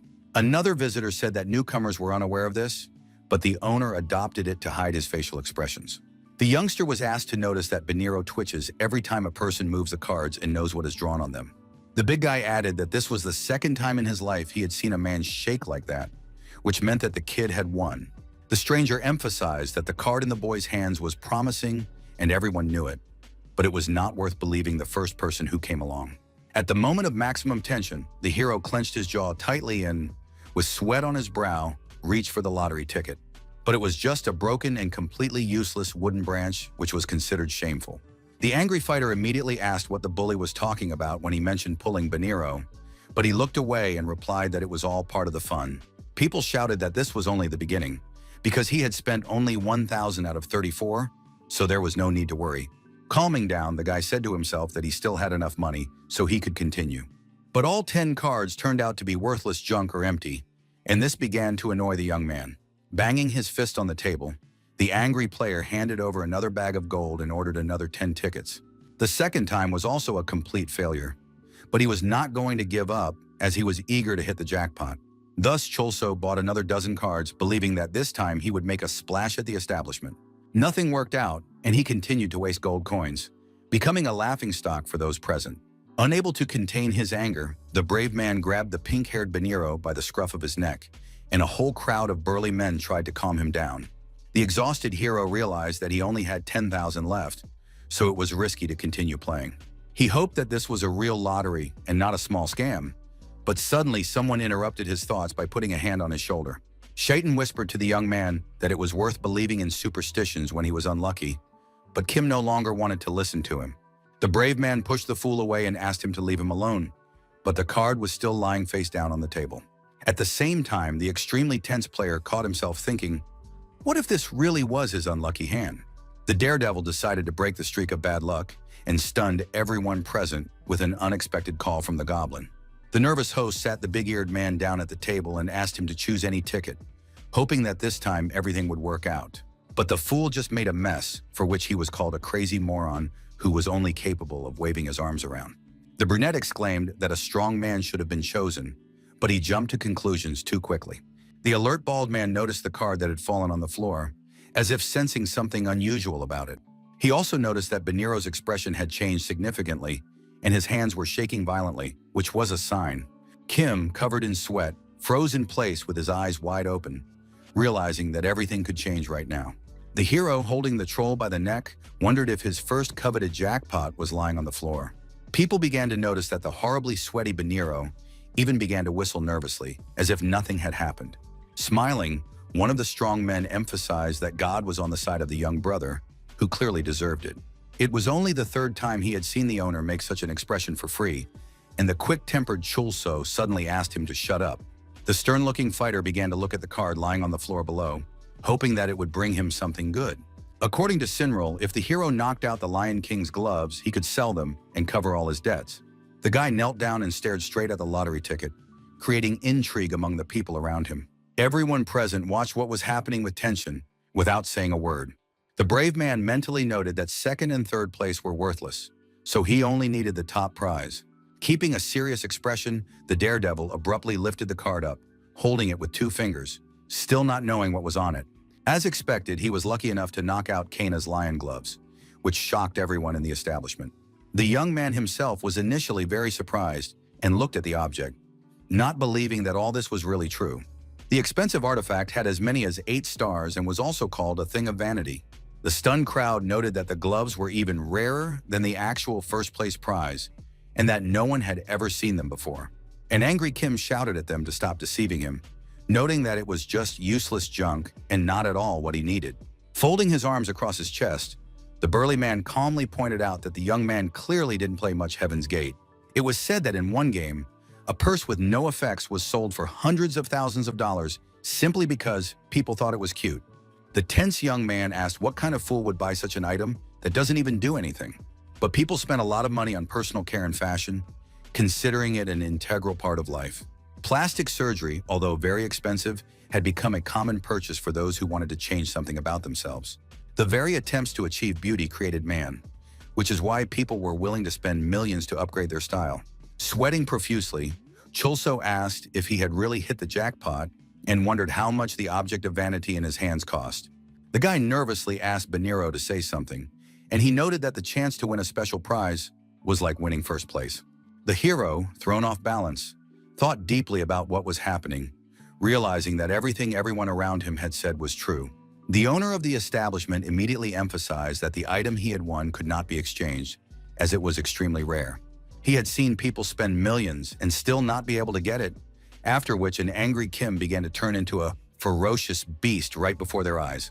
The enraged fighter called the lottery owner a scoundrel and ordered him to immediately give him cards worth 10,000 gold. After a short while, the brunette grabbed his head and stared at the floor with wide eyes in shock. The young man couldn't believe his bad luck, not even winning the third-place prize. A terrible realization dawned on Chulso that he had just wasted 34,000 coins. Realizing that he could get more for 1,000 gold coins, the young man opened his inventory, but suddenly his hand trembled. The surprised big guy behind him pointed out that Kim had already received a special prize and didn't need to go so far. The crazy kid exclaimed that he had come to sell rare blue steel armor, and in that very moment, he was left in his underwear. The tense people were curious about how much such equipment was worth now, so they decided to ask. One of them, sweat on his face, inquired about the price the young warrior had decided to ask. The hot-tempered brunette shouted to make offers, asking why the buyer should do so. Suddenly, a completely calm voice from the crowd offered a whole million gold coins. An inconspicuous man with a long cloak on his shoulders began to walk toward the young man, and everyone around was shocked. Discouraged, Kim Chulso also couldn't believe that a stranger had offered so much money for his equipment. For a few seconds, the tense young man looked at the blue card in his hands, carefully considering everything. At the same time, he understood that if the blonde man had offered $1 million to someone who was trying to get rid of the armor as soon as possible, then it was clearly worth even more. The nice guy, Ju Ho, fixed his hair and offered to agree to the asking price, confidently saying that the equipment was worthless anyway. The man asked the confused youngster to just sell him the item, but he was very nervous and didn't even say a word. In the end, after a few seconds, they began the trading process using a digital scoreboard. Looking more closely, the hero noticed that his counterpart had slipped something other than money into a special compartment. The dissatisfied fighter immediately concluded that the stranger was trying to cheat him and said he was a busy man. The gentleman noted that the young man was not a connoisseur at all and explained that he was offering him a rare item, a beating dragon heart. Those around him could not believe that he was talking about an epic loot from the red monster Lormus. Judging by the reaction of the people, the main character could conclude that the item was indeed valuable. Calm Ju-ho noted that he was paying the young man for the time he would spend melting the artifact. Tired of wasting time on chatter, Chulso asked him to accept the terms of the trade so they could finish as soon as possible. Suddenly, the deal was canceled, which completely discouraged the young man, who could not understand the reason for this. The gentleman apologized, explaining that he had accidentally pressed the wrong button and suggested trying again. Extremely tense, Kim was ready to press the blue button at any moment, nervously waiting for the item to appear in the cell. In his haste, the young man did not even notice that this time the trickster had placed ordinary strawberries in the box. Having taken the naive boy's expensive equipment for a song, the blonde man began to disappear, smiling and thanking him one last time. The bewildered boy did not understand why his opponent had instantly left the game, which already seemed suspicious. At the same time, the hero said that this situation did not concern him and decided to examine the dragon's heart he had received. But looking more closely, he became very wary, noticing something wrong with the item.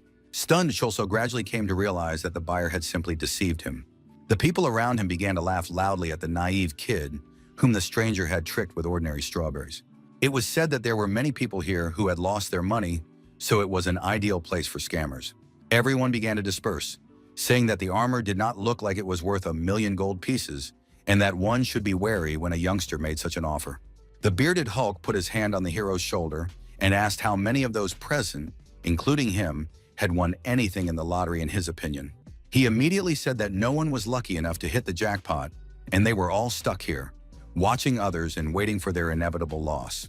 The man added that when they thought he had actually won something, everyone must have been thinking the same thing. The envious ones maliciously hoped that the kid didn't get any nice bonuses, but that was not surprising. The bald man noted that none of them wanted to congratulate Kim at first, and then asked him to look around. The gentleman advised the boy to take what had happened as a lesson and not to come here anymore, and then left the room. A goblin standing nearby grabbed the leg of the owner, who was deep in thought, trying to lighten the mood somehow. The angry hero ordered him to let go and wanted to destroy everything around him to calm down somehow. After a while, the young man took off his virtual reality glasses, wanting to take a break from the game. Gritting his teeth, Chulso threatened to kill all the bastards who dared to stand in his way and deceive him. Suddenly, two laughing men appeared in front of him, and one of them asked how he would pay them if he was sent to prison for breaking the law. The agitated guy, sweat pouring down his face, said that he had already paid off all his debts to them, so he didn't understand what the problem was. The blonde man grabbed him by the ear and said that the insolent man had paid only $200,000 and decided to forget about the rest. The frightened brunette exclaimed that he would pay them back everything, which attracted the attention of other players. He suggested talking outside, and a few minutes later, the big guy was punching him in the face while his buddy stood guard. The haggard young man asked them to stop tormenting him and promised once again that he would definitely pay back all his debts. The blonde creditor clenched his fist again, calling him a funny kid, but he had no intention of stopping. The man noted that if that was all he wanted to say, he would have just called, and then punched the young man in the stomach, causing him to cough up blood. Stunned, Chulso immediately lost his coordination and fell to his knees, finding it increasingly difficult to breathe. The debt collector admitted that he had come because he was stupid and had stayed too long, so he deserved a good beating. Lifting his leg, the blonde man asked the fool not to move, threatening to simply break his fragile bones. Defenseless, Kim covered his head with his hands and hoped he would be lucky enough to avoid a concussion. But in an instant, he opened his eyes and was shocked to see that his enemy's sock had not yet hit his head. At the last moment, the fearless Cinerul came to his defense, covering the young man with his back. The bewildered collector asked if the man was blind, since he dared to so brazenly interfere in their fight. His crazy friend asked if they should get rid of the old man too, and the blonde-haired man called him an idiot and yelled at him. The cold-blooded man with a brick in his hand said that the creditor should pay a hefty sum. He added that they shouldn't mess with his dear friend, so he considered it compensation for moral damage. The enraged gangster did not stand on ceremony and immediately punched the old man in the stomach, not intending to bend down to him. The elderly gentleman fell to the ground and began coughing from the dust, and the agitated Kim Chul-so immediately asked if he was okay. Picking up the wad of cash from the ground, the criminal called the man funny for threatening someone with a brick like that. But looking closer, the blonde man realized that it was not a piece of stone at all, but a whole stack of cash. He realized that the old man had come to pay off his friend's debt, and he had complained of severe back pain. The shocked hero couldn't understand why Sinurul had decided to pay off his debts. The stern old man said that if the collectors had come here just for the interest, they could take the stack of cash and simply go home. The blonde-haired man instructed his friend to count the bills, and he reached for them with hands sweaty from tension. Smiling, the bandit asked the old man who he was, because he had known the guy for many years and he had never had any friends. Getting up from his knees and dusting off his pants, the reserved man asked if this money was enough. He believed that he was not obliged to answer his opponent's question, which was somewhat unnecessary in their situation. After that, the gangster said that they only wanted money and that he didn't really care whether Sinurul was a friend or a lover. His ugly friend soon finished counting and said that there were $100 bills in the wad, but he was called an idiot. The process had been going on from the very beginning, and the tired blonde asked if the fool was going to count all day. Before leaving, the collector smiled and turned to Kim Chul-so again, wanting to say something to him one last time. Glancing at the frightened young man, he asked him to be kind to his friend, who had saved him in his time of need. At the coffee shop, the old man learned that the young man had borrowed $100,000 10 years ago and now owed a whopping $2.3 million. The man asked what the hero meant by mentioning his parents' debt, whom he had never even seen. The young man admitted that he had lied because he would have been incredibly pitiful to others if they had found out that he had turned to loan sharks. The calm gentleman asked if he had tried asking his relatives for help, but the impulsive Kim immediately slammed his fist on the table. The brunette said that he was an orphan and had been bullied a lot because of it, so for him it was an even greater debt than any amount of money.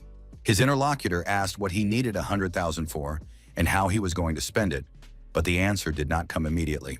The wise Sinril was sure that the naive young man was gambling, and the only collateral he had was his own body. Now the old man understood why the fighter did not leave the high-level dungeons, and that was why the possibility of losing his goblin strength frightened him so much. Keeping his cool, he asked what the young man, who still needed money, was going to do now. The young man replied that he would do physical labor, and sadly added that his life was no different from being locked up in a low-level dungeon. The boy called himself an ordinary goblin, but the old man noted that it was too early to give up, as he was strong enough. Kim Chul-so placed a can of soda loudly on the table and thanked him for his support, which was very important in a difficult moment. The hero said that he was indebted to Sinril, no matter what it cost him, because if it weren't for him, he would have been beaten half to death. The elderly gentleman emphasized that the young man was too quick to throw around big words. Then he decided to clink glasses with his young friend, asking him to drink up, but as it turned out, the youngster had already drained the can. On the day the patch fixing the bugs was released, Kim was in the game and agreed with the old man that he had made good progress in mining ore. The fighter now believed that it was too early to give up just because he had lost the goblin, since his strength was already so great. The eared troll seemed normal to the player, but even though he had become a low-level mob, he continued to laugh. A crowd of people nearby began to laugh loudly at the youngster, considering him disgusting. The young man did not find this surprising, since he had been cheated earlier and was now left without equipment. Fortunately, the boy had not sold his rag armor, so he immediately put it on, even though it was useless. From now on, Chul-so could no longer rely on the summoned creature and realized that he would have to fight on his own. To begin with, he decided to open the status window in order to gather all the strength he had. First, the boy wanted to distribute his characteristics, but the blonde behind him suddenly started to run away, loudly calling him crazy. Previously, the goblin had taken all the fighting upon himself, but now the brunette had to consider the damage he would receive. The hero decided to level up his health and spend a few points on strength in case he had to engage in close combat. The fighter had decent stats for an assassin, and his agility stats remained very high. Next, the young player decided to buy a weapon that would suit his current stats, but he had almost no gold left. Sweating with nerves, the guy remembered that he had lost all his money in the lottery, and with 20 coins, he wouldn't even be able to buy a stick. Suddenly, he had a flash of insight, remembering once again the gambling establishment, but his plan was unclear. At that time, the Adventurers Guild included the mage Roy, who was honored to join forces with the famous Revenant, dressed only in his underwear. He was a player who had reached level 47 using only basic attacks, but he remained taciturn. The wizard said that one person had given them a task, so all that remained was to find a third fighter for the squad. Chulso, the Lion King, who was wearing rare gloves on his hand, happened to be passing by and offered his candidacy. Tense Roy immediately recognized the unusual item, and the young man smiled, saying he didn't want to show off.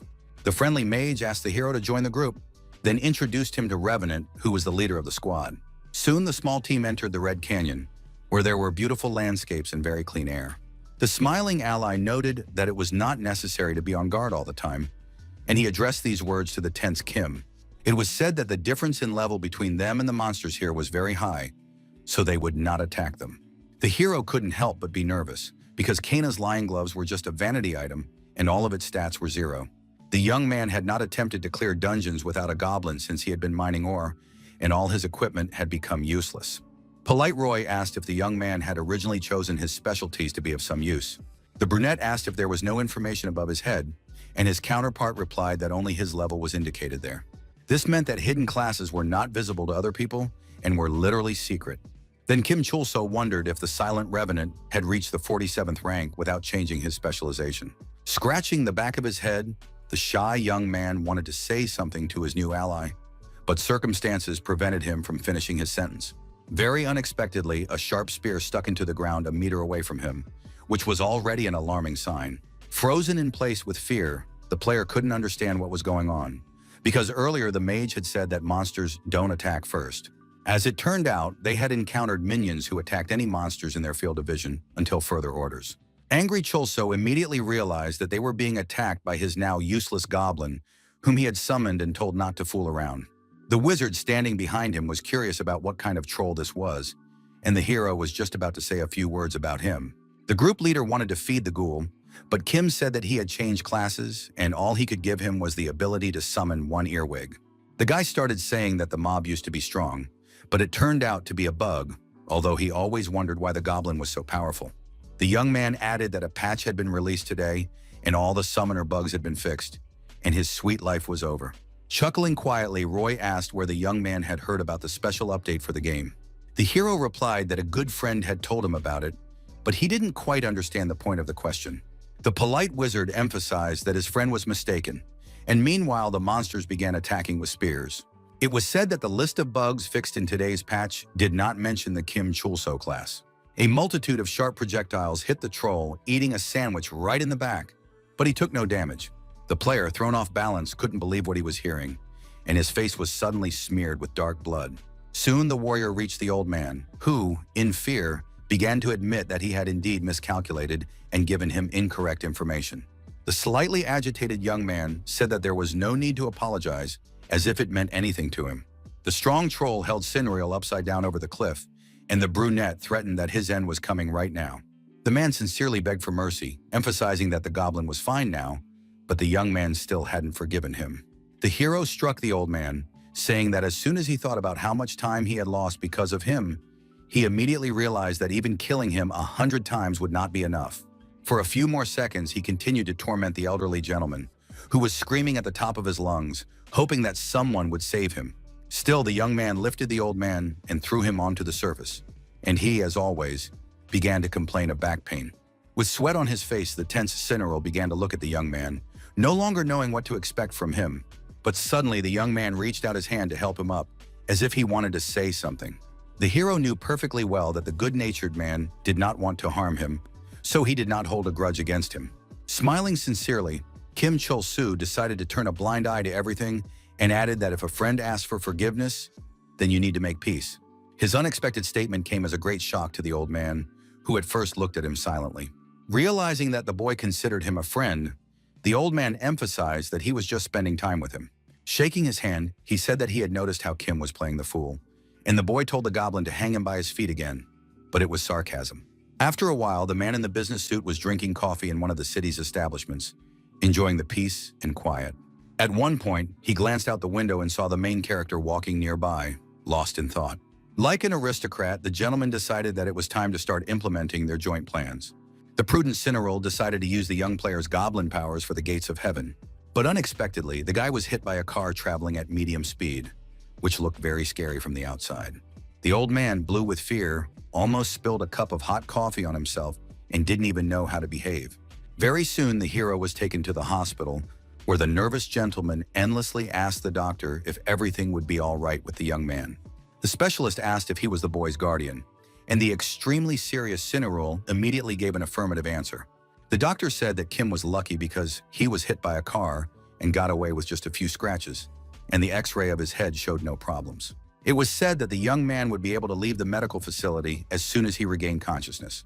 After that, the specialist left the old man alone with his unconscious friend, and he immediately sat down on the couch. The tense gentleman told himself that he should have kept a closer eye on Chulso because he was strong in the game, but offline he was just an ordinary person. Suddenly, the strong young man began to come to and slightly move his fingers, making soft sounds.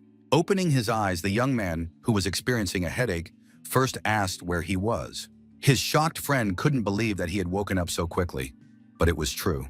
For the first few minutes, the main character remained extremely distracted, but gradually recognized his old friend. Snarled tense kept his eyes on the young man, who suddenly asked who he was. Returning to the game, the polite young man asked his grandfather if it was true that they had been close friends before his amnesia. He also gently held the cute goblin in his arms and smiling apologized, noting that he didn't remember anything at all. At the same time, the young man was sincerely grateful to the elderly gentleman for his help, while the old man mentally called what was happening a horror. The old man believed that there was nothing terrible about losing one's memory because it was reversible, but Kim Chulso's character had completely changed. Judging by the troll's negative reaction, it could be concluded that it was not just a change in his master's behavior. The pensive Signal examined the young man incessantly, trying to draw some conclusions about his condition. At one point, the eared creature simply jumped out of the hero's hands, near which a burly man in iron armor suddenly stopped. The stern bruiser called the kid a fool and asked where he was staring, because the little guy had bumped into him with his shoulder. In response, the boy just smiled and apologized, and the surprised stranger advised him to be more careful next time. Soon they arrived in the desert, where Cyril asked the fighter to make the ghoul attack the scorpion, but he replied that he could not do so. The old man tried to remind the hero that his minion had defeated countless enemies of equal strength, which greatly surprised him. Alarmed, Kim Chulso reluctantly asked the goblin to attack the enemy, but he was very frightened and unsure of himself. Slightly saddened, the ghoul only touched the scorpion's paw with his club, dealing only 100 damage. Stunned, the gentleman immediately fell to his knees, simply unable to stand on his feet. He couldn't believe that the strongest goblin summoner had turned into a rag doll that couldn't do anything. The fearless player was the savior who was supposed to fulfill Iscariot's dream, but everything went completely wrong. In turn, the huge monster was not going to waste any time, so he swung his sharp claw. The confused minion was about to be turned into mush, but unexpectedly, the main character covered him with his back. The astonished minion did not expect such a turn of events, so he stared at his master with wide eyes. The enthusiastic and very polite young man called him a friend and asked if he was all right. His excessive kindness caused even the little animal to gag, and it vomited right on the spot. At that moment, the cold-blooded Cinderol used his warrior skills and grabbed his weapon, realizing that he needed to take control of the situation. Without even thinking of retreating, the brave man rushed into the attack and instantly cut the huge scorpion in half. Stunned, Kim Chulso asked if his friend had really killed the powerful monster with one blow, and he asked him not to fuss. The speedsters had powerful attacks and quick movements, but because of their poor defense, they were easy to kill for players who knew where to strike. It was for this reason that the desert was so often used for leveling up, even though it led to fighting over the camp. Hugging the goblin again, the brunette said that it would be better for everyone to be friends, and the old man noted that he did not expect to hear such words from him. A stranger peered out from behind the rock and said that, of all people, it was the hero who could defeat any creature in this territory. The bewildered young man looked at him silently, and the blond man asked him to look him in the face and repeat what he had said. The worried young man froze in place with his eyes wide open, and something seemed to turn over in his soul. In a raised voice, he said that he had already met the sleeping magician somewhere, but he couldn't remember where. Clutching his head, the guy suddenly fell to his knees and started screaming that he had definitely seen the man before. The enraged man shouted that he was the chief dwarf from Catherine Lee's team, whom the boy had met at the very beginning of his journey. Scratching his long beard, the thoughtful Signorol remembered that this was one of the three fools to whom he had given information about the dungeons. The gentleman thought to himself that restoring the young man's memory might be even easier than he had thought. The young man, in turn, continued to annoy the blond man, trying to remember his name and coming up with ridiculous phrases. The cunning old man realized that if he threw Kim Chulso into another hidden dungeon and recreated the moment when his life was in danger, he would remember everything. Coughing into his fist, the completely calm man drew attention to himself, preparing to say something. He said he had urgent business to attend to, so they would meet later in the city, which greatly surprised the brunette. The old friend was not going to waste any time, so he continued on his way, lost in thought. He was shocked by the fact that the hero abruptly took him by the hand and suggested they go together, although before he would not have cared. The nervous old man repeated once again that he was very busy and that it was none of the kid's business, so there was no point in persuading him. Smiling sincerely, the boy asked if something was bothering him, since he had been frowning the whole time. The grateful boy emphasized that the old man had saved his life, so now it was his turn to help him. The angry gentleman shouted at him to stop talking nonsense and asked if he even knew what he needed to do. The clingy kid pulled him toward him, unwilling to let go, while the angry old man tried in every way to break free. The old man even tried to push him away with a weak kick to the stomach, but the annoying kid just asked him to take him with him. The stern Sinriol needed to contact Iscariot and get information about the hidden dungeons, but the fool was holding him back. This was the only way he could restore Kim's memory before it was too late, but he couldn't talk about it.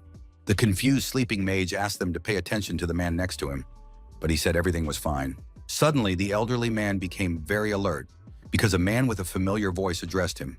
As it turned out, it was the angry Inhyuk from the darkness, who asked if the scoundrel wanted to die, since he was not responding to his messages. Brushing aside the annoying Chulso, the gentleman first said that he did not expect to see an assassin here. The fighter noted that the scoundrel was at a terribly low level for a busy person, and he replied that he worked better with his head than with his muscles. The old man asked if the shadow hunter had completed the procedure for mastering his second specialty in the hidden dungeon. The serious warrior replied that, unfortunately, they did not have time to celebrate their meeting and needed to get down to business. Looking sternly into his counterpart's eyes, he said that Patton Annihilator and Ji-Yun, the harbinger of death, were in danger. Lying on the ground, the worried hero said that the names mentioned seemed quite familiar to him. He mentally noted that the guy in the robe looked strong and that he would have no chance in a fight with him. Cyril asked cautiously if the two members of the faction were as strong as Inhyuk of the darkness himself. The guy didn't know all the details and only had 3 messages he received before the connection was lost. First, he had to gather the Evident Guild, including the leader, and although the others were already on their way, he couldn't bring the head. It was also said that there were level 100 monsters in the dungeon, which caused great shock and tension for the experienced old man. Holding his hands behind his back, the man called the warriors fools in his inner voice, not understanding how they could have gotten themselves into such trouble. With a slightly trembling voice, the bearded man asked if their last message was really their last words. The assassin unexpectedly replied that they were asking him to bring the fool on Earth with him, and Ji-Hyun even said that it was the most important thing. Shocked, Sinril believed that the harbinger of death had made a logical decision, because she had seen the brave man's strength with her own eyes. Although Yin-Hyuk was rude, he expected a lot from Kim Chul-so, because it was thanks to him that the guild had been able to level up all this time. But at the moment, the unconscious young man was completely useless for accomplishing the difficult task. Meanwhile, the fighters were in a difficult situation inside the dungeon, from which they could not escape. Their enemy was the cursed, reanimated 100th rank armor, which was practically impossible for them to defeat. With a heavy sigh, the tired girls said that their opponent had passed by without noticing them. An angry Patton noted that they had been unable to escape for 2 days, so he considered it foolish to hope for survival. Grabbing his sword, he suggested trying to fight the monster, hoping that at least one of them would survive. The reserved lady emphasized that one of them would surely die, but she couldn't let that happen. She added that it was too late to give up, and if they waited, help would surely come. Meanwhile, a surprised Inhyuk asked from the darkness if this was really the Kim Chul-so he knew before. Nervous Sinyul whispered to the boy that he used to be friends with the assassin, and it would be strange if he acted aloof with him. The man asked him to behave as casually as possible with the fighter, as if they were ordinary friends. But for him, it was astonishing. Suddenly, the boy called his opponent a moron in a friendly manner, and the alarmed old man mentally noted that this was too much. But the warrior calmly noted that this made the young man more like himself, and his acceptance surprised the elderly gentleman. Then the wary hunter noticed a goblin standing half a meter away from him, looking dissatisfied. Feeling a chill down his spine, Inhyuk first thought it was just his imagination, but it was indeed a real troll. Tensing up, Sinril realized that the young warrior could not yet know about Kim Chul-so and his summoned creature. Grabbing a sharp dagger, the burly man asked his old acquaintance if it was true that this was the same long-nosed ghoul. The worried man replied that compared to the troll that had been there before, this one looked deadly weak. Putting on an act and starting to laugh, the man asked if In-hyuk really thought they had lost to this pathetic old man. After a while, the brave assassin thanked all his allies for gathering in one place at his request. Minsun Skorakad asked if the guild leader should have shown up for such an important matter, at least this once. The deputy replied that he had contacted the faction leader, but asked not to count on him too much, adding that they would figure it out themselves. It was said that Patton and Ji-hyun had fallen into a trap together at the exit of the dungeon and were stuck there, most likely due to the former's fault. With their combat skills, they should have been able to easily escape from such places, but a 100-level monster blocked their path. The daredevil warned that one of them might even die during the dangerous mission, but once again thanked everyone present. Yoon-hyuk, looking very serious, said that even though it was just a game, this time the situation was completely different, and if anyone wanted to, they could leave. After a short monologue about himself, one of the fighters standing in the crowd spoke up, muttering something about his comrades who had fallen into a trap. Taking off his hood, the strongman Suji firmly stated that he would save his friends, whom he simply could not abandon in trouble. Encouraged, the assassins Hyunsu and Minsu also intervened, saying that the vice president should have simply asked them for help and not acted like a big shot. The wise man Sinyul said that it didn't matter how strong the vice president was, because the enemy was at level 100. The old man reminded them that their goal was to save the guild members, and that more people would be an advantage if their goal was simply to distract the monster. The man was also sure that if a powerful monster chased Kim Chulso, he would remember even more. The dissatisfied young man suddenly asked in a raised voice why he had to go to the dungeon with the others. His statement shocked both the Goblin and Sinriel, who wondered if the young man's memory had already returned. The brave young man declared that he had no reason to risk his life for their guild, and asked if anyone inside the dungeon was waiting for his help. The young man continued to tear everyone apart with facts, and the old man, nervously twirling his beard around his finger, realized that they were almost at their destination. The fearless Kim Chulso made it clear that they would not be able to manipulate him, while the reserved Yoon-hyuk listened to him in silence. The troll and the elderly gentleman looked at the ground, feeling a slight sadness in their hearts, which was very noticeable. The deputy head of the faction thanked everyone present for their cooperation and for not giving up. The other assassins looked at him silently and waited for further instructions, without feeling even a drop of fear. Having gathered his thoughts, the leader addressed the members of the Evident Guild, stating that it was time for them to move on. No one even suspected that the main character was being closely monitored with the help of digital devices. The boss ordered his subordinate to continue surveillance, keeping a close eye on their important target. The man with glasses emphasized the fact that Kim Chulso was acting strangely and that his behavior was very different from before.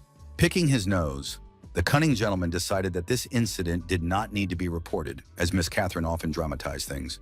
Meanwhile, the brave assassins invaded the dungeon and began swinging their swords, destroying all enemies in their path. The cold-blooded In-hyuk said that the pathetic monsters continued to attack them, but were only defeated. The shocked hero noted in his mind that the deputy was fighting well on his own, but something surprised him the most. The rest of the team fought recklessly, but did not miss a single blow, presumably because they believed that their comrades would always cover them. The young man wondered if he had anyone who would definitely help him in a difficult moment, and an aggressive zombie had already appeared behind him. The confused young man froze in fear and didn't even know how to behave, while the goblin's gaze was directed elsewhere. As always, the stern Suniril came to his aid with a huge hammer in his hands, ready to give his life for his old friend. In a couple of seconds, the enemy was destroyed, and numerous traces of blood remained on his weapon. Kim stared at him with his mouth open, and the old man noted that the mob's defenses were weak to maintain balance with their numbers. Tears suddenly appeared in the kind boy's eyes, and he turned to his grandfather, as if wanting to say something important. The annoying little boy began to hug the goblin and the red-faced Sinrail, who called him disgusting and asked him to let go immediately. The sentimental hero couldn't believe that they both valued him so much, and began to assume that he had been an honest man before losing his memory. The very nervous old man decided that he needed to throw the fool under the feet of a strong monster as soon as possible so that he would remember everything. He shouted loudly to alert the wary In-hyuk, who wondered what was going on. The elderly gentleman suggested that they split up, believing that this would make it much more effective to complete the task. He said it would be better to focus on finding the trap with several teams, and this was considered a pretty good decision. The deputy agreed, noting that they couldn't afford to waste time just because they were afraid of monsters, and admitted that he had been too cautious. The assassin ordered everyone to split into 3 groups and not to enter the dungeon until they were all there.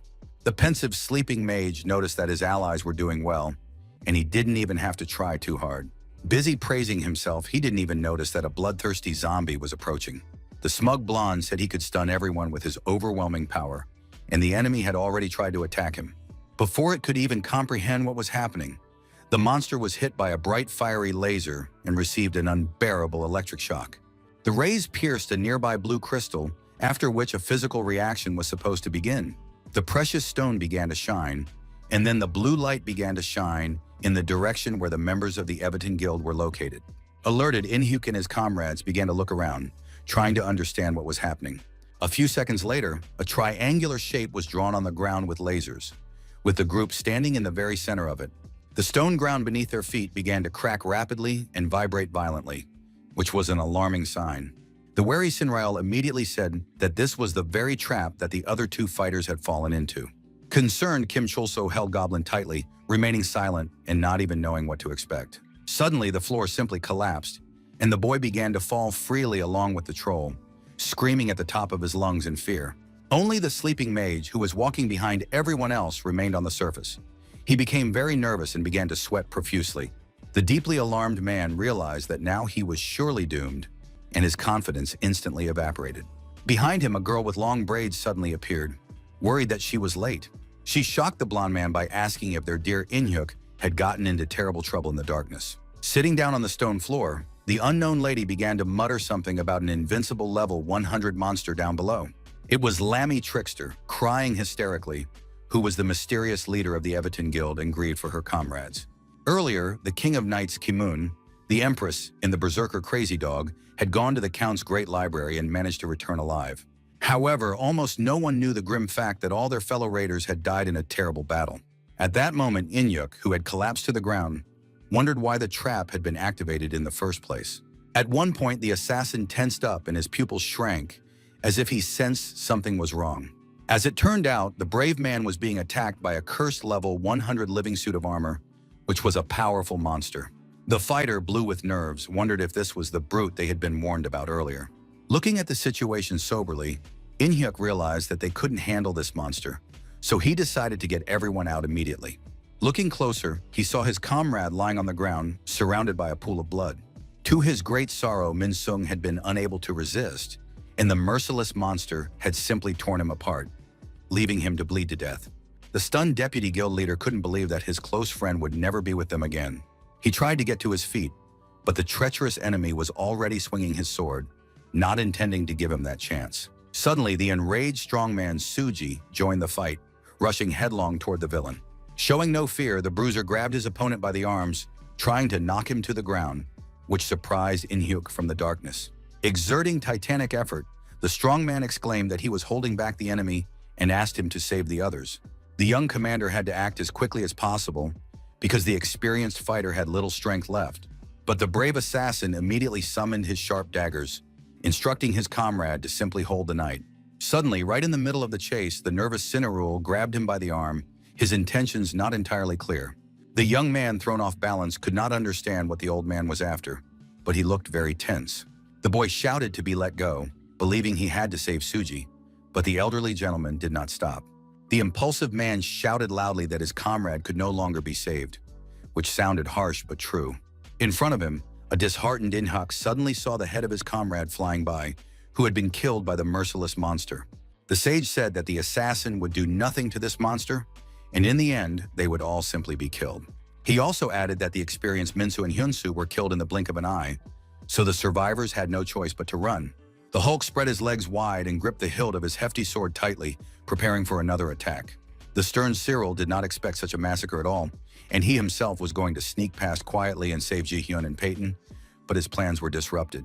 Kim Chulso also lost his memory at the wrong time. Although with his powerful goblin, everything would have turned out completely differently. The most striking moment was that the entire team fell right into the clutches of the bloodthirsty monster. The old man knew that the probability of success was less than 0, but he never thought that they would decide to sacrifice the entire squad in a mere 20 seconds. Suddenly, an angry goblin came to the aid of his surviving comrades, holding a bomb in his paws. The living cursed armor was still standing and ready to resist, but the bright light blinded even him. A couple of seconds later, an incredibly powerful explosion rocked the ground, causing extensive damage. The assassin, who had not lost his coordination, tried to see through the flames, hoping that the creature had been injured. Serious Cinnarol had high hopes that he had seen correctly and that the troll had indeed entered the fray. As it turned out, the main character had come to his senses and shouted to the old man that they needed to get out of there before the enemy saw them. The stunned man couldn't believe that the young man had survived the recent events, but there was no time to think. He shouted to the tense Inhyuk that it was time to leave immediately, while they could still walk. Realizing that there was no other way out, the assassin turned around and rushed after the others, as this was the only way to save his life. The bloodthirsty monster continued to swing his sword, striking at the smoke, but saw that there was no one on the horizon. In a fit of rage, the level 100 creature spread its arms wide and screamed at the top of its lungs, feeling the pain of humiliation. After a short time, the main character and his companions made their way out of the inferno. As it turned out, he had spent his accumulated points on a bomb, but if he had delayed for a second, they would all have been doomed. The young man didn't really want to do it, but the dire situation left him no other choice. The boy looked anxiously at the exhausted Inhyuk, who was standing in the darkness, not quite himself. Old man Sinriel pondered everything from the sidelines, while the desperate deputy faction leader sat down on the floor and looked down. The tired, respectable gentleman sighed heavily, and his gaze was restless, but he remained silent. In turn, the assassin, who was experiencing emotional pain, said that now everything was over, but not in a good way. The fighter began to call himself a moron who had ruined many lives and believed that Ji-hyun and Peyton were surely dead, like the rest. The tormented Yun-hyuk called himself a murderer and said it would have been better if the monster had killed him. The entire squad was like family to the warrior, and they all died right before his eyes, and even Sunril didn't know if he could help him in any way. The man understood that he was helpless here and doubted that they had any chance of getting out of there. Approaching the assassin, the old man said that there was no time to grieve because the creature could return at any moment, so they couldn't just sit there. The broken young man asked if the elderly gentleman knew why the guild captain, Lammy, had started behaving this way. She had once told him that everyone who had been with her on the raid on the library had died, and only 3 players had returned alive. At first, the young man thought it was all nonsense, because you can't die in real life because of death in a game. He added that he had always thought it was just entertainment, that the emotions and pain were just nonsense. But soon the technology reached a very high level, so Inhyuk stopped even thinking about what was happening. It was said that during that ill-fated raid, the assassin felt fear for the first time, a fear that could not be confused with anything else. The pain was not just a pleasant sensation, but truly frightening, causing his heart to beat faster. Even when facing monsters lower than the boss at that time, it was possible to actually die. Therefore, the warrior began to relentlessly level up in order to reduce the difference between himself and his opponents and make it impossible for him to die in real life. But the higher his rank became, the more often he found himself succumbing to despair, burying himself in an endless cycle. After saving Ji-hyun and Patton, the guy even planned to quit the game, because he was very afraid of dying in a ridiculous grind. The sobbing young man had always pretended to be an indestructible strongman, but now he admitted that he was so scared that his knees were shaking at the thought of going into the dungeon alone. For this reason, the deputy head dragged all his comrades here, knowing that only death awaited them, and they, fools that they were, faithfully followed him. The tense Cinnarol objected that he could not have known that everything would turn out this way, since they had a perfectly decent plan. He asked the young warrior to calm down and stop blaming himself, but that didn't make him feel any better. The hysteria only intensified, so the elderly gentleman raised his hand to slap the young man and bring him to his senses. But suddenly Kim Chulso joined the conversation, kicking Jung-hyuk in the stomach and calling him an idiot. The old man was stunned by what was happening and froze in place with his mouth open, not even thinking that such a thing could happen. The brave man firmly noted that the assassin looked like a grown man, but in reality he was just a common disgrace. The angry brunette told him to stop whining and asked how he could be so sure that the players were dead in reality if he hadn't seen their bodies. Pleasantly surprised, Cinnarol was delighted to realize that the serious guy's memory had finally returned. The daredevil continued to cry out that he now couldn't believe he had considered such a pathetic weakling his best friend. The stunned man did not interfere in the conversation, but he did not expect to learn that the guys had been friends before. A long time ago, In Hyuk was interested in where Kim, who had helped the guild, would go next, and he asked him to figure it out for himself. The puzzled old man remembered very well that if there had been another minor quarrel, they would have become sworn enemies. At that moment, the evil hero grabbed his disheartened opponent by the cloak, trying to convey that no one had ever died from games. He exclaimed firmly that the fool would have time to cry later, but now people were waiting for his help, so he had to go. The fearless warrior said that he needed to get up immediately and stop acting like a wimp so as not to annoy him.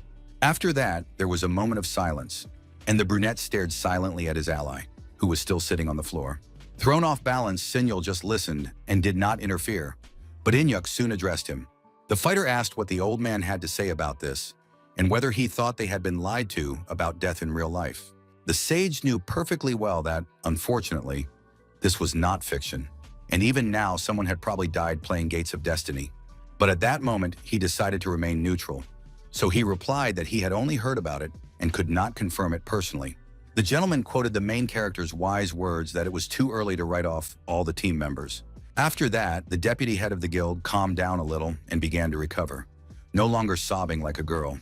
He turned to the unperturbed Chulso, apologizing for his dramatic performance and thanking him for his wise words. The big guy abruptly jumped to his feet, waving his cloak, and now he was once again a cool-headed warrior. The surprised brunette looked at him silently, and the determined assassin said that he was once again in his debt. The stern fighter said that he intended to repay him with his life, and that was already an important statement from a real man. Hoisting the hammer onto his shoulders, Serial wondered if Kim's memory had returned, allowing him to lift his broken comrade to his feet. The commander, who hated the enemy, said that it was time for them to move on, and his loyal allies silently followed him. Meanwhile, the stunned sleeping mage asked if the guild leader really wasn't going to help his comrades. Lying on the ground, Lemmy calmly replied that she had come to watch Inhok get beaten up, not to save anyone. The tense man called her completely sick because she really wanted to see the death and exit from the game of her people. The strange lady asked him to name at least one normal person in this game, and only then continue the conversation. Smiling, she called all the fighters naive kids who were not up to the task of this dungeon. The blonde, thrown off balance, thought about the situation, namely the structure of the dungeon, and a puzzle began to form in his head. Ji-hyun, the harbinger of death, also realized that the entire location and its traps were just a test. The angry patent annihilator, in turn, complained that he couldn't even contact anyone outside. The archer remembered that earlier, the crystal on the wall had reflected her spell, creating a magic circle that everyone had fallen into. The embittered bruiser punched the wall, saying that people around him always thought he was to blame for such things, but this time it wasn't so. The fighter declared that this time it was all the archer's fault, who remained calm and did not contradict him. The lady emphasized that traps only work on slow-witted people like Patton, but she was different. Clenching his fists and teeth tightly, the big man asked if she was going to continue bragging in front of him. It was said that snitches were usually too simple for simpletons like Annihilator to fall for them. Earlier, the red-haired fighter had even caught an arrow in the chest, forcing him to resurrect himself. But at the moment, the trap was designed to activate when the spell reached it. Ji-hyun couldn't understand why anyone would do something like that, which even a moron wouldn't fall for, and the stern Patton asked her to stop with the insults. The strange thing was that the dungeon was created for the 50th level, but a 100th rank monster appeared in it. The nervous bruiser asked what difference it made, and added that they were trapped and would die here anyway. The angry blonde told him to listen to her, and emphasized that this was far from an unusual trap, as the fool might think. Suddenly, the tense man asked what the archer was staring at, as she was silently looking in his direction. Beads of sweat began to roll down Ji-hyun's anxious face. She saw danger nearby. The alert girl looked more closely and saw the same crystal that had trapped them. Without a word, the brave lady grabbed her bow and fired, realizing that this was their chance to escape. Alarmed, Patton shouted, asking if she had completely lost her mind, but his partner asked him not to move and to stay where he was. A few seconds later, an arrow flew out at tremendous speed, which could change the course of events in an instant. Terrified, the Annihilator was sweating profusely, realizing that he could be fatally wounded. The projectile had to fly between the fighter's legs, which made him even more anxious. There were only a few meters left to the crystal, so Ji-hyun was able to prove her professionalism by making a precise shot. The bewildered Patton looked down and saw that the stone itself was a few centimeters below his pant leg. Realizing the horror of the situation, the fighter screamed even louder, hoping that the trouble would pass him by and he would remain completely unharmed. At that very moment, the precious-looking object began to reflect rays in different directions, which was already a step toward changing the situation. The cool-headed Ji-hyun began to assess the fruits of her efforts, while her ally was afraid to even move. The enthusiastic girl realized that everything had worked out, and now they would be able to get back to where they had come from earlier. A digital display suddenly appeared in front of the players, and they immediately began to read the text carefully. They now had the opportunity to go to the Altar of Light, but for that they needed a third member of the team. The nervous Annihilator shouted, asking what it was, and the archer replied that they needed to find someone else urgently. Clutching his face, the impulsive bruiser said that there were only 2 of them left, and behind them were crowds of dead people. Suddenly, the partners froze in surprise, hearing someone approaching loudly from the side. Ji-hyun, tense, immediately grabbed her bow and drew it, realizing that nothing good was to be expected. But after a few seconds, they saw Hyunsu's head in the darkness, who had come to their aid. The cheerful blonde immediately recognized the guild member and was encouraged, because now they could go to the altar. Patton, equally enthusiastic, exclaimed that he was sure the guys would come and rescue them. But as it turned out, it was a merciless monster in armor, holding the head of a long-dead assassin in his hands. The shocked archer couldn't believe what she was seeing and simply froze in place, thinking incessantly about what was happening. The enemy threw the human limb on his head and paused to give the guys time to come to terms with the horrific scene. The extremely tense Hulk slowly reached for his sword, without taking his eyes off the object of darkness. Seeing that Ji-hyun had stopped moving, the man shouted at her to take the leg away, but she seemed not to hear him. At that moment, the brave man dealt a whopping 2 million points of damage to the enemy, which was a stunning result in such a stressful situation. As it turned out, it was the work of Yoon-hyuk from the darkness, who unexpectedly came to the aid of his comrades. The bewildered enemy did not expect such a turn of events, and his strength was rapidly fading. The warrior immediately noted that Kim Chul-so had suggested a good idea to use the Goblin to repel attacks. Stunned, Patton couldn't believe at first that the deputy chief had come to rescue them in their time of need. A stunned Ji-hyun couldn't understand how their ally had managed to defeat a 100-level opponent. At that moment, the tense Annihilator heard an excited voice that sounded like Sinreal. The alarmed old man realized that they had arrived not too late, and the surprised hero ran behind him. The shocked blonde did not expect to see the elderly gentleman with the brunette she had asked to call earlier. The young man bowed respectfully before the harbinger of death, further unsettling her because he had not been like that before. The worried young man shyly scratched the back of his head, noting that they had been friends before, although he did not remember it at all. The puzzled lady asked what was wrong with the boy, and Sinyeol replied that his behavior was freezing him out. After that, there was a moment of silence, during which Patton and Ji-hyun looked around, hoping that it was all over. The focused man also read about the Altar of Light on the digital display, but did not know what it was. Suddenly, a bright blue light fell to the ground, covering the trio inside it. The tense archer immediately realized that the exit had opened because there were 3 people, but it happened at the wrong time. The excited blonde asked Sinreal if there was anyone else besides them, but there was no immediate response. The old man, keeping a cool head, looked around and said that only the 3 of them were heading for the altar. The girl tried in every way to break free, to get out of the light, but her attempts were in vain. She understood that the other 2 comrades would not be able to get out without their help, but there was nothing she could do. Completely unaware of the situation, Kim Chul-so stood still and simply watched as his comrades moved somewhere. With tears in her eyes, the archer begged Yoon-hyuk to save the boy, whom she cared about deeply and felt sorry for. The young man himself gave her a thumbs up and smiled sincerely, wishing her luck on her new mission. A few seconds later, the harbinger of death began to dissolve into space as the teleportation neared its end. The cold-blooded assassin quietly said that the boys had made it out of the dungeon and were therefore completely safe. The fierce warrior noted that all that remained was to defeat the enormous monster, as they had no other choice. The seemingly foolish hero smiled slightly and agreed with him, even though he did not look like someone who could even stand up for himself. The cursed animated level 100 armor appeared before them at that very moment, preparing to deliver a crushing blow. Completely calm, Kim walked forward and stretched, as if not understanding that he could be destroyed at any moment. Smiling, the young man noted that the monster would soon die, but it was still very loud, and his companion asked him to stop talking. The very tall giant held a sharp sword in his hand, waiting for the pathetic humans to make a move. The brave assassin gripped his daggers tightly, calmly asking the main character to hold on and not retreat. The young man immediately summoned the goblin with his skill, and with a smirk on his face, said that he would leave this task to him. At tremendous speed, the vengeful Inhak rushed into battle, confident in his strength and victory. He promised himself that he would survive, and the big guy let him get close to him, as if pursuing some kind of plan. Earlier, two fighters had run alongside Sinyeol, considering it their primary duty to rescue Patton and Ji-hyun. Then a tense Cholso asked if they should be warned about such overpowered monsters. The wary old man asked if the memory loss kid remembered how he had already gotten into similar trouble.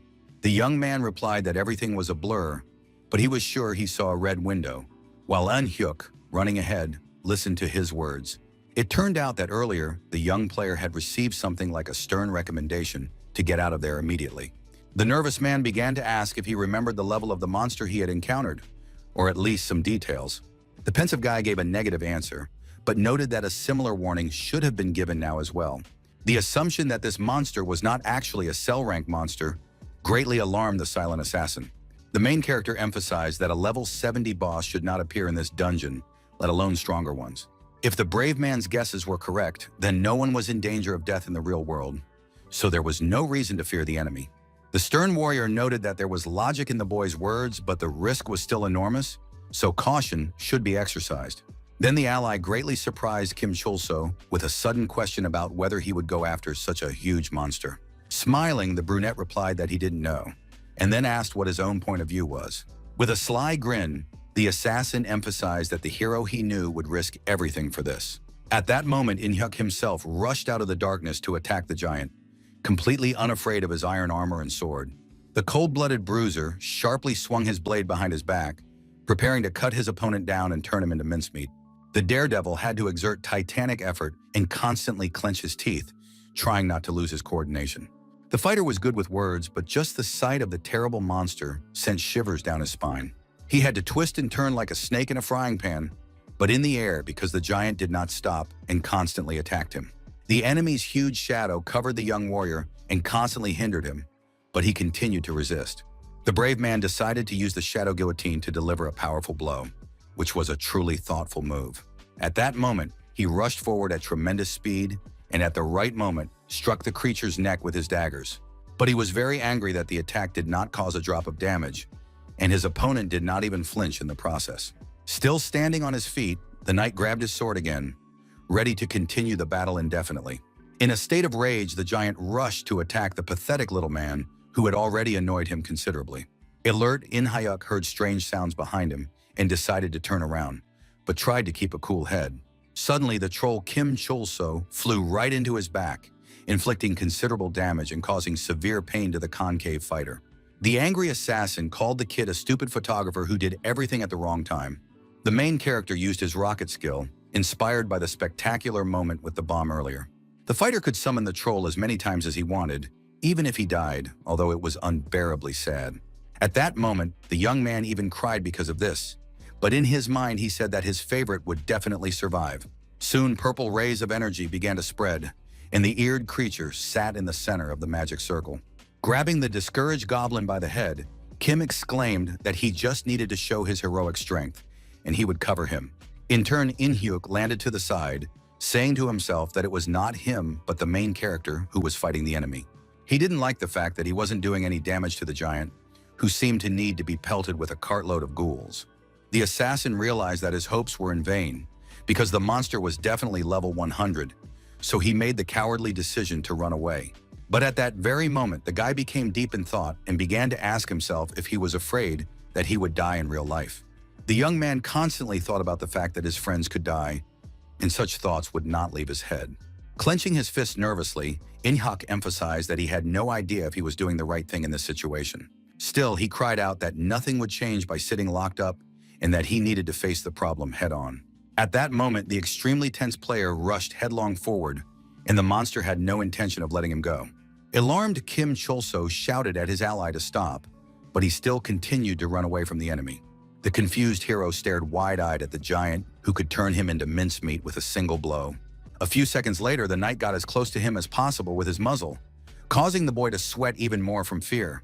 With a sharp swing of his sword, he knocked the goblin away, and his severely stressed companions rushed to flee together. The young man, blue with panic, asked why Eun-hyuk was running away when he had promised him he would come. His very nervous companion replied that this was not a plan, but a complete mess, because he had struck many blows, but the enemy simply did not care. The brute was gaining speed and was already on their heels, which was cause for panic, which had already taken hold of the boys' minds. The merciless monster began to swing his sword, trying to catch the pathetic little people, but they managed to survive. Immediately, the brave Kim Chul-so used his skill and summoned the enraged troll, placing his last hopes on him. The ghoul stuck out its slobbery tongue and smiled, as if experiencing pleasure, which looked a little strange. In the end, all three fell to the ground, and the hero flew backwards into the wall, nearly breaking his ribs. With sweat on his face, he tensely noted that they had reached a dead end, but there was no time to find a way out. The fierce monster in armor slowly approached the survivors, finally ready to deal with them. The worried young man realized that he should use the child, who was currently flattened against the ground, as cover. In an instant, Kim Chul-so's face changed even more, and his pupils shrunk significantly. As it turned out, the goblin was not dead, but was still in the epicenter of danger because of his opponent's blade aimed at him. At that moment, he launched a powerful attack, causing severe damage to the stone ground in front of him. The invincible troll smiled menacingly at his opponent, making it clear that he would not be able to destroy him. The brave Kim began to taunt the knight, noting that he was a weakling, incapable of defeating even such a clumsy opponent. Then the young man began to laugh loudly, saying that he was no longer afraid of the giant, who seemed confused and frozen in place. Discouraged, In-hyuk, still lying face down on the floor, couldn't believe that his enemy was so incredibly weak. His eyes were wide open, and his thoughts raced as he had to make an important decision. The assassin realized that he had wanted to run away the whole time, and had not hit the monster with all his strength to calm himself down, which was why nothing had worked out. At that moment, the warrior gathered his thoughts and gripped his daggers tightly, no longer wanting to be a cowardly weakling. He didn't like the fact that he had been outdone, because he was afraid of some pathetic, useless weakling. The extremely serious fighter asked Kim Chul-so not to interfere anymore, and firmly stated that this fight belonged to him. He suddenly rushed forward, shouting loudly that he would knock his opponent's head off with one precise blow. At the same time, the bruiser was still standing and posed some danger, so it was not worth relaxing. The ninja carefully examined his opponent's sword and emphasized that such a trifle could not even kill a goblin. But unexpectedly, the strong opponent attacked the confident In-hyuk, immediately knocking him off balance. The fighter couldn't understand how this could have happened, since the weakling hadn't even been able to deal with the eared ghoul. The cold-blooded monster gave him no time to think and slammed him into the ground, kicking up a huge cloud of dust. The extremely agitated hero shouted, asking why the fool had gone to fight alone, and immediately began to help him. But the assassin immediately got up from the floor, telling himself that his own cowardly heart had made him weaker than a troll. The fierce warrior shouted at the top of his voice that he would cut the scoundrel in half, even if he had 1,000 levels. The merciless knight swung his sword at him once again, not wanting to waste time on empty talk. The enraged In-hyuk told himself that he must open all locked doors on his own, never relying on anyone else. Such was the repentance and path of the assassin from the darkness, who had now closed in on his enemy. At tremendous speed, the brave man began to swing his daggers, eager to quickly destroy the opponent who had caused him so much pain. They lived in such a cruel world, yet the guy always treated his close friend like a silly girl. He was always the terrible coward, but he didn't take her fear seriously, so now he had to open the passage and apologize to her. Surprised and excited at the same time, the hero watched from the sidelines, not expecting such a sudden change in his ally's mood. The damned living armor was subjected to a massive attack from an opponent he had not taken seriously before. It was striking that the level suddenly began to drop, and it became clear that his mind was beginning to panic. The enraged assassin shouted at the top of his lungs, running towards the enemy with sharp daggers in his hands. Suddenly, the worried monster's legs began to cross, and he tried to take steps backward. The Hulk realized that he was now very vulnerable and his life could end at any second, so he had to come up with something. Less than a minute later, his rank dropped to 53, causing him to scream at the top of his lungs in fear. In the end, the monster threw his sword to the ground and ran away while he still had the chance. Now the big guy was just a regular coward, running for his life, hoping to save his pathetic life. His armor was rapidly cracking and could no longer protect him, and the monster himself began to cry like a child. The merciless In-hyuk asked if he had been chasing them so eagerly, and now he was just running away from the battlefield. The enthusiastic Kim Chul-so wholeheartedly rooted for his ally and supported him, urging him to strike the enemy hard. The fearless warrior used his assassin skill to launch a final attack and claim victory. He dealt nearly 100,000 damage, causing the burly opponent to explode into pieces.